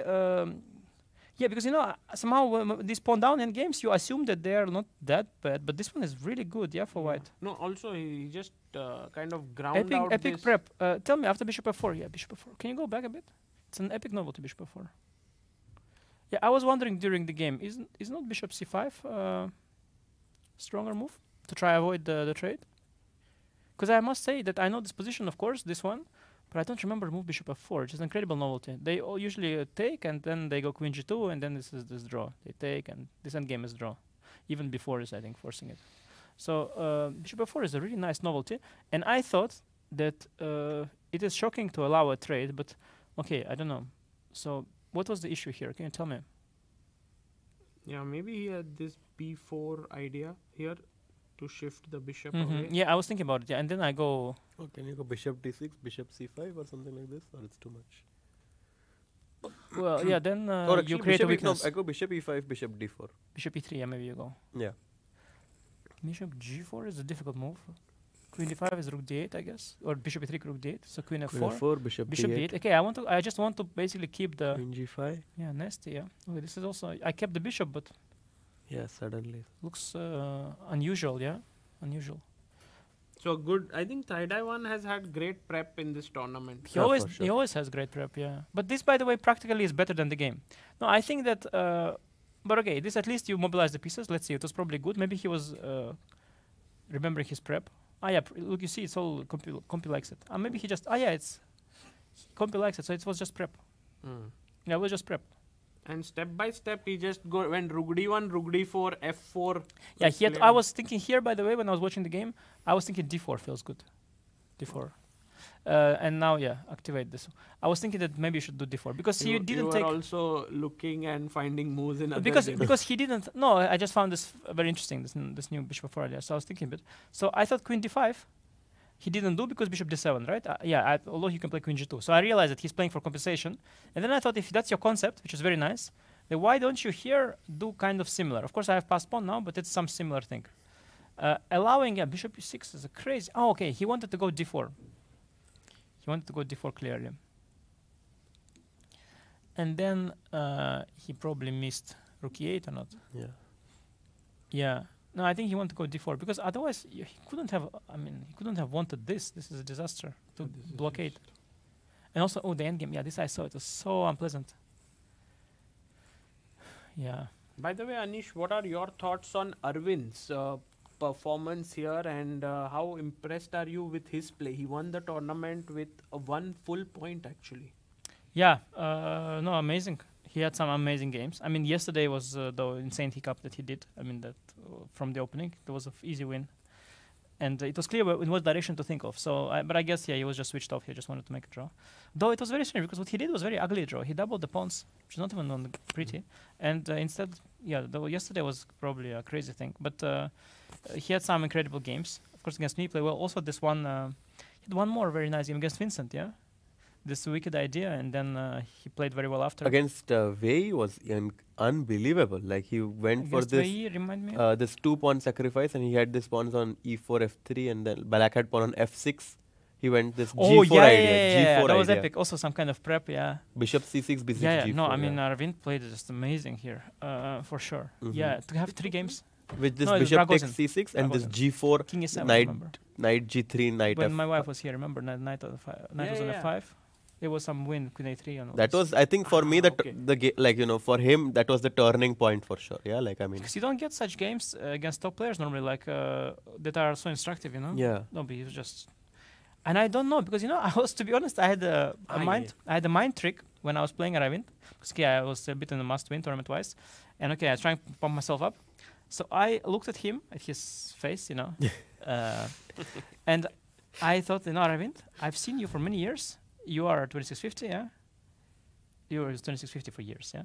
So I'm still like hypnotized myself that Aravind is the old Aravind, I'm going to treat him like the old Aravind, so I have to get some confidence, because I have confidence issues. So I pumped myself up, and I looked at him the entire game. It's 2650, yeah. Played the same way, got completely crushed. Then after the game, no, he's 2740. Okay, I'll know. Next time I'll know. He just, I don't know, like he looks the same. I mean, the beard doesn't do it for me. It's the same. It does the same. I don't know. Okay, I saw one thing that I noticed that I saw his game from 2023 when he was 2630. 23, by the way, and he's 25 or something. Yes, it's not even like for the age is not. You barely change at that age usually. But I saw one game where he got such a terrible position from the opening with black, and thought, maybe his openings have improved a lot. Probably, maybe he started working. I don't know. Maybe the prep for. I imagine that maybe he helps Prague for candidates. Could that be? Yeah, I think one of the things I'm very curious is to know who are his team members. Because he's I'm the sure team member. I don't think he has. I think he's the member of the team. He has no team and he reached 2750. No, but I think he's the team. That's the thing. I think I would suspect the only explanation I can see is that he was Prague's in the team of Prague for the candidates. I suspect, and I guess that in that work, he's basically started working a lot, and he has seen a lot of work, and basically now they basically taught him. I would think that his team members taught him to work on chess. I would think so, but I'm not sure about it. But there has to be some very big change for a 23-year-old, the 26, 30 player to become 27, He's 40. 99 born, yeah. So Yeah, it's 24. it's like Jordan. Jordan is 99 born, no? Yeah. And Jordan is not a 2630. Jordan is 2700 player, and he's trying. He's still not improving or not breaking through to where Arvind So broke through. actually, Arvind's case is quite unique in the world of chess Extremely. right now. I think Aronian used to be the case of late bloomer, but do you know when Aronian broke through? Do you know what is his birth year? I think it was 2006 or. He's 90. He's sorry, 80. 86. 82 born. Okay. Oh, he was 24 at 2006. Yeah. Yeah. Yeah. Aronian a bit similar. Aronian a bit similar. So Shakhriyar was very similar, no? No, Shakhriyar was winning World Junior under 20 already, crushing. Okay. No, Shakhriyar was early. Levon a little bit late. Hari Krishna also a little bit late. I don't know. Hari, okay, he had 2040 at the pick, yeah? Easily. Yeah, no, Hari also late. Yeah. No, Hari reached his peak 2770 in 2016 when he was 30 years old. Yeah, but let's say he switched from 2600 to 2700 at age of around, I would guess, 25, yeah? So you have a few cases in history like that. But yeah, it's possible for sure. But it's not common because your biggest growth comes when there are all these childhood steps. I think the last big growth is supposed to happen between 17 and 21. This is like the last one. And how would like a player of your caliber who has been at the top for years know that Arvind, like, is it only the performances or you just see his play also that he is really world class? Frankly, I never seen his play before. I played even him, like maybe Blitz, but I never watched it up close. So I don't even know. So for me, it's most of the results. Yeah, well, what impressed me in our game is, okay, maybe was a bit, circumstances were such, maybe that the game turned in like 2 moves. And then it all came. Okay, knight g5 is an amazing move. To be fair, at that point I saw the option also already because you see these things. So in some sense, maybe it came a bit too easy in a way. I mean, it was all extremely difficult, but yeah, maybe it was sort of a relatively straightforward win. But I don't know. I think the games are really good now. I haven't seen before his games this close. I don't know. I mean, also he was clearly he was the original Indian youngster, yeah. Like before India. OG Yeah, talent. he was the OG. Yeah, before I think Chess-Based India didn't exist at the time, no. Yeah, at that point I think I Qatar wrote Masters, my this first one. article for him in chessbase.com. Yes, yeah. For Qatar, him I and- remember this Qatar Masters. He played Carlsen round 2. And he played E4, C5, B3. B3. Yeah. And he got chances, but he didn't. He lost. Yeah. And I think that's where like he was going like this. Then he got the chance to beat Carlsen. Maybe he would beat Carlsen. He would go like this, but then he didn't, and it went like this. Like not his rating, but his sort of career at the time. Like he was going to be this big prodigy, and before that, like he was always everybody spoke to him, arriving this, arriving that. He won some tournament in Chennai. He was like Prague before Prague, and or like Nihal before Nihal. So he was really the OG, and he was really very very gifted early on, and collecting all this, the big prodigy. At the time also there were very few prodigies. Now we have 2 guys from Turkey, like 25 from India, a couple from Uzbekistan. So there's so many prodigies. Back then it was very few, and Aravind was that one. And somehow, yeah, that game was last thing I heard of him. Like, I mean, I saw him play, but he somehow didn't deliver. And in some sense, okay, Vei had a similar thing, right? But Vei got stuck at a much higher level. So somehow, yes, people I assumed that there's something like with him that was not like maybe psychological issue. Maybe he doesn't work on openings, some kind of big flow that he probably had that prevented him from growing further. And maybe he has overcome that flow. I don't know. But it doesn't shock me that, let's say, it's Aravind who makes it, because I did hear he was the prodigy, right? So also prodigies often do this late. Like, for example, Vidit was also kind of prodigy, also came a bit late. Nepo actually really came also late. Like, of course, it was 2700 for many years, but he was not really breaking through. And only when he started working on chess, he broke through as well. So often the prodigies, they get a second chance. Amazing. Well, one thing I also noticed with Arvind, just like that, he still has such an inquisitive mindset. Yeah, like usually it happens in very, very young players that they're so curious and like like they are like a sponge. They want to learn a lot because every time after the interview, he starts like, I hope I played everything well. Like like even after winning a game, he Yeah, but wanted that's to. fake, of course. I mean, this is just for the public. I mean, no, he was a gangster. He has this, he has this. He's like, he's just faking for just based India that play well, and then he comes back. He writes rap songs in the evenings. I played night G5 and I crushed him. No, it's just Aravind is the. What do you think? Look at him. He's a thug life. Yeah, He's a beast. It'll be amazing to have him. Before we let Anish go, any questions for Anish that you have here? Anyone, if you would like to ask? And yes, please. How much psychology plays a role in big level? I would like that. How much does psychology play a role at your level? Yeah, it's hard to take psychology out of chess because it's part of the game, kind of at the high level. Yeah, so it plays a big role, but it's difficult to take it separately. That's why also when I at some point had some consultations with psychologists and Cookie, he has his guy. Yes. Paddy. Paddy. But okay, they can be helpful for sure. But it's difficult. The big issue of psychological prep in chess is difficult because in other sports you have to put psychology like it's your problem. Yeah. So let's say you're doing like this archery or whatever. Yeah. You have to just do with hand like just do your thing, and psychology messing with your head. Yeah. But in chess, psychology is messing with the head, but also it is part of the game. Like it is part of decision making. In other sports, it's not.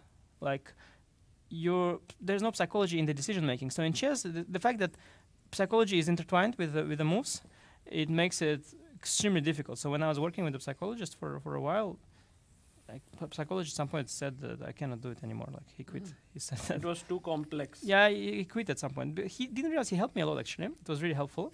He didn't realize that. No, he did help me a lot. But in the way he used to work with the sports people, he felt like he cannot because he told me like funny things. He said like we're supposed to solve. I said I usually work like this. I identify a problem and then we are solving it. But every time you come, you bring me 5 new problems. So then, this is not problem. I didn't bring him problems. I brought him just chess, It is how it is in chess. It's psychology. It's part of the game. I mean, you cannot separate it from the game. You play King's Indian. There is psychology in there, in the King's Indian. Yeah. Wow. Okay, that's pretty deep there, I think. And Anish, maybe just Divya is winning. Divya will win. We have Makun, who's actually played well in this tournament, will win against Richard Stalmack. But Jonas Beer might also win this with one. Then it will be a tie break. Tie break in the challengers. Do they play? Yes. So Jonas, he what choked is with the your Betiano thought between Jonas and Nodirbek Yakuboev? Who do you think is stronger? Because both are really good. Yeah, I think tiebreak. I remember how Yakuboev beat. Abdul Yeah. So Qatar. when I remember, Qatar. yeah. Crazy. And Jonas, I remember. Okay, he's a great player, but I remember him Global as Chess League. Yeah, that first season of Global Chess League when he was the guy who was losing everything, poor guy. And then he won the final game, which mattered, right? But even that game, he kind of got lucky a bit. So. What the very limited information I have, I would think Nodirbek Yakuboev is the favorite. But today, though today the momentum is. It looked very nice position. What did he do to it? This looks very nice, no? Black played very well as well. Okay, but this is nice, no? What was this knight c6? How can you go knight c6? How you trade that b8 knight? It's absolutely insanity. Knight is on b8. Yeah. How can you trade it? I think he just thought that d5 he'll have a strong pass. Yeah, I understand, but it's very wishful thinking. It's going to be blockaded. Yeah. Okay, b3 was the move. And this would have been nice position. He would have won this, of course. Huge chances. Lower rated player. Knight 6 is a horrendous decision. What is the equal? Yeah, it's just. I mean, when he made that move, how can you do that move? Just. Yeah, in the end, actually, he was slightly worse, but he at least was very smart to offer a draw, and not in this. It's very important when you. Yeah, he was slightly worse, and he offered a draw. Very important to offer draw right moment, not too late. And Divya actually, this game, I've thought that Black will have some chances, but I think she's playing well, and I think F6 is just easy now. Oh, Yeah. F6 is no. F6 Bishop is, F6 is G4, strange, Bishop yeah. C7. Okay, yeah, but it's not happening. I think. You sort of. Why you want not to somehow- F6? No, you want to maintain somehow this. You want to maintain pawn and no. F6 is not happening. Let me think what's gonna If happen. Divya plays F6, will be epic. So what if Bishop F6? Yeah, it's also when you're threatening Rookie to check. And Paying for hotpot today? what? You wanna pay? F6? You said F6 will happen? Wanna pay for the hotpot? Something will come on I F6. realize Anish Anish just is was. a tricky guy. I remember a story of Gary Kasparov, which Frederick always says. He used to be like very strong, and he would ask people to play blitz for some money so that he could. Kasparov? Kasparov when he was very young. Oh, I didn't know this. Really? Yes, But yes, you- I want to pay for hot pot. Oh my god! She played F6. Oh my god, Wow. Anish, you lost. Today, like Who wants to come? Concrete thinker, yeah? Yeah. You know your Indian chess school, yeah? I don't know if it's correct, but No, it's a very concrete move because many people would have it blocked. Like for me, like this F5 G4 structure, like I want to maintain that light square, the non-blockade thing, yeah. So I'm blocked from looking at F6, and you have to see F6, Bishop G4, Bishop C7. But of course, Divya might be a D7 rookie. Exactly, She yeah. might be a very concrete thinker, and if you're a concrete thinker, like Gukesh, I mean, I seen her very few of her for games only. So, yeah, if you're a concrete thinker, then maybe it's the way to go. I think she is the concrete. Probably thinker. she- yeah, You I'm should obviously- have known this before the hot pot bet. Come on. You, Yeah, this yeah, was but I thought somehow- unlike you to Yeah. take risk. So much So the risk. funny thing is, it already has happened 15 minutes ago. So it's yeah, he was just like actually, like free. Yeah, it's so true. Never have you lost the hotpot already, knowing that it was 15 minutes ago. no, it's important. Wow. I think, like It's happening also. to finish on a good, because like even if you're struggling, especially like I think your tournament also, like because you can carry this confidence in your next tournaments, right? Which When is you 5 months. Yeah. Where will we see you, Anish, next playing? Actually, I'll play a very interesting open tournament. Oh, where? really? Wow. Don't know if it's announced yet, but Okay. gonna be very exciting. What? Oh wow, Okay. that will be fun. Is it in which month? But It's in. That's in May. May. Yeah. Okay. Wow. Okay, we'll be looking forward to it. Which month will be that open tournament? Yeah, and otherwise I'll play some things that are like small ones, like the usual, but not the no big tournaments for me. Not big tournaments because it's no chess happening, only freestyle chess. So no space for chess in the calendar anymore. Like there are this Grand Chess Tour, Norway Chess, and all of that. No, it's is happening later. Yeah, I'm not playing there actually either, Yeah, but yeah, it's yeah. happening later. Yeah. No, I'll probably only get to play the rapid event in the Grand GCT. Store. Yeah. But it's okay. I've played so often. Last time I was sitting in the St. Louis in some sort of cafe. It felt like a ghost town because no spectators allowed anymore there. And I really felt like, okay, I played here so often, and I was probably again making like 7 draws in a row at some point. And I thought like, okay, I want to. At that moment I thought I should just play maybe Rapid and Blitz or something. But now I see I can still play classical chess. But I need to play it very fresh. Yeah, I mean these wins against Prague in both Tata Steel and here are actually, I think, a great indicators that you are like in such great form. And yeah, we are looking forward to seeing more of you, Anish. And thank you for Thank you. coming. Thank you, stopping guys. by. So, you have this game still, yeah? This is Yeah, the we main, will okay. finish Yeah, this. yeah. And And, then there's Hans Dubov. Tomorrow yes, or people Today. were, Today. Yeah, Yes. today at 8:30 Indian. It's at 4 p.m. It starts in 34 okay, I'm minutes. gonna watch. Okay. Oh, you will watch it? We should commentate on it, no? But you guys are gonna commentate at the same time with the tournament or what? No, okay, we don't know will it. I was see. just saying. Oh, you mean me and you and Sagar? He'll be just paying for the Okay. Thank you. Yes, thanks, Anish.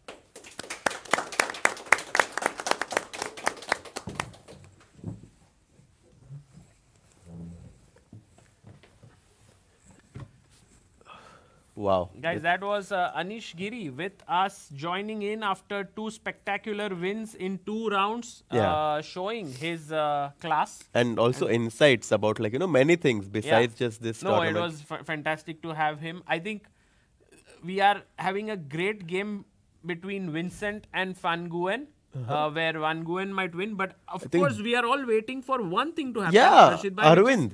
Arvind. I don't know if Arvind will join us. He will. Oh, That is, oh yes. yes. That would be epic.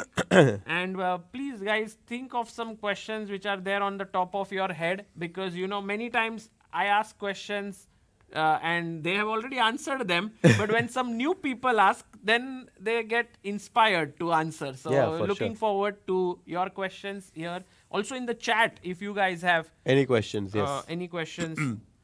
Hobby Talk says Anish is simply so joyful and an amazing commentator. I absolutely, agree. I yeah. agree. I agree.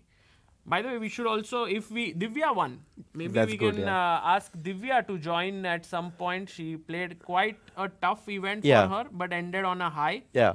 And but for sure, the most important Bier's game, game, right yeah. now is in the challengers between Jonas Bier and Nemec. Because if Bear wins, we are going to be here for tie breaks. Yes. And I think likely. No, by the way. Oh, this. Yes, likely. In the live position, yeah. Oh, what a what? blunder. What? Absolute blunder. Bishop c5, missing a huge Oh my god, tactic. guys, white to play. Can you find it? Yeah, very tough. It's tough but very instructive. Oh wow, this kid is super good. Knight h6 check. Can you tell us the analysis after takes? Wow. And if knight e4, can you find the crushing mate? The cute mate. Ooh, wow. King h8, rook h5, king g8 and rook h8 mate. Very beautiful. Wow. Well done, Elliot. That was brilliant. Yeah. And knight h6. He's ready, yeah. His mind is sharp, he's looking sharp. Elliot is ready for business today. Yeah, ready for playing in the Masters soon. Yeah. Maybe in few years. Rook g5. Rook g5, absolutely. yes. Knight takes Queen and h8. mate. Yep. So Knight h6 is crushing. Is he going to find knight h6, Jonas, you think? Because it's a little bit weird move, right? A sudden, definitely is. Weird tactic. It definitely is. And with the bar rising up, we are like, oh, it's weird, something's happening. But with them, it's not so clear. yeah, No, he's they just don't attacking know. his queen. Yeah, he's like, Yeah, what? he's like, where to move the queen? Oh, queen d3 looks good. Queen f3, So I will be surprised if he finds knight h6. The good thing is that even if he doesn't find it, he He's still still winning. maintains a huge advantage. But I can sense excitement. Can we go full screen on him? You sense that excitement in Bear. Yeah, he's like, he's seeing that side, I think. Yeah, he's looking on that side. Oh, And look. look at that guy also, like you can see Nemec also looking suddenly at knight h6. If I was Nemec, I would just not look on this side of the board. I would get up from the I would, board. yeah. Like no, no. I would just focus on the right side of the board. Okay, queen d3. Yeah, it's happening. Because now I think he's it's spot happening. set, yeah. He's looking at that. At some point, we should get this eye trackers, yeah, in chess. This would be very cool. Which square are they looking at? I think with AI, instead of eye trackers, we are just going to get mind trackers. We will even get to understand their thoughts. Oh no. I mean, it's Then possible. I think people, like, for example, are playing chess and like, oh, when will this end? What do I have for dinner? All of that. Yeah. I wonder what will be in my mind.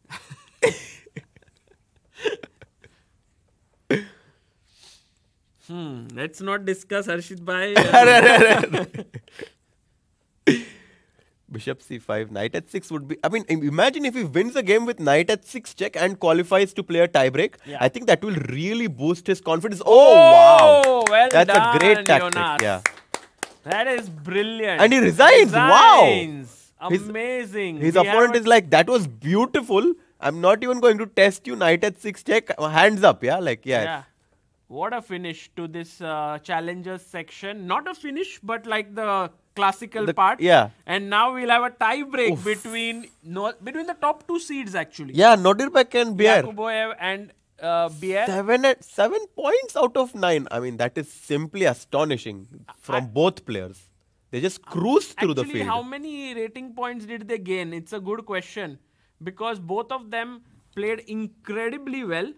We can check at 2700 chess as well. Yeah? Also possible, but here we have Yakuboyev one draw today, so around 12 elo points he gained. So he's going to be 2670. Yeah, and Jonas, by the way, is third seed. And he's going to He break also- 2650. 2653. Nice.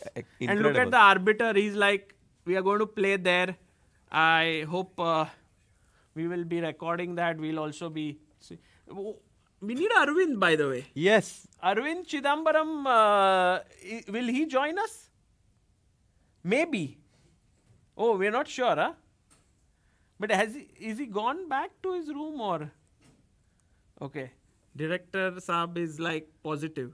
Yeah. Maybe he will join. I mean, we really hope so. I mean, after this result, we really want to, congratulate him and have everyone. It would nice. be special, yeah. There are many questions on the minds of everyone. For sure. And also a lot of excitement that everyone has to see him, right? Because, everyone is rooting for him, cheering for him for the last 2 weeks. And after this amazing victory, I think it would be great if he can join us.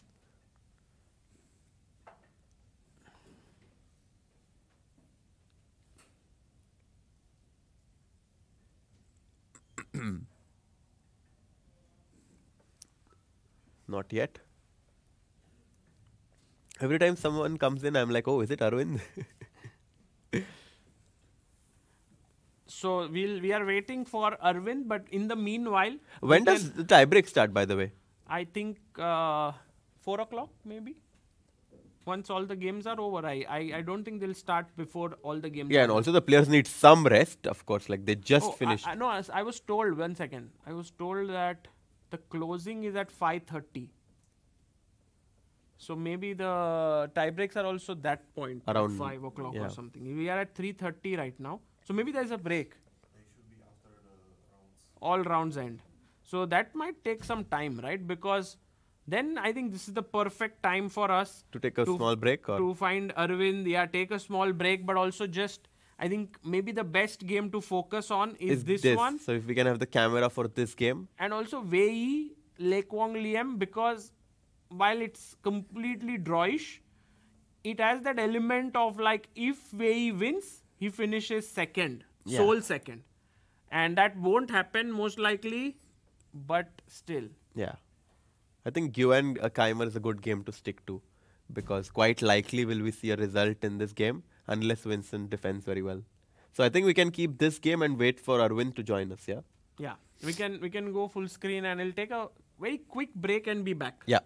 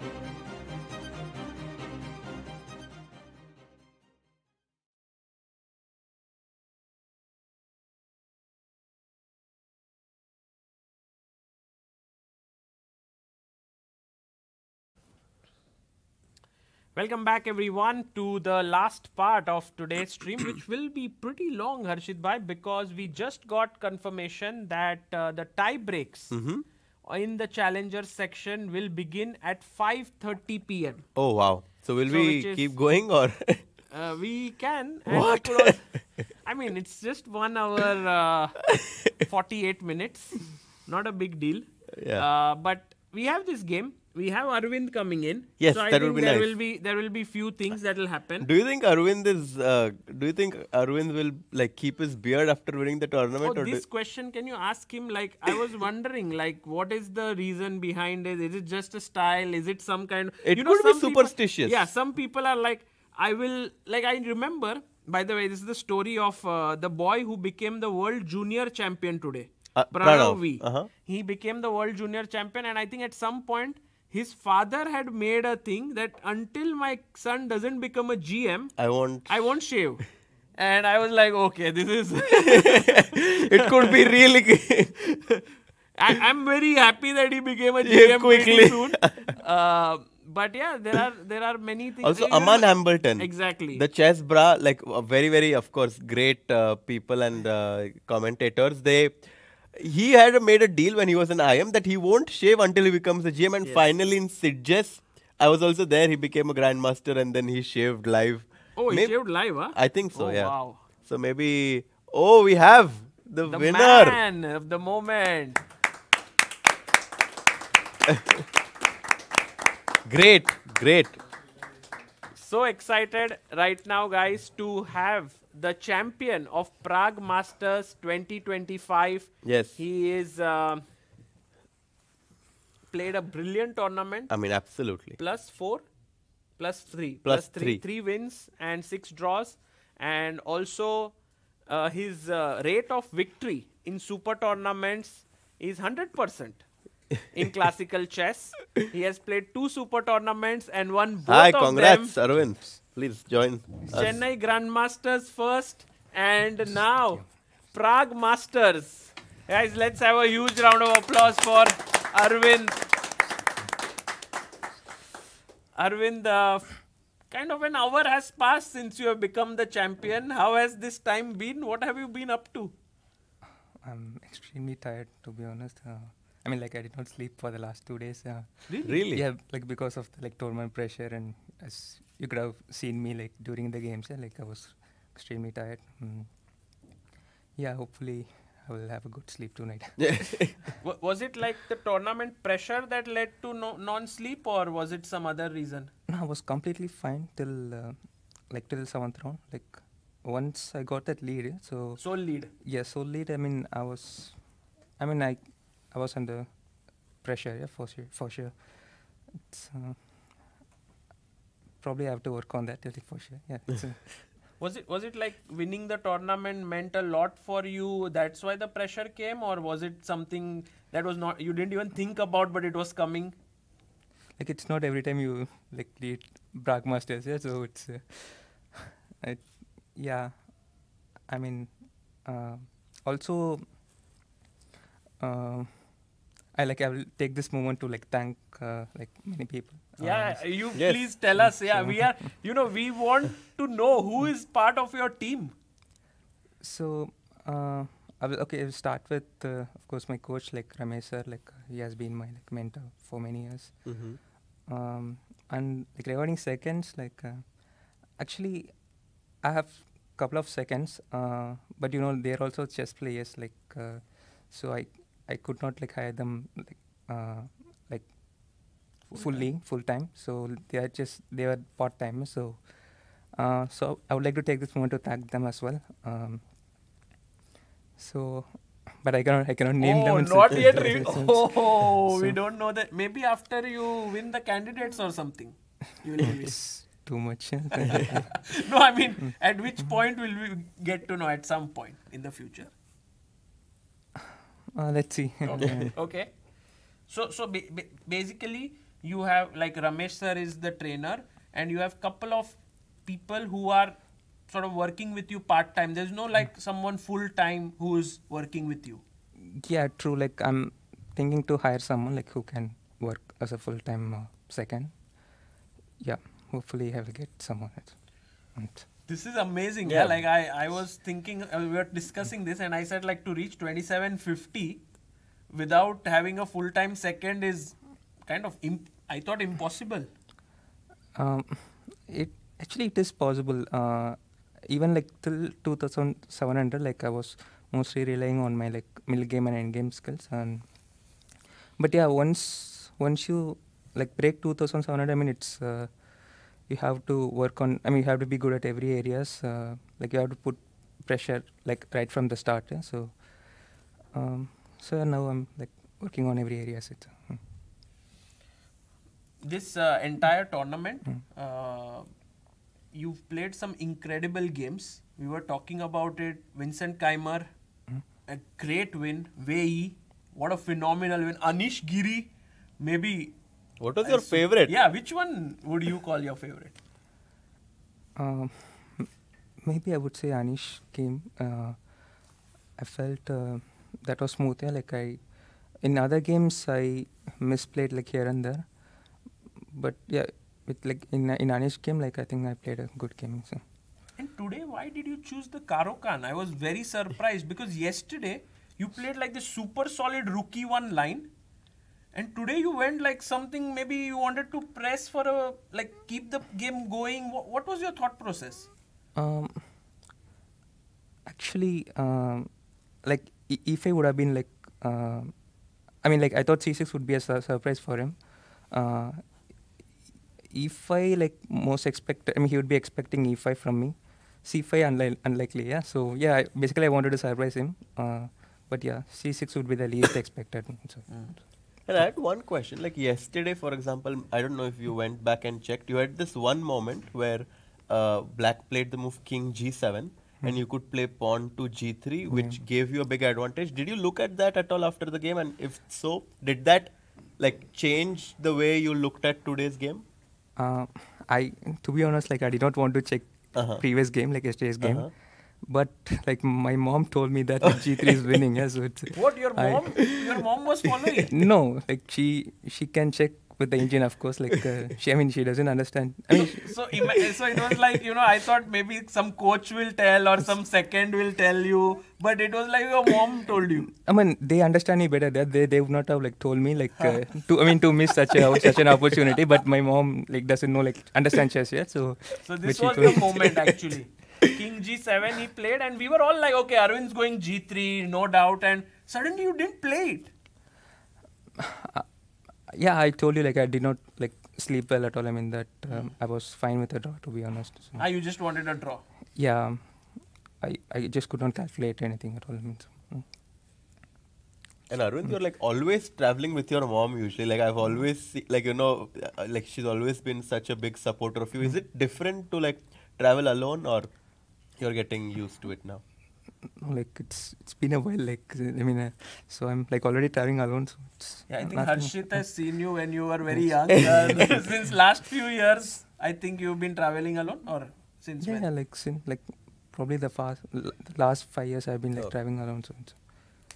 But I think mom has been a big support in your career. Yes, of course. Like whatever I win, it's for her. It's for her. Yeah. It's for her. Yeah. Amazing. So like I would like to thank like one more person. Like, yes. I would like to thank like Kidambi, Sundarajan Kidambi. Oh. So I was going through some tough time like during this tournament. So like whenever I have tough time, like I would call him and he would give me some life advice. And oh wow!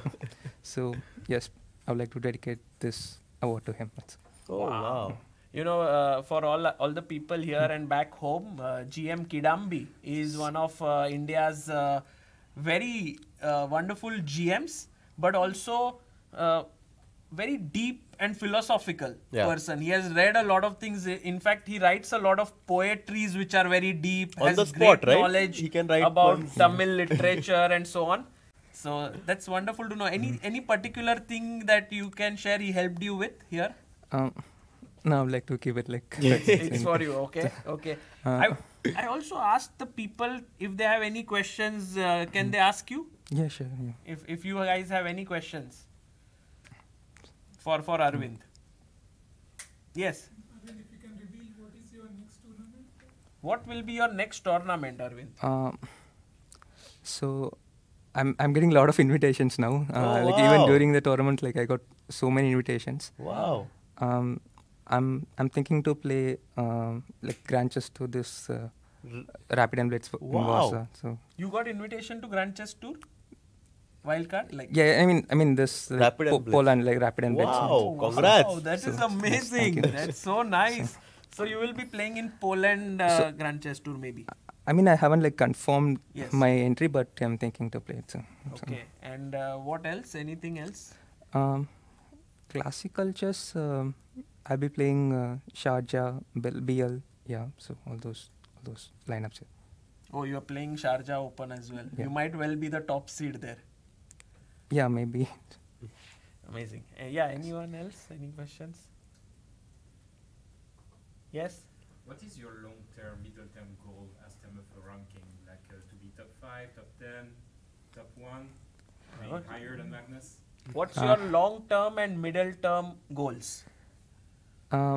So my like short-term goal would be to reach like 2800. So I will try to do like within 2 years. So then I will.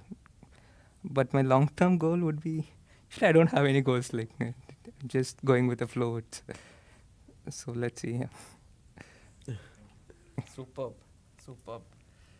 That's a great answer, yeah, like to reach 2800. And anyone else? What suggestions would you give to people who have similar background like yours? You have no financial or social capital, but just with pure raw talent, you broke the ceiling. So the question from our one of our viewers here is that what advice will you give to someone who comes from a similar background like you, maybe from a humble background, modest background financially, but has loads of passion and talent? So what I feel is in any field, like the initial steps would be difficult. I was like struggling in my initial days. I mean, like once I became a grandmaster, like everything like went smoothly. Yeah. So till that point, yeah, like everyone have to like give their 100%, like even like more than that. But yeah, once you made the first step, and I think rest, I mean, it will take care of itself. So the initial steps are like crucial. There it will be tough, but you don't have to give up. Yeah, it's very hard to say, but yeah, like it is the case in You know, one of the things that Anish said here when he was here, he was like, when I faced Arvind, I was thinking of him as like 26-30, 26-40 opponent, because that's where he saw you for many years. But then it was just his way of trying to sort of feel more confident. But then he clearly realized after the game and so on that you are very strong.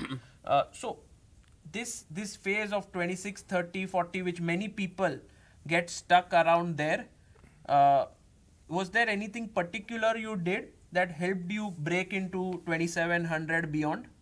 Is there something specific you can share? I think it's important to like create your like own formula, because it for different people, I mean, it works differently.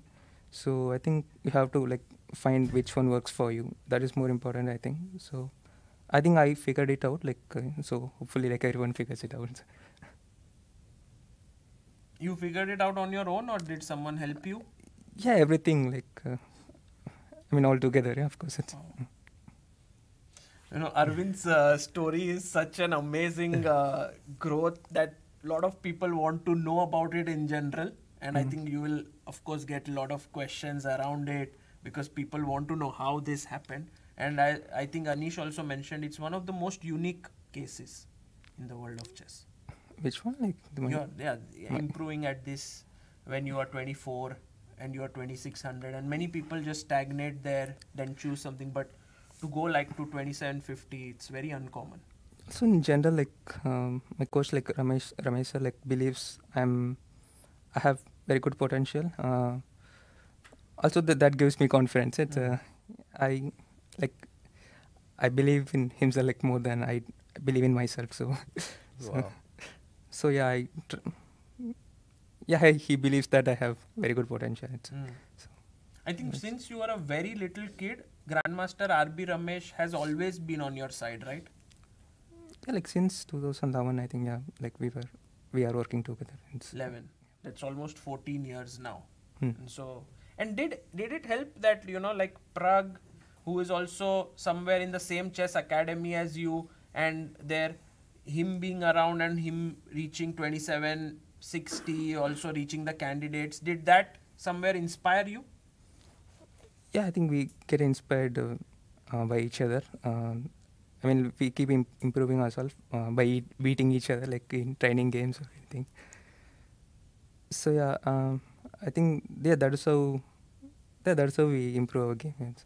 Yeah, I think Prague also mentioned when you won your game against Wei, that day he also won, and he came and said, it might be come as a surprise to others, but for me it's no surprise because I've played so many games with Arvind and I always knew he's strong. Yeah. So all of this is no surprise to him. Yeah, like Ramesh sir and Prek knows me well. It's like more than others do. It's just Brilliant, general. brilliant. Any more questions from anyone here? Does anyone have any particular questions for Arvind? Did you speak with your family?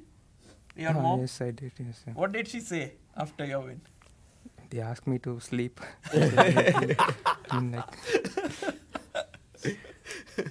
Yeah, I think it's very important for you to take some rest. Arvind, Harshit bhai, for you. No, I'm just super happy. Of course, I in the last few years I didn't really get to see you so much, but I'm super happy and proud to see you do so well. So congrats, and yeah, maybe you can take some rest before the closing ceremony. Yeah, absolutely.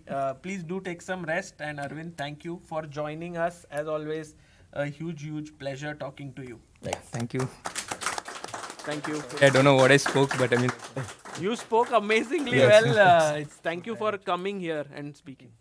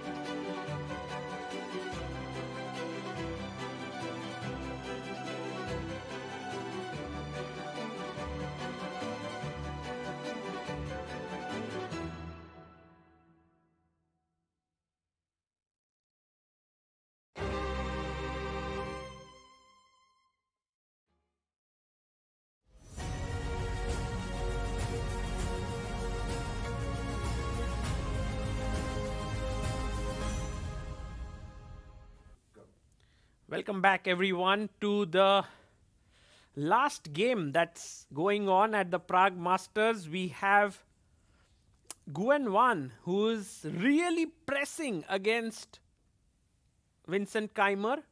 And this is the board position that we have. And really, Vincent is under big pressure right now. Is the last move that was played was f5. And with this, like, black has a few options, can take the pawn or can push the pawn. And I was wondering, like, what way should he continue? He takes the pawn, and you can actually think about going into this rook endgame, because after take, rook takes, white has all these weak pawns to attack. However, after knight takes, there seems to be a very good move that black has, which is not so clear here. So maybe taking that is not a good decision.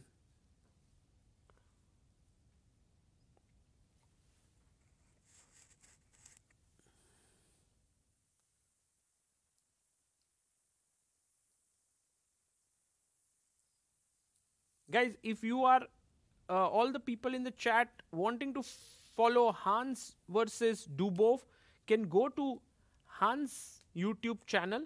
There, I think it's live. Maybe you can watch it there. It will be an exciting match to follow for sure. But we cannot stream it here on this stream, so we will continue with this. And also, there's a tie-break game coming up between Jonas Bier and Nodirbek Yakuboev. Okay, so by the way, knight e6 played here by Van Nguyen, which is a nice move. But just so that you know, in this position, instead of knight e6, if he would have gone for knight f5, then rook h1 is already very good counterplay for black, which leads to equality. So good decision here by Van Nguyen to play knight e6 check, which is the best move in the position. Okay, not easy to beat a player like Vincent. You know, it's said that when you play against opponents who are rated 2700 and above, you have to be very accurate right until the very end, because the amount of resistance that they show is huge. So he goes back to c8. By the way, maybe a better move was going to b7 or b8. We'll try to understand why. Because after king c8, now white can go for the move rook d6, attacking here this pawn. And if you go king b7, then c6 is super strong. So the question, of course, is that after rook d6, how do you protect your a6 pawn? It's actually very tough. But Van Nguyen actually here went check, king b7, check again, and now he went back king c8.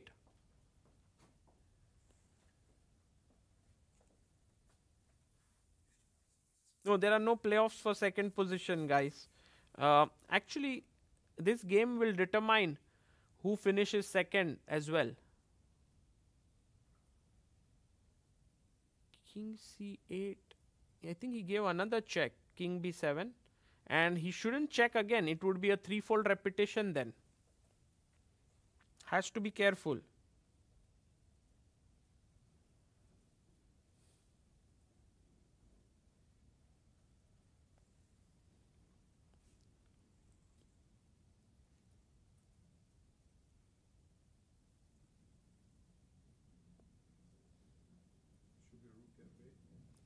Yeah, rook f8 is possible.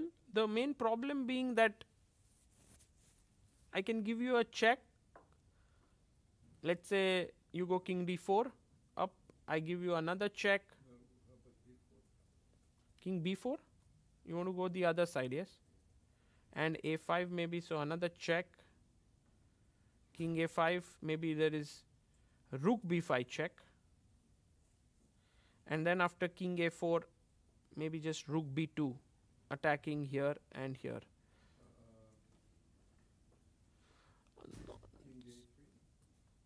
Now? Now or before? Yeah. King a3 is a much better move here. And then maybe king c6, rook takes f6, king b5. It's still very difficult to perhaps convert this into a win, especially with your king on the sidelines. So actually for Van Nguyen, after check, king c8, he goes check on c7, king b8, and now plays your idea rook f7. So a good kind of pushing him back on the last rank and then going for this.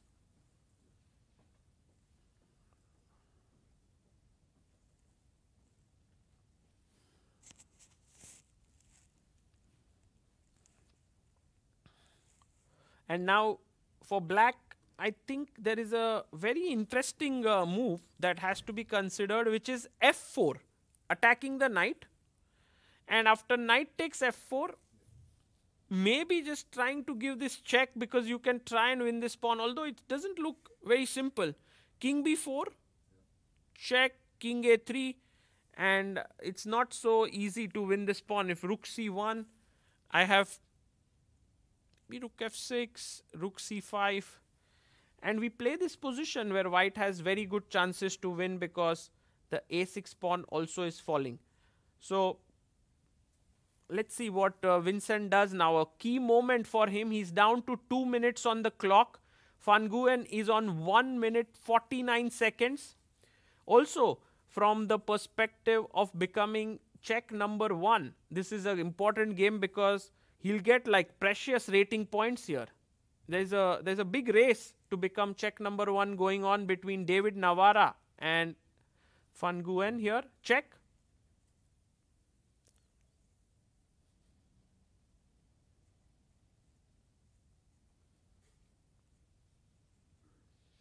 Okay, basically you go king b4 or king d. Actually both moves possible, but king b4 much better, so that after a check here,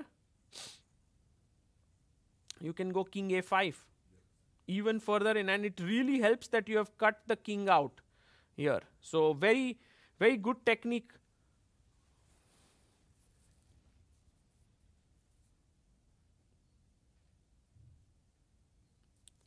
In the open tournament also, I think has come to an end. I believe we would have a winner by now. It's the tournament in open section has been won by Thomas Beardson along with Karen Gregorian, both scoring 7.5 points. But Thomas Beardson had better tie breaks, so he won it. We already have the winner in Masters, that is Arvind Chidambaram. But in the challenger section, we have a tie break that is coming up.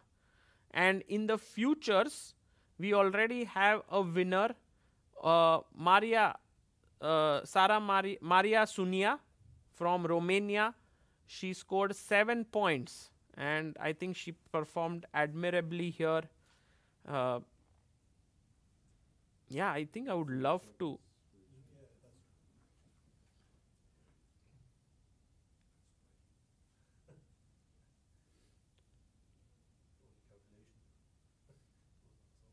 Rook f7, check, and he goes king b2. Maybe much better was to play king b4 and go further up ahead, but he comes back.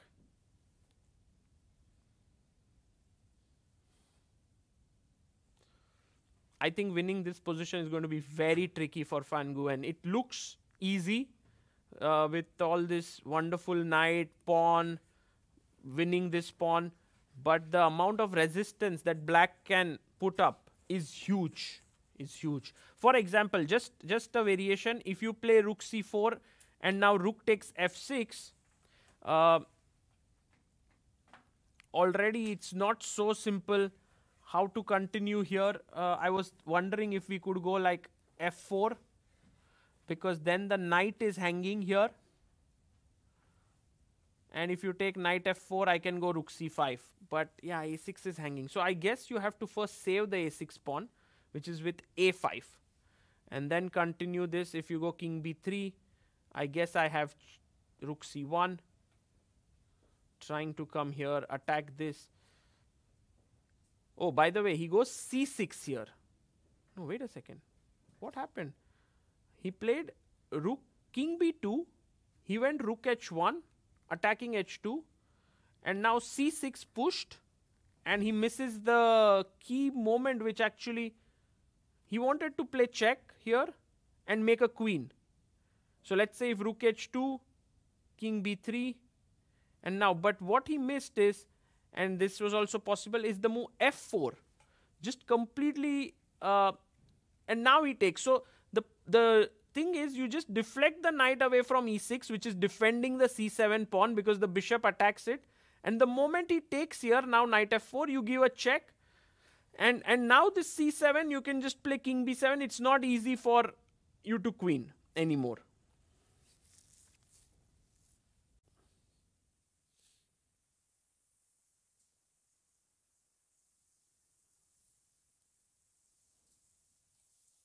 King c3 played here. Can we actually go and even snatch this pawn here? That seems quite a juicy one. And I think there was a reason why he didn't keep up this pawn, king b3. Maybe at some point he was afraid that this check would come in.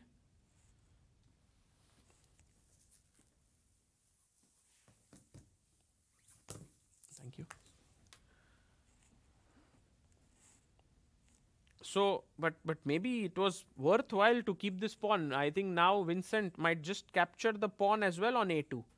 Vincent has 2 minutes 20 seconds. Van Nguyen has just 36. And you can already see the game is equal. So tough to beat these top players actually.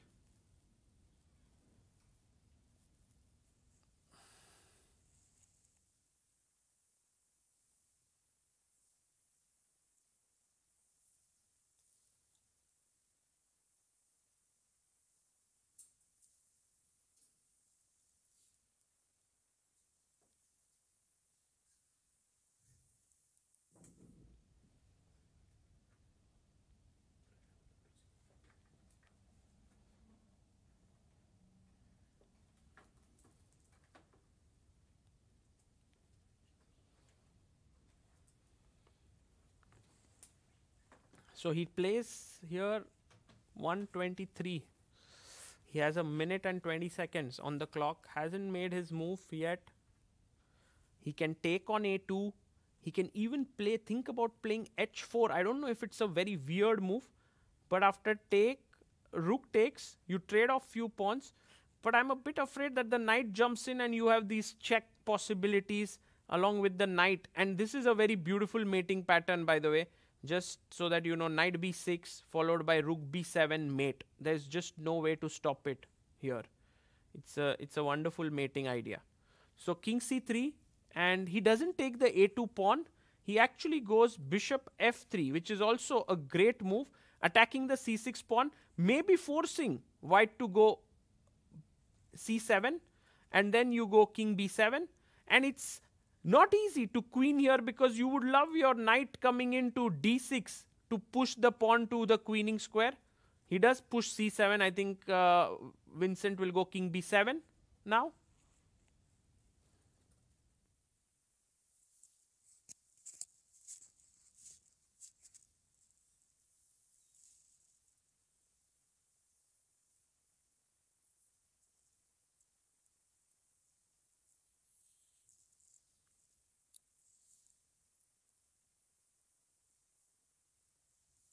So king b7 played.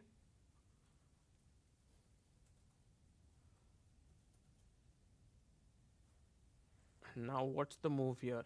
96 probably. Yeah, 96, but it'll take you like couple of moves to like rook f8 and this, but I'll continue to attack you. And if you give a check, I can go king b6. My bishop controls the square. It's very tenacious defense here by Vincent actually. This is And you can see Van Nguyen down to 6 seconds. He plays your move knight e6. I was also wondering if bishop d5 is an option, because that would really pin you here. Bishop d5, knight c5 check, but then king c8, rook takes, king takes, knight a6. Maybe still some winning chances here because you are a pawn up, but not sure. Let's see. Vincent also has very less time on the clock, 45 seconds left.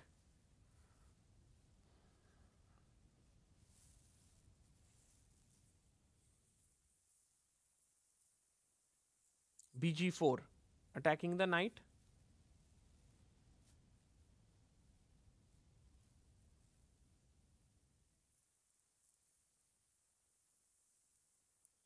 It's the best move, and now check, maybe knight c5 check. He's going to go for it. Yes, and king b6. Bishop g4, knight c5. Very important not to go back here because of a check. No, actually, it's also possible to go back. It's not at all bad because this pawn is hanging. But I think safer, because here you might lose a6. So safer is to go king b6 here. Just come up, because your pawn, like the queening square, is already controlled.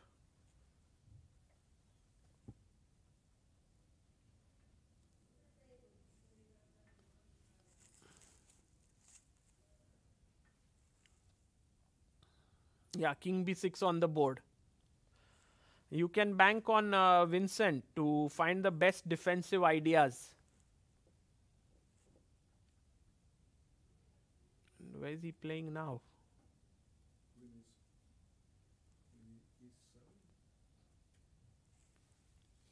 He goes to e4, attacking the pawn on f6. Maybe now just snatch this a2 pawn. Why not? This is actually a nice pawn. But I can understand that he's afraid of knight takes f6, and then the g4 bishop is under attack and the pawn is queening. So not an easy move here. What to do? Also, the knight could jump to d6 with the idea of queening. But the upside of taking this pawn is that after check you will also win g3, and then you just have to sack your bishop for that pawn. He goes rook a2, he finds it, and knight f6 on the board by Van Nguyen. And important moment in the game now. Do you save your bishop, which is a nice move? Do you go back with the king just to control this square? These are the questions that need to be answered. Oh, he just puts his bishop back to c8. Such a nice move. And I mean, he takes on h5. I believe he'll take here on h5, defending g3. No, he goes knight d5, check. King b7, just going back.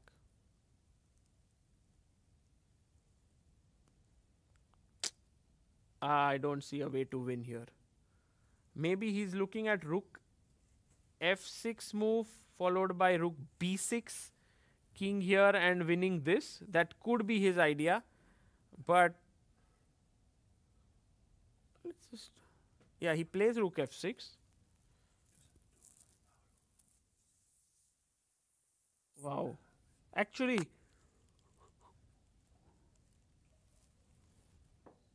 quite a tricky move here, because your rook cannot come here. Also, the bishop has not too many squares where it can go. This is a real threat, actually. Nice move. What is Vincent going to play here?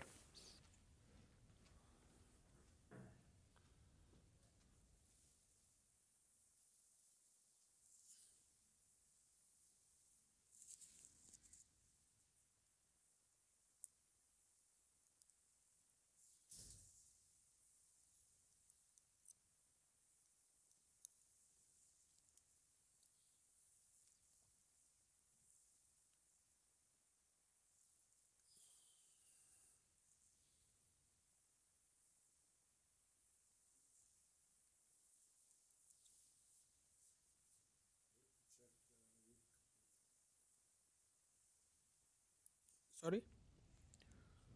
He plays rook a1, which is the best move. Wow, I can't believe he found it. Because now, check, king a7, rook b8, and perhaps he just moves the bishop away. And then if queen, you give up your bishop, rook takes, and a nasty check from the back rank loses you the rook.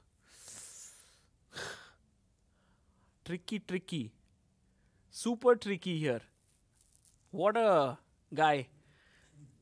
Okay, now Van Goghen again down to 50 seconds. Okay, he has time now. He played his last few moves quickly.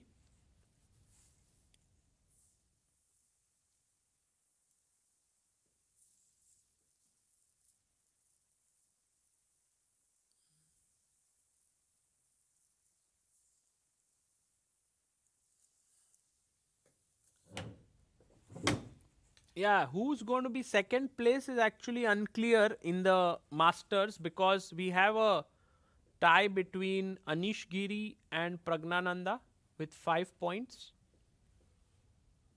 And also Wei Yi on 5 points. So I think 3 people are on 5 points. He goes king d4. Okay. So king d4 on the board.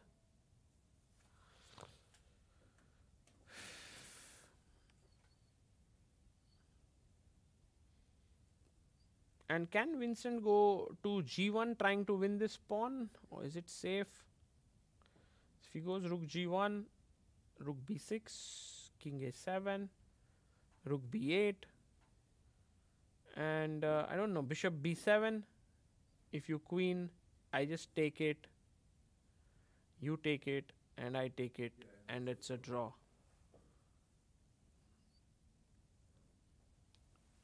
Well, Vincent plays rook c1 here. He doesn't want to part with his bishop, and you can see Van Goghen there shaking his head.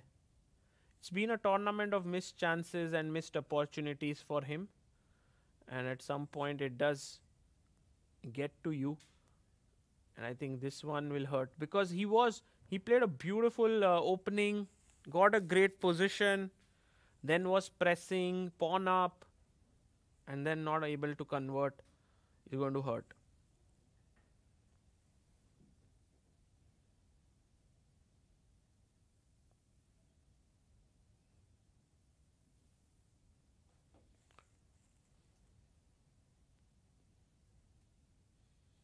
bg4 played. He went bishop g4.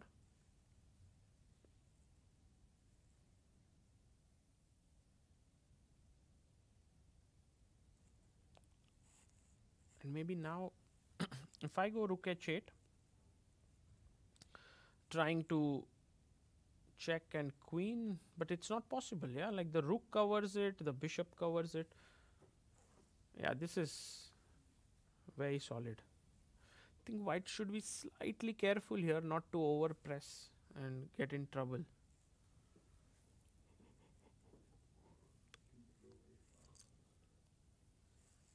a5, start to push, huh?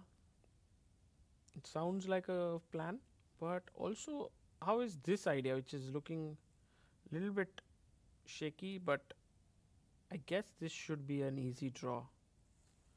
Oh, the engine says this is not a draw and you shouldn't try it. Keep the rooks and make sense. Bishop c8 back. And he takes the pawn on h5. I guess now bishop e6 is the move. Yeah, Vincent plays it. He finds it. Rook takes h5, bishop e6, planning to take this knight and then the c7 pawn.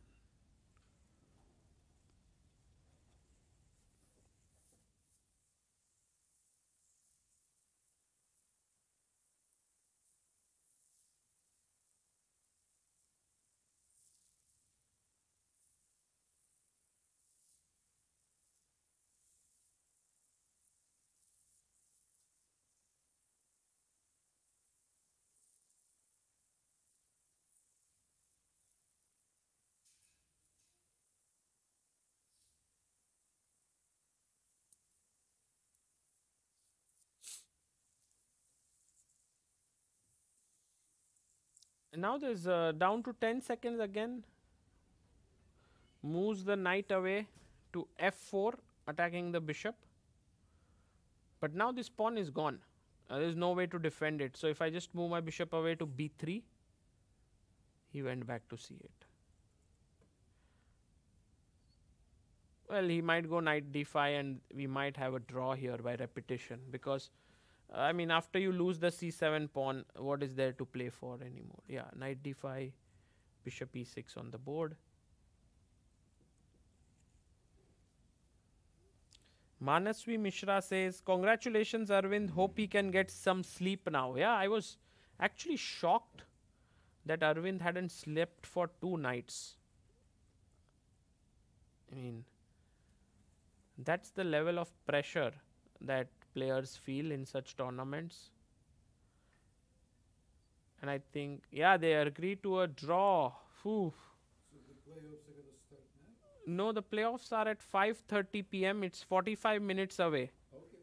Yeah. So we'll see you then. Yes, yes. And Biere versus Nodirbek Yakuboyev will be playing. But let's have a look at the standings in the Masters section. We have Arvind winning the Masters with a full point, 6. Anish, number 2.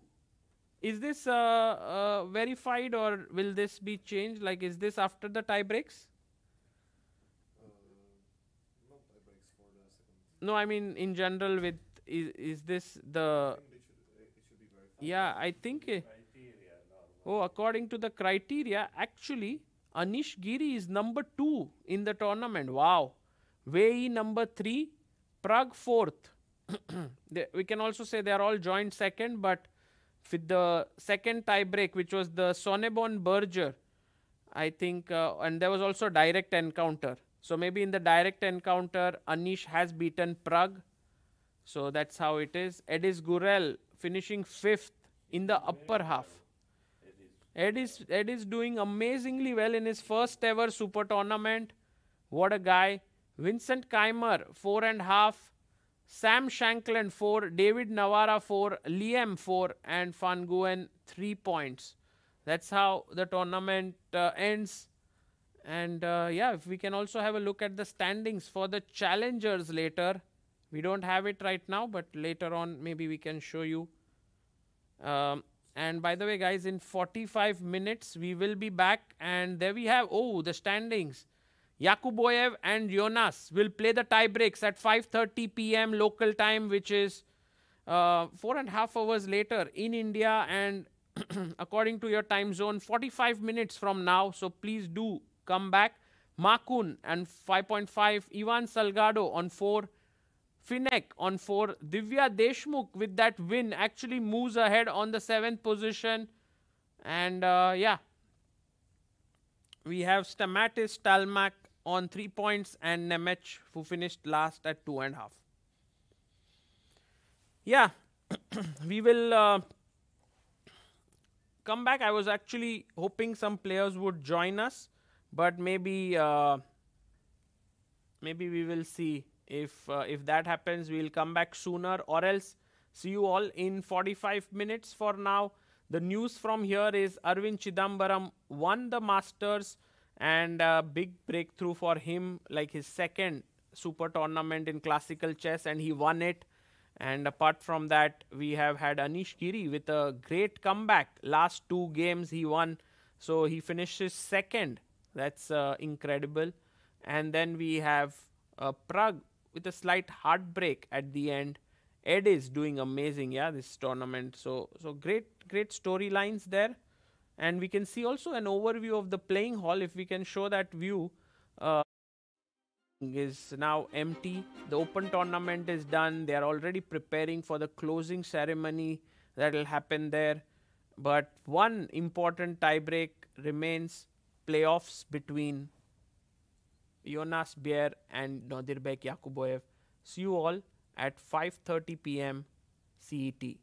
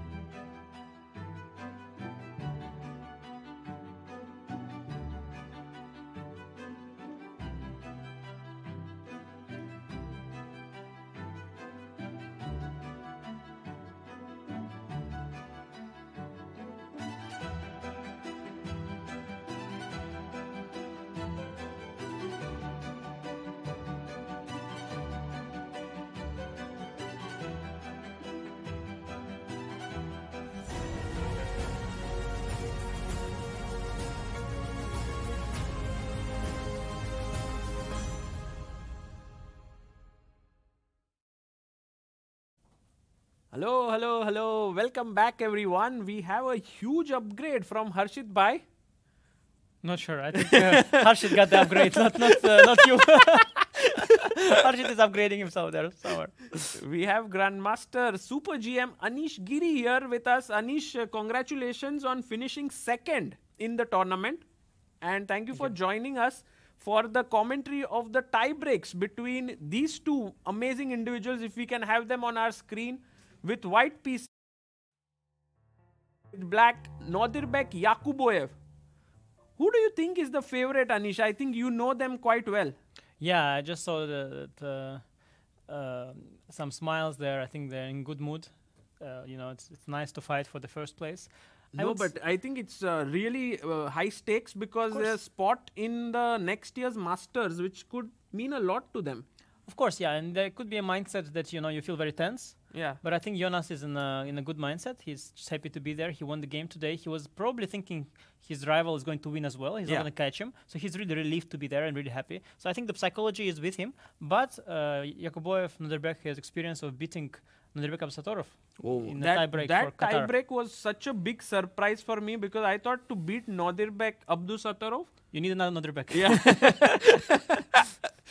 Yeah, and Jonas Bier, I know him from this Global Chess League where he played Sindarov and then checkmated him at the end, which was like a huge win for his team. Yeah, Jonas is a well-known player, a big talent from Denmark. I saw him most recently in Vaikanze. He was one of the seconds. Yes, of Max Warmerdam. Yeah. That was very surprising for me. Must have helped that experience. Well, it wasn't shocking for me. I mean, of course, the youngsters, they always, in Europe, they're, you have your youngsters in India, but we also have our youngsters in Europe. Usually older and weaker, but still. But still, yeah, they're supporting each other, and it was good to see. And he must have learned something there too, and now using that experience here in this tournament to fight for the first place. Right. By the way, Anish, all the people in the chat like Anish OP, hi Anish, they are very happy that you are here. But you are also following this match between Dubov and Niemann. Yeah, I was following it a little bit, but frankly, I found sort of the overlay commentary a little bit. I just wanted to see like the proper the playing with the board to the board. Yeah, like our setup. Yeah. So I will afterwards see the games. I mean, I was not that. And also they started. There was already some flagging incident. These things annoy me. Also this match Kramnik Jospam. All these incidents they just annoy me. I want to see it's blitz. Just play blitz. I just want to see the games. But yeah, I'm curious. We also did a death match where you played in Mumbai. We also had an incident, huh? There was. Yeah, there was. But I don't think there were piece banging and stuff didn't happen, luckily. No, but we did have an incident with this funny, the arbiter. Threefold repetition. Yeah. The arbiter made mistake and was corrected later. Yeah. Yeah, I guess it's part of life. I wasn't on purpose either, so. Yeah. So we are about to begin. You can see there everyone sit. What? It's like as if the half of the room is ready for the closing ceremony with all the futures sitting in one corner.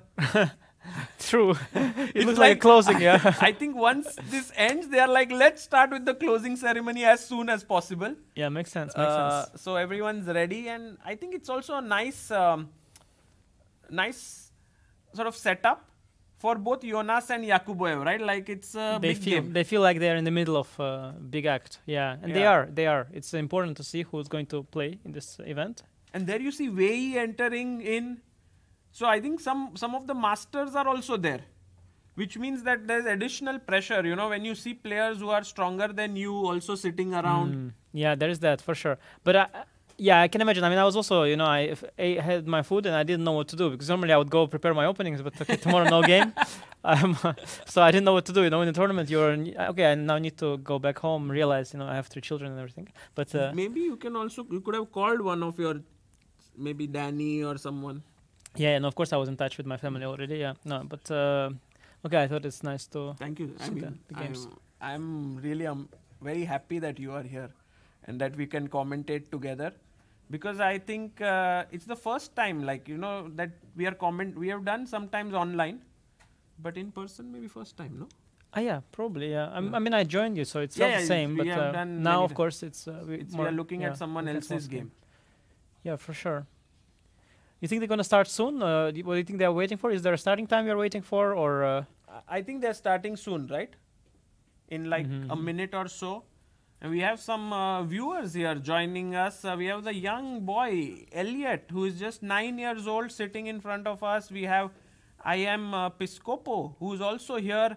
So it's like a nice. And we have a regular viewer who has grown in strength from day one, can spot tactics at the speed of light. Yeah, and 2,000 more people here that you can see. So hi guys, a massive audience here. Elliot is nice style. His glasses. From afar, I confused him with my son Daniel. Oh, because, yes. Because they have similar glasses, you know, Yeah. and similar height. So it's very easy to confuse them from afar. Actually, When Daniel was here, they were like from very far. You could think like they're alike. Maybe we'll have Elliot someday. Elliot, do you like commentating? I've never done it before. Okay, maybe we will ask you to join at some point. Is He's it a natural. okay? He's natural, yeah. Okay. Yeah, wow, okay. And by the way, the chief arbiter shakes hands with both the players there. And off we go. Oof. Jonas is just so happy to be there. I just love it. Oh, e4. Jonas plays e4 and we have the Sicilian. And he played c3 today as well against his opponent. It was in Nemec. it was in knight c6 bishop b5. I think so. It's a little different, but the little same in spirit. Yeah, some interesting trendy line is appearing. I played this against Aditya Mittal actually with white pieces. So he wants to go to French, but then black says, sorry, I'm not allowing you. Yeah, this d3 g3 is a fashionable thing. I did that against Aditya. But Aditya went for the e5 pawn. You can go knight g6, queen c7 and collect the e5 pawn. Yeah. And dc, bc, b6 is a more positional way. You don't rush any complications. He's hitting this d3 pawn though. He's Quite hitting concrete. here. I don't know, is prepared or is it improvisation? Let's see. Might be prep. I think I've seen something similar in my prep too. So maybe knight e1, yeah? I don't know. It doesn't look very pretty. I'm thinking maybe c4 perhaps. I don't know. Knight e1. Yeah. This move queen a4 was there. Actually, I've looked at this line. It's theory. Queen a4. Yeah, attacking here. And what if takes rook d1? Yeah, actually, this is preparation by Yakuboev. Computer is Wow. recommending this. Yeah, I recall now. I looked at it once. And Jonas seems to be out of his prep already. Yeah, he probably doesn't recollect because so many different openings. And I don't think Yakuboev plays this very much, c5, e6. And also, Jonas didn't even have time to prepare very much, right? Yeah. So I think they're... but also with black, it's difficult to remember this. And I think he did go queen a4. Oh, he played it, yes. Queen a4 is on the board. And bishop b7. It's very hard to recall these details, so it's going to be a very, very interesting game. Black's struggling with development of the king side, as you can see. He plays rook d1. I think the moves have stopped coming, maybe, on the DGT board. Yeah, there should be technology that reads through the camera, not from the board. I mean, Yes. DGT, honestly, they dominate the chess market, but it's about time, you know, we upgrade these things a bit. But for now, I think we have to get the moves. Yeah, the old-fashioned way. I mean, honestly, yeah, these issues, they're very, very old-fashioned. They always appear.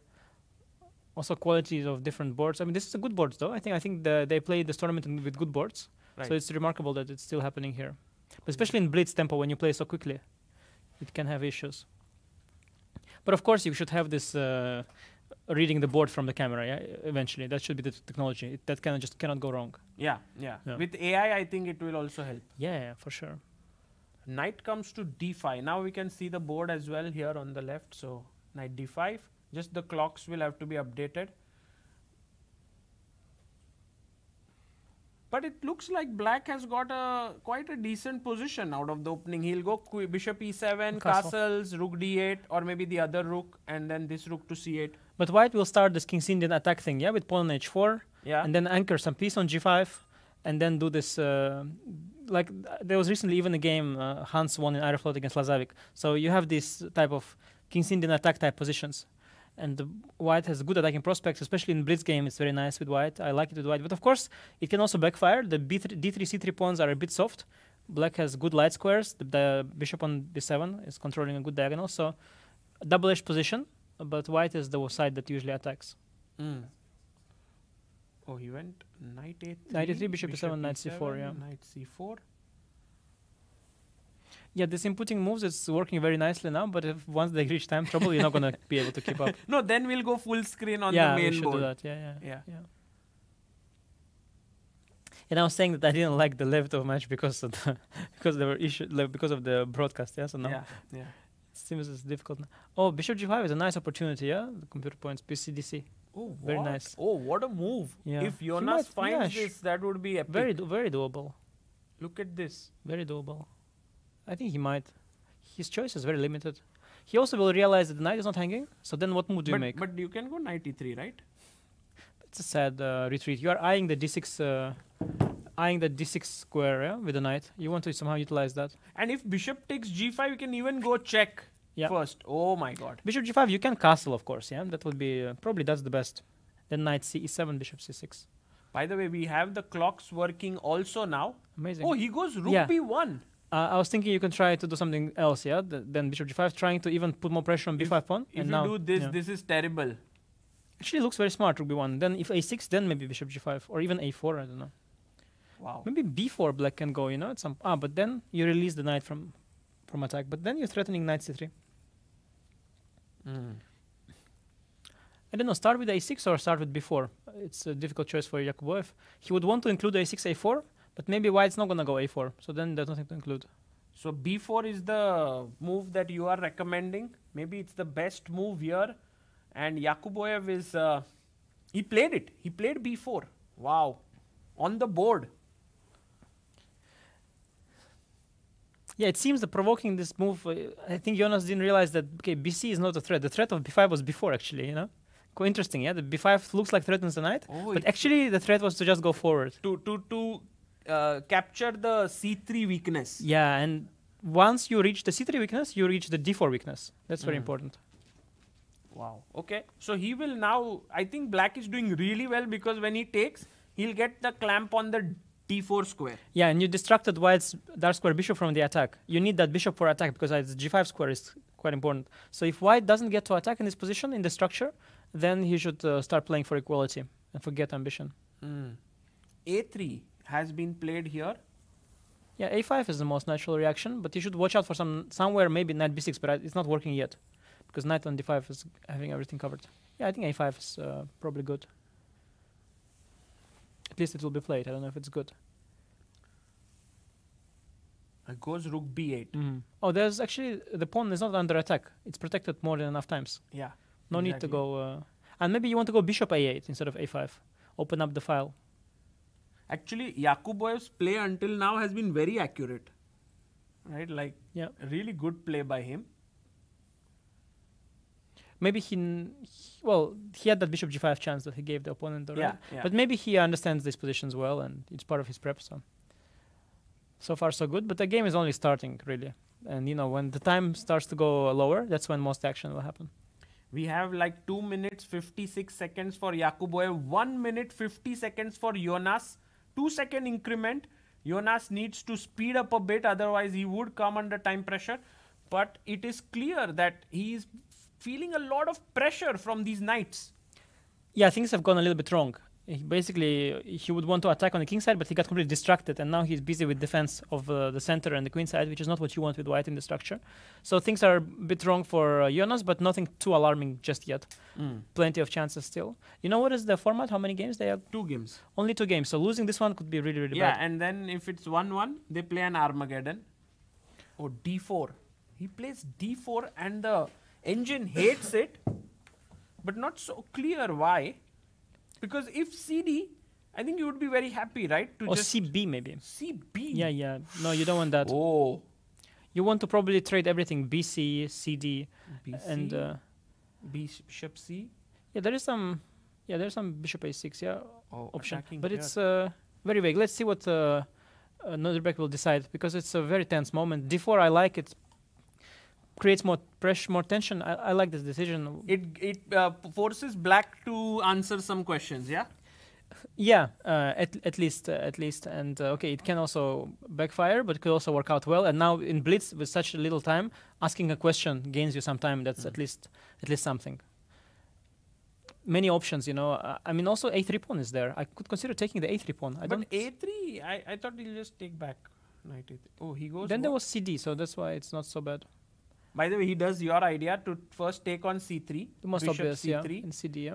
And there is this intermezzo bishop A6 to attack this, but he takes CD. Most directly. obvious, yeah. He likes that the bishop is looking at the other bishop, neutralizing that G2 bishop, and it's understandable. You want to keep bishop on his diagonal. And this knight is beautiful on d5. Yeah, and now when the center is so open, the BC and D files are open, there is going to be no attack. You're with white completely distracted from attack. So in this kind of structure, when you have open files in the center, black should be doing quite all right. And E5 pawn, it could become a weakness in an endgame. Yeah, knight takes d4, and he takes back with the knight. I think Jonas is also happy. He has somewhat stabilized the position. But I feel like there is pressure here, right? On the c file, there's a pin. The knight could jump to c3. What is white? Where is white's pressure? Like, what is he trying for? Well, if white had time, knight b5, knight d6 would be really this nice. This is the main idea. But indeed, rook c8 is a concrete question. So I'm a bit worried for my knight on the c file, yeah? Because if I go queen e2, there's bishop a6, right? Knight c3 also. Knight c3. So, No. If I go queen d3, it's also some bishop a6. oh, he goes Took with knight takes knight, rook takes queen c7. rook takes, okay. Oh, queen c7 is nice. Okay, now I really like that black got this dark squared bishop. And the knight on f3 is very passive. It's not going towards d6. So now it feels like black has an advantage. Bishop pair. Also, white is very shaky. Bishop c5. He moved it back. No, he put it on d2. Queen d2, bishop a6. Okay. There was some rook g4 sometimes. I should be slightly careful. If bishop c5, rook g4. Some desperate attacking options. And maybe I think Jonas will do that, yeah? Now he'll go for it. No, but now with bishop on e7, at least there is some defense. And now there is also rook b1 distraction. Oh, he took? Yeah, taking looks very bad. Now there is rook b1 check coming. I think white is just not in time. Yeah? But bishop takes c4. Knight is also hanging. He goes bishop f1, but now rook b1 maybe. Yeah, it looks very shaky for Jonas. Bishop f1, he goes rook b1, queen c2. Attacking the rook, defending the knight. He's overloaded everywhere, but for now there is no He's somehow hanging on, clinging on. Yeah, but rook a1 maybe even. Just keep the rook on the active on the first. I like rook a1. It says no squares there, but it's just fine. It's just fine. Queen b2, then rook f1, and c4 knight is hanging. So I like this move, rook a1, keeping everything tied up for white, and this very nice. You're move. about to In blunder fact, something. It's the best move, yeah, in the position. No, it's clearly the money move. Oh, he comes back. It's a safe move. Well, black is still better, but rook a1 was really the money move. Right. Jonas trying to stabilize. And maybe Jonas back in the game slightly. Yeah. 10 seconds for him, like 17. Yakuboev has 50 seconds. Yeah, maybe just h6, just create loft. Or g6 also. G6 also possible. G6? The weakness of the dark squares not so fatal without the bishop for black. And he's now attacking the rook. Rook e4. White is actually has everything really well protected, so it's not pretty, but it's holding on. Somehow everyone's protecting each other. Queen a2 played and maybe switch to the long diagonal, bishop b7 and... Oh, he finds it. Oh, he's coming in. It's for free. The attack is for free. There is nothing the black has sacrificed. Just pure bishop pair for nothing. I think it's not going to last very, very much longer. Queen c6 is coming. He takes the knight, and now you... Knight d7, yeah. So maybe just ab. So bishop e4, knight d7. Is there something? I don't see Bishop e4, knight d7. There's some crazy move here. Oh, he misses it. It was bishop d5. I didn't see it. Okay, AB, he also didn't see it. Understandable. Little time. But AB is also... This also...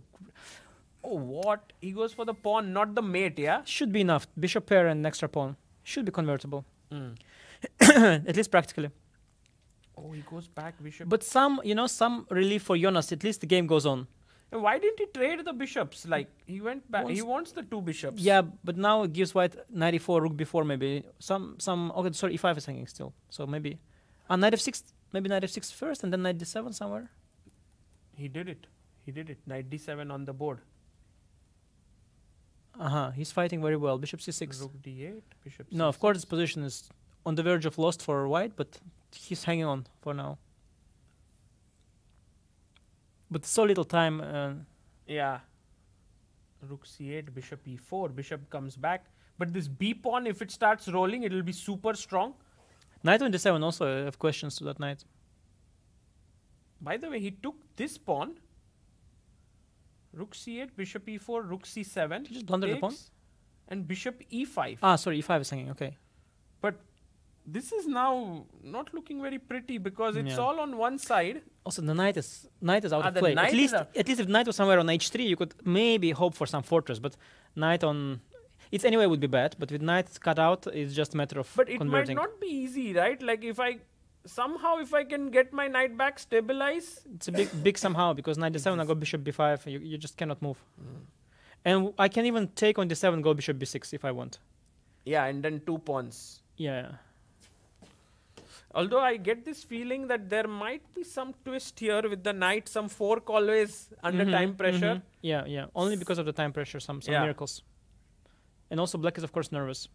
Okay, this is not a great approach to go rook b4. Rook was great on the second rank. Let's go back, please. No, but what is he doing? This is really pointless. Knight e4 now. Okay, now the knight is back. What I was saying, white wants. Yeah, exactly. And now actually he has some chances. It's still really bad, but oh, he's totally ruining it. Wow.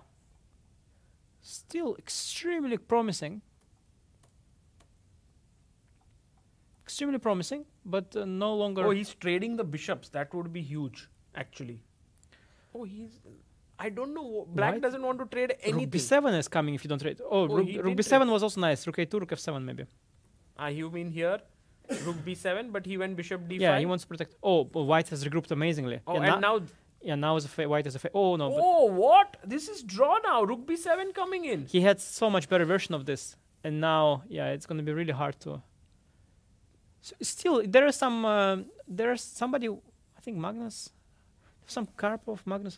There are some 2 games. Black sometimes wins these structures, you know, but it's With the f5 rooks e4 on, right? With queens or rooks. I don't remember. Maybe both. But yeah. this is nice now, I think. If I get f5 e4, some chances still for black, but of course he ruined everything. Yeah, difficult blitz. Yeah, when things are moving quickly. Yeah, very much. Very, very difficult to keep control. But for Jonas, it's a great thing, yeah, to hold this. Yeah, it's just bishop c2, bishop b3 is an idea. But do you think like black will still have practical chances here? I think he's still. Well, yeah. I mean, huge. in blitz everybody has chances. Also white, maybe black will blunder rook. It's always. Bishop c2 is very nice. After rook a2, I have rook f7. Yeah, rook a6. Okay, rook f6 is a nice idea. Maybe. He's coming here to attack and defend. Yeah, bishop e4 is also good. Rook f6, f3. Wow. Yeah, just bishop d5 and f3. Yeah, and now black is stuck with the rook. Black is stuck with the rook. He's trying to go to f5, but there's nowhere further to go. And now go Draw, back. yeah, Go maybe. back. Oh, he'll move around, but there's no chances. Just beware of bishop f2 with white. Just go back to f1. Yeah, go to g2. Go to g2 and stay there. To g2, please. Why? What's the Yeah, danger? I just want it on g2. Just please to g2. Okay, this is nice. Yeah, now this is good. By Nuremberg, he's trying still to. Oh, can we take the bishop and go into rook? No. Yeah, but he doesn't want. He wants to draw it more easily, and it's probably better to keep the bishops now on the board. Back to b7. Gotta go f5. Okay, go f5. Some sort of he went progress, but f5. not really. But some sort of progress. But you just don't panic with white, and everything will be fine. Bishop f7, maybe. Yeah, although you see some f4 ghost maybe at some point. I have this feeling that Yakuboev might win this because Really? Yeah, because I mean Hot pot bet, another one. I'm pretty sure he won't. Yeah, I didn't want this to go what he did, by the way, rook to g7, but it's probably still all right. Yeah, no, bishop got out of position. Oh no, the passive. I don't like this. Yeah, some progress by Yakuboev. yeah, Some progress. some progress. White went passive. The bishop should have remained on the long diagonal. Well, yeah, no, this is big progress for black. Some real chances. F4 somewhere maybe. Huge. Now I think if he gets bishop d4, rook b2, king starts to move. Yeah. No, now I'm with you. King to f6, and then yeah. Oh, this is a very, very unpleasant position. Yeah, especially after what he had. Although he's trying to reactivate the rook. This is clever. Yeah, but king d6. Maybe first also. Oh, there's bishop e8. Yeah, I want the king on f6, rook on b6. He's trying to entering come with the from rook here. to. He's entering with the rook. Oh! I think black is winning. Yeah, black is winning. Because g3 is falling. Black won a big pawn. Yeah, huge. I don't know if it's enough to win the game, but it's big progress. And now again, the And the he nervousness. defends this. Yeah. But it always turns around, like the side that messed up feels better, and the side who is winning again starts to feel nervous. Oh, really? Yeah, I yeah. thought the other way around. No, it's when you get the chance, you get nervous. By the way, Rook huge G1, mistake. Rook G1 and Bishop H4, yeah. And he just keeps this pawn protected on G6. I think that's good enough. But wait, why did he give the? Okay, that's he also went okay. after the H pawn that's with his maybe good. rook, but now he lost this key pawn. And the white king is also cut out. It's very far now. It's a draw now again, like closer to a draw. What a game this has been. Yeah, it's a struggle. It's just so little time. It's just typical blitz game. So many things happen. I had once a similar game with Fabiano also, and I lost with black. With black. Yeah, in eventually such I lost everything. Bishop and rook and everything. Blitz is crazy. Wow. I think black Now it's allowed the a block. Yeah, I fortress. think black allowed the blockade. It's a fortress because the bishop and rook stop the pawn from advancing, and king has come in. Oh, what a! But Yakuboev, by the way, he is nice. He is really trying really well in this game. But now there's nothing to try, But right? he will maybe find something. So far, he's always found. Just when it seemed like it was a draw, he always found No, something. but now this is hanging. Yeah, no, It it's has a to draw. go back. Yeah, white is completely fine. Oh, he gave up the pawn. Yeah, but just rook h7. Now it's a dead draw. White is not even worse. White is trying to make. Yeah. Oh, what? Wait, What? wait, white's winning. E5. White's winning. I told you black can lose. Oh my goodness! No, maybe black is not losing. So I have to calculate. Rook f7, f3, king d5. Oh, he's winning. He's H3. winning. Who he's is winning, winning? black or white? White. The bar is saying white is winning, No, I'm not. but I don't know how. Sorry, I was calculating. You disturbed me with the bar. Now I don't know rook anymore who is C7 winning. is the winning move. He found it, but there's more is needed. Oh, rook on the first rank. That is the key. Rook on the first rank controls both the pawns. Oh, Brilliant.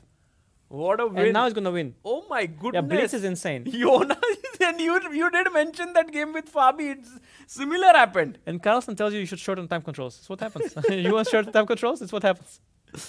But wait a second. No, now, it's dead. King dead? d6 but he's coming back. What? He's coming back. Why? It's a draw. It's Why a is he draw coming now. back? He, Well, why is he coming back? King d6 Oh wait, rook was hanging on c1, Sagar. Rook was hanging on c1. We Yeah, didn't but notice. no. The thing is, Oh, he king could, d. No, he didn't go to d6. he King could d6. go king d6. He went here now. King rook- d6 What was? And now, oh, This he game bring, is oh crazy. my God! He Oh, but brings- why is it a draw? Rook e1. Bishop h4. Oh, Oh, bishop bishop h4. h4 Such a- for a rookie one move, Yeah, and it's there's no only way move. to defend the pawn. Draw. Oh, Crazy. they This- played, and I crazy guess game. Jonas is still going to try. Yeah, you have to try this, but this is well known. And now he Uh, asked the arbiter that please count. Yeah, he's doing strange, Yakuboev. You need to bring the king to the other corner, but I guess he'll get there. Yeah, like if it's a dark squared bishop, go to the light square Yeah, corner, yeah. right? Exactly. Maybe you can also stay not in a corner. That's also allowed. Yeah, no, this is going to be draw, but it's incredible, yeah, how many turnarounds. They're unable to control, the emotion. Yeah. Peter Leka would say, it's incredible, the emotion. The players, the heart rates. Anish, having you here is like I can have multiple commentators. You can do commentary of anyone. But it's fake, yeah? You can never be, you Ah, can you never can do a never- genuine Peter Leko. Yeah, Peter No. Leko is only, there's only one Peter Leko in the world. By the way, I don't like what Yakuboev is doing. A little bit. Can we have the big board now? Like the way because to people can- draw these positions is you should just run to the right corner. I don't like this hanging around the wrong one. He's hanging around the wrong corner. He's not there yet. If he will be on h7, he will be losing. But he's sort of close to that corner, and I just don't like that. This is lost, yeah, if the king is Yeah, here. it's lost, yeah. Mhm. So now rook switches to the f file. He's getting pushed one more file, and then he has to quickly go to g6, g5, g4, h3. Quickly go down. He has to go to this corner here, guys. Yeah, Yeah. but just do that quickly. He's yeah, doing now, it, he's and now doing go king g5. Yeah, I guess he knows these kind of things, yeah. You don't need to go to corner, yeah, maybe that's what he's claiming. It's true. I just know that usually people, they go to the corner. Yeah, it's the safest. But now this means that Nodirbek will have the white pieces, although it doesn't really matter. Yeah. It doesn't matter who has more pieces. Which white pieces doesn't matter. The color of them is not relevant. Just even the amount of them is not relevant. This game, black was 2 pawns up, opposite color bishop and game Yeah. with rooks, and he lost it. Almost. I mean, he was going to lose it. Yeah. I don't like. Okay, it's fine. He goes to e7. It's okay. Yeah, he's going to count 50 moves. Also, he asked the arbiter already before to count 50 moves. Nodirbek is a bit like, how much do you want to play? Yeah. Oh, nice smile by Yeah, both no, of they are them. both really happy with this. They're like, okay, this was good show we gave them, good content. Content creators, guys, there on the screens. It was pure content, but it's not easy. Just sit there yourself with clock ticking. Oh, 100%. It's Yeah. very tough. Very difficult. tough. In fact, I sometimes go to our club, which is there in mall, and some people, random people, challenge me. And with less time on the clock, with all the crowd gathered, it does get sometimes very nervy. No, it's harder. I played. Yeah. Also, it's harder over the board than online. I played in Grandchester last year. I had a game like this, and I actually lost it. So I Yeah. told you. Yeah, I mean, if just things happen like that. You just have so little time. There's panic. Everybody's moving with. Also, the hand movement creates gives you anxiety feeling. Like everybody is nervous. Your opponent is nervous, and you are like. I think you need a lot of practice in general You to do. be good at it. Yeah, that's why also Hikaru is struggling over the board because Yeah. online is easy. You and your mouse, and okay, you sit, tick. Now who practices over the board such things? Do people do it? I think Dubov is one player who is really good over the board blitz. Yeah. That's why he's excelling. Carlson, I don't know if he still does it. Probably not so much. But yeah, Dubov comes to mind when I think of over the board. Actually, specialists. Carlson, this is the first time recently I saw him in time pressure just not able to find a move. Like generally he finds. But I saw in freestyle chess in his one of his games with with Vincent. Vincent, Yeah. he made this move rook c8 and he was like, why did I play? Like I have never seen him doing that. Though he was under a lot of pressure there. I know, but it never. I have seen many World Rapid and Usually Blitz. what happens with him is that he, at some point, he makes a move by hand and then his hand makes a decent move. Just sort of the hand, he just switches off the brain and just the hand makes a good move. So that, but yeah, Vincent put a lot of pressure there on him. And it's a sign of rustiness, he thinks it's age. I think it's like combination of these things. Yeah. If you're a bit rusty, a bit nervous for some reason, maybe you got nervous at some point. He was very worried during that game at the beginning, and then when you already come back in the game, still this whole nervousness you carried with you before, it's all costs you energy, and then by the time you face another issue, all what you experienced before in the same game comes back to haunt you somehow. Like when, let's say, you had no problems the whole game, it's much easier, but when you had problems before, you solved them, but still it's sort of you made you tired, so these things, they still affect you. So that game of Carlson was a very difficult game all the way. Correct. By the way, the players will now join in for the second battle very soon. We want to invite one of our guests here who's sitting with us in the viewers. His name is Elliot. And just to say hi to our chat, Elliot, would you like to come here and say hi? Elliot is, let's have him on the screen. I need to move, or it's okay? No, he can come here. Is it? Oh, no, I need to move. Not to move. Just to, he can show hi and I want to just. Okay, that's good. Can you come here? Yeah, okay. Yeah, now everyone can see you. Hi. Hi. Elliot, how old are you? 9. 9? Yes. And did you play in the Open? Yes. How did it go? It went okay. Yeah? You Yeah. scored 3 points? 4. 4? Today you won. Yes. Congratulations. Thank you. And where do you live? Canada. Oh. And what's your rating? Around 1900. FIDE or? FIDE, yes. Wow, nice. Wow. And what's your aim in chess? Well, to get good at it, a grandmaster. Yeah. But it's quite good progress, yeah, at this age. Yeah, very cool. 1900s, Yeah. Wow. Who's your favorite chess player? I have a lot of favorite chess players. You can say his name. doesn't know it. Okay, who's your favorite commentator at least? I mean, But who's one? I like a lot of the old chess champions like Botvinnik, Kasparov. Oh, wow.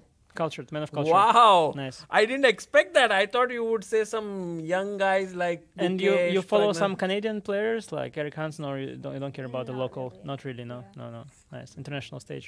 Wow. That's amazing. Actually, in Canada, you... Game started, by the way. yeah, okay, let's follow the game. Great meeting you and see you soon. Thank you. Okay, thank you. Thank you. Actually, in Canada, it's relatively possible to get into the national team, yeah, because it's a little bit less crowded at the top. Right. So And hopefully he'll soon join the national I think team. he will very soon Yeah, be I one think so of the too. top players in the Yeah, country. yeah. You can definitely... I can see the passion in him. By the True. way, London system. Yeah, typical blitz opening, right? You just develop your pieces quickly. Oh, but H4, what is this? Yeah. Is this common these days? Because earlier they would just put pawn on H3. Yeah, exactly. But I think it's a sign of the times. Yeah, you often grab space. And threatening H5, H6, like yeah. gain more and Rook space. H3 or Rook G3 leave sometimes, you know, it will be useful somewhere. Wow. Typical kind of for these modern... And H6 played here. yeah, not sure what is H6 exactly against, but just in case, yeah? He wants No, to it's a just... good- it's a also decent- you're waiting a bit, Bishop B7, Bishop A6. You're waiting, and now Bishop A6. That's what you're waiting for, the Bishop D3 move. That's the idea. Oh. Oh, he played it. Yeah, no, that's why I go Wow. H6. Wow. Now you got that extra H6 tempo if you take on A6, you know, and you're feeling really happy. Though nobody cares. Oh, he goes C4. Oh wow, I thought you trade. Actually, what is common in these structures, if you have already H4, you can go King F1 like freestyle chess, and then go Rook H3. Oh, wow. And by the way, here D5 would be a terrible blunder, I believe, Nice, because of takes, and check, and you lose the bishop. nice triple. Knight C6 first He played, I played think. knight C6. Yeah. Sometimes they go A3 in these positions to control the B4 square. I don't know if it's necessary here.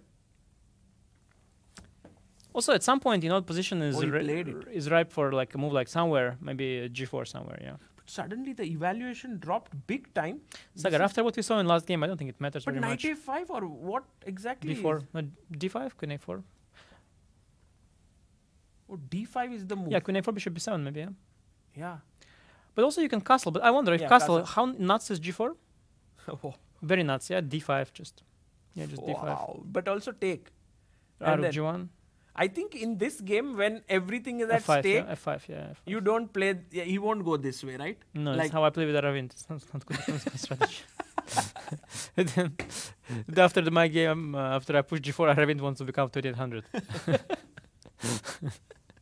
I will not play with G4 every game, Aravind. Okay, no, G4 is... Yeah, now I don't know. At some point you have to decide. Are you going to castle or are you going to go this... Rook H3 No, feels I too don't adventurous. think he'll castle. No? I don't think. I Yeah, think also- he wants to mate him. You know what I don't like? The pawn on c4. It gives black the counterplay with d5. I don't like that Exactly. he's exposed himself in the center and on the queen side, in the king side. You have to choose where you fight. You can't fight everywhere. But he wanted to keep this bishop, so he had to do it. Should have traded the bishop and attacked without it. But look at him, b4, threatening b5, Okay, that's forcing nice. him to go Oh back. yeah, that's nice. And now maybe Maybe rook g1. rook g1 with... But then knight will settle here, right? I don't know. The settlers will be expelled. 95. Aha, 95 then. Okay. Let's see if he goes... Okay, I'm rook just G1. trying to make sense of his way his pieces are placed. Of course, castle is the I most think normal move. g4, g5 is on his mind. But For sure. does he want to Queen do e2 first, maybe. Queen e2 first, flexi. I like queen e2. Not non-committal. Wow. Yeah. I Like, can predict bad human moves.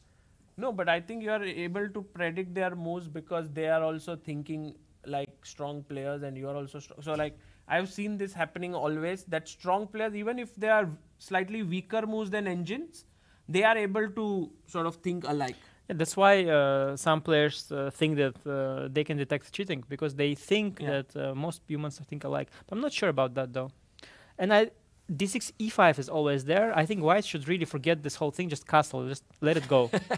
Let it go, please. That forget would it. be Yeah, just really forget sad. It. No, but not so sad. Just forget it because e5 is, when you go g4, e5 is gonna hit you in the center and it's gonna end really badly.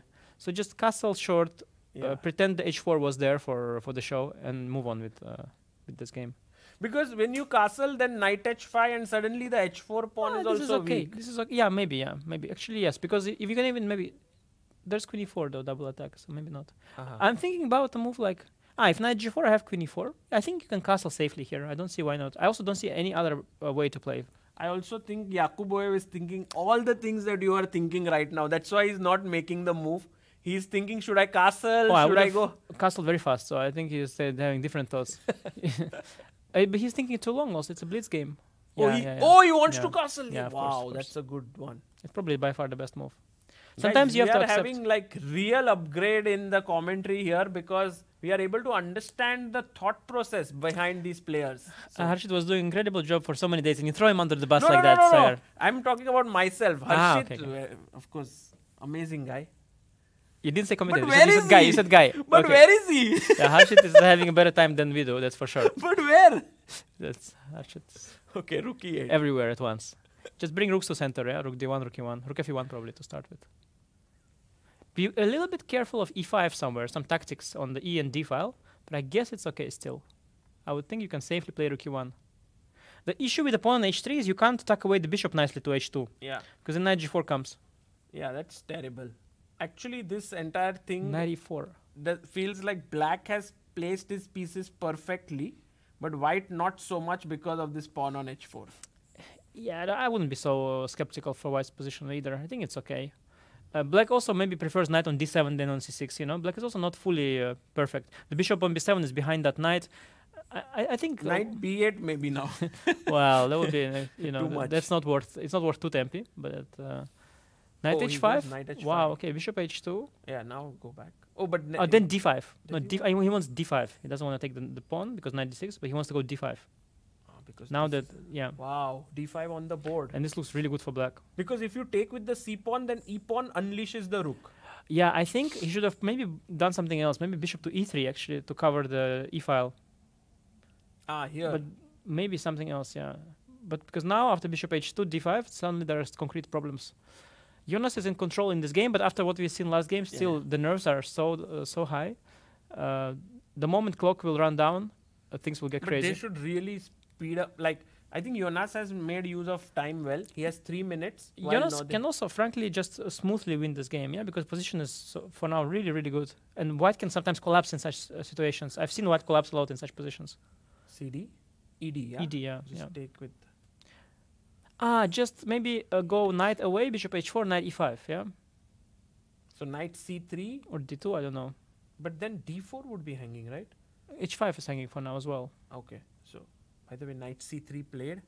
And now he can actually win a pawn like this, but he can Bishop also win d6, this bishop- pawn, oh. right? Yeah, you can do that. He can take the b4 pawn. I was thinking bishop d6, bishop f6.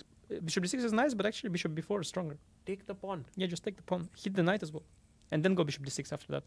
Black's position is just overwhelming, not just a free pawn. Yeah. Is there some knight e5 tricks? Takes, queen h5, knight e5, bishop e5, bishop a1. No, take on e5 first, I think, Oh, is sorry. nicer. Bishop e5, I guess. Bishop a1. Sometimes could be some attacking Some ideas, but I don't BG7. see how. Oh, he took bb4. It's on the board. He played queen d2. Oh, that's sad. Yeah, bishop d6. Go back, yeah? It's a little bit late to do damage control, I feel, with white. You just a pawn down. But, actually, okay, How it's about just take this no. knight and then put this knight here? why give the bishop pair?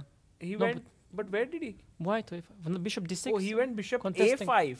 No, you should have contested the e5 and f4 squares. I don't think bishop a5 makes But a lot I of think sense. when you said bishop d6, he would have played. Oh, knight e5 is not possible. Exactly. That's why I D4 play. is That's why I play bishop d6. Aha, Also, e5 is hanging. nice. Bishop E5. a5 is a mistake. Now white has actually chances again. With the e5 square under his control, he can claim to have some practical compensation. Right. Bishop a5 is a very strange positional mistake. I don't understand it. Jonas comes back. He wants to get his knight into the center. Okay, knight b5. I don't know. This can definitely turn around. I mean, a lot of threats. He Oh, played knight already knight b5. b5. There are Oh, threats. he played it. Yeah, maybe bishop a6 is there still lucky, but the rook c1. I think white has the initiative. Things are really turning around. Yeah, I don't know rook c1.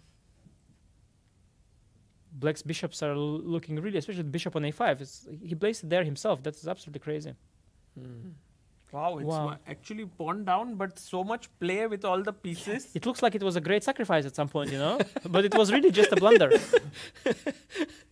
He suddenly got everything working for him. Yeah, crazy. And Jonas really has it's his own wrongdoing, and now he's under massive pressure. I think he'll probably lose this game. Oh, he goes rook c8. You can't still fork here because your bishop Bishop is hanging. f5. Bishop f5. Ah, bishop f5. Oh, no, win He material. finds it. He finds it. It's There's over. nothing to find. It's just easy. It's just entering. Wow. Oh my God. His position collapsed in no time. Nodirbek Yakuboyev is now just few moves away from booking a spot in next year's Masters. Wow, crazy. Crazy turnarounds. Very nervy tiebreak, this one, Yeah, I have yeah. to say. I mean, I've seen a few, and they're great players. I know both of them. They're really good, but there's a lot of nerves there today. Very nervy games. So they must be very tired. Yeah, that's true. But now, is there any way Jonas can pull something out from here? Yeah, I'm looking. Maybe some takes a6, but I don't think so. Take here. Yeah, Queen takes a6. a6. Maybe queen b3 in the worst case. Just knight d7, queen d5. It's just collapsing. I'll win an exchange and have a better position. I'm all for saying that there is a chance, you know, and there really always is a chance. But here, you're losing material, plus your position is collapsing too. Oh, he just took on c8. And there is knight c. Wait, knight c7, rook e2 though. By the way, he took back. Oh, knight to the- e5. Yeah, knight c8, knight e5 now. Just white keeps the initiative going. Besides having material advantage, What's the move you said? knight c7 is Ah, rook knight e2, c7. but there's no Oh, knight, there is knight, rook e2. Wow, that's a nice save. knight e5. That's why it's a much better move. Uh-huh. But it's tempting to go c7, yeah, but he has Wow. to see. You'll see that still. Okay, just 95. And by He's the very way, nervous, but 45 seconds. Actually, Yakuboyev, I thought had great nerves, yeah, but maybe he's getting a bit tensed here. yeah, he's using them right now. They're shaking. A4. No need. It's okay, A4. but 95 was just, I think, crushing. Maybe I missed something, but I think 95 looks very good. Let's see, 95.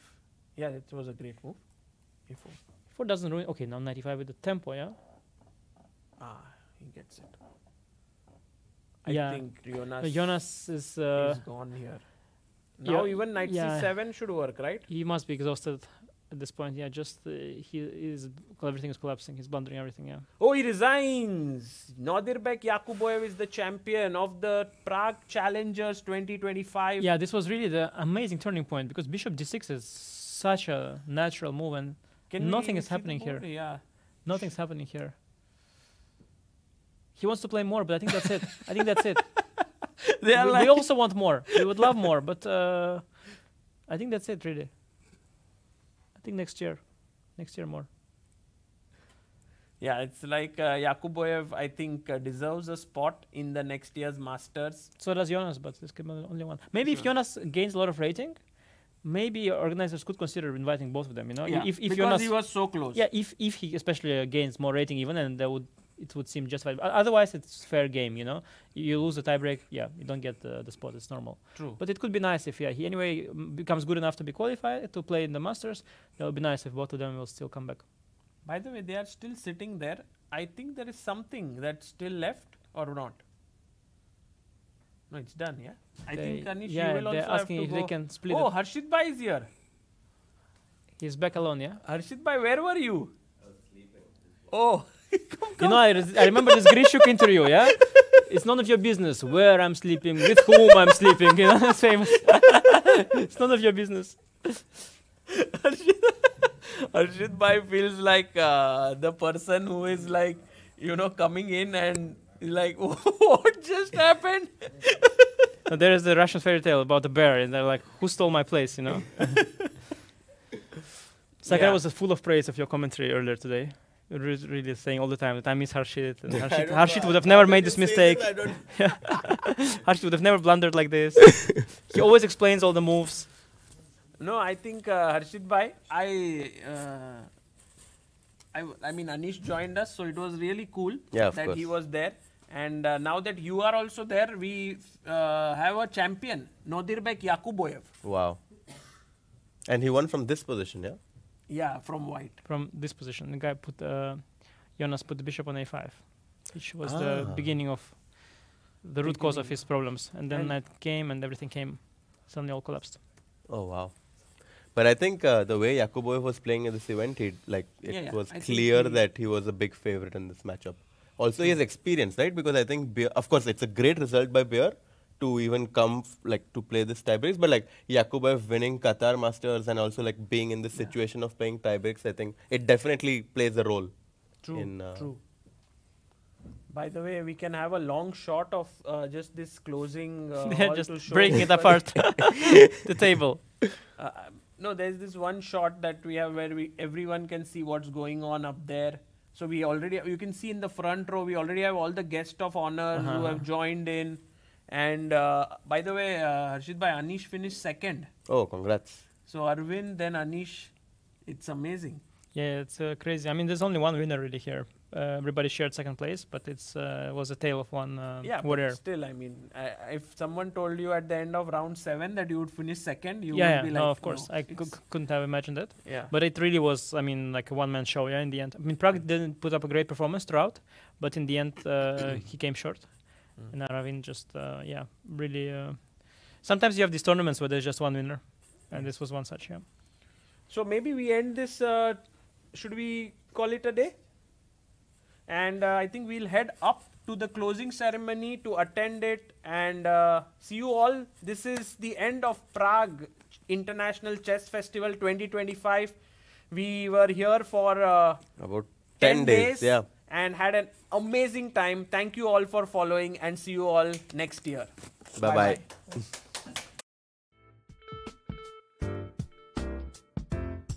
Stay still, still by my side. So pretty and so kind. I love your leather eyes, reflecting my clothes bright. You've got to be under your skin. I'm flying in a dream.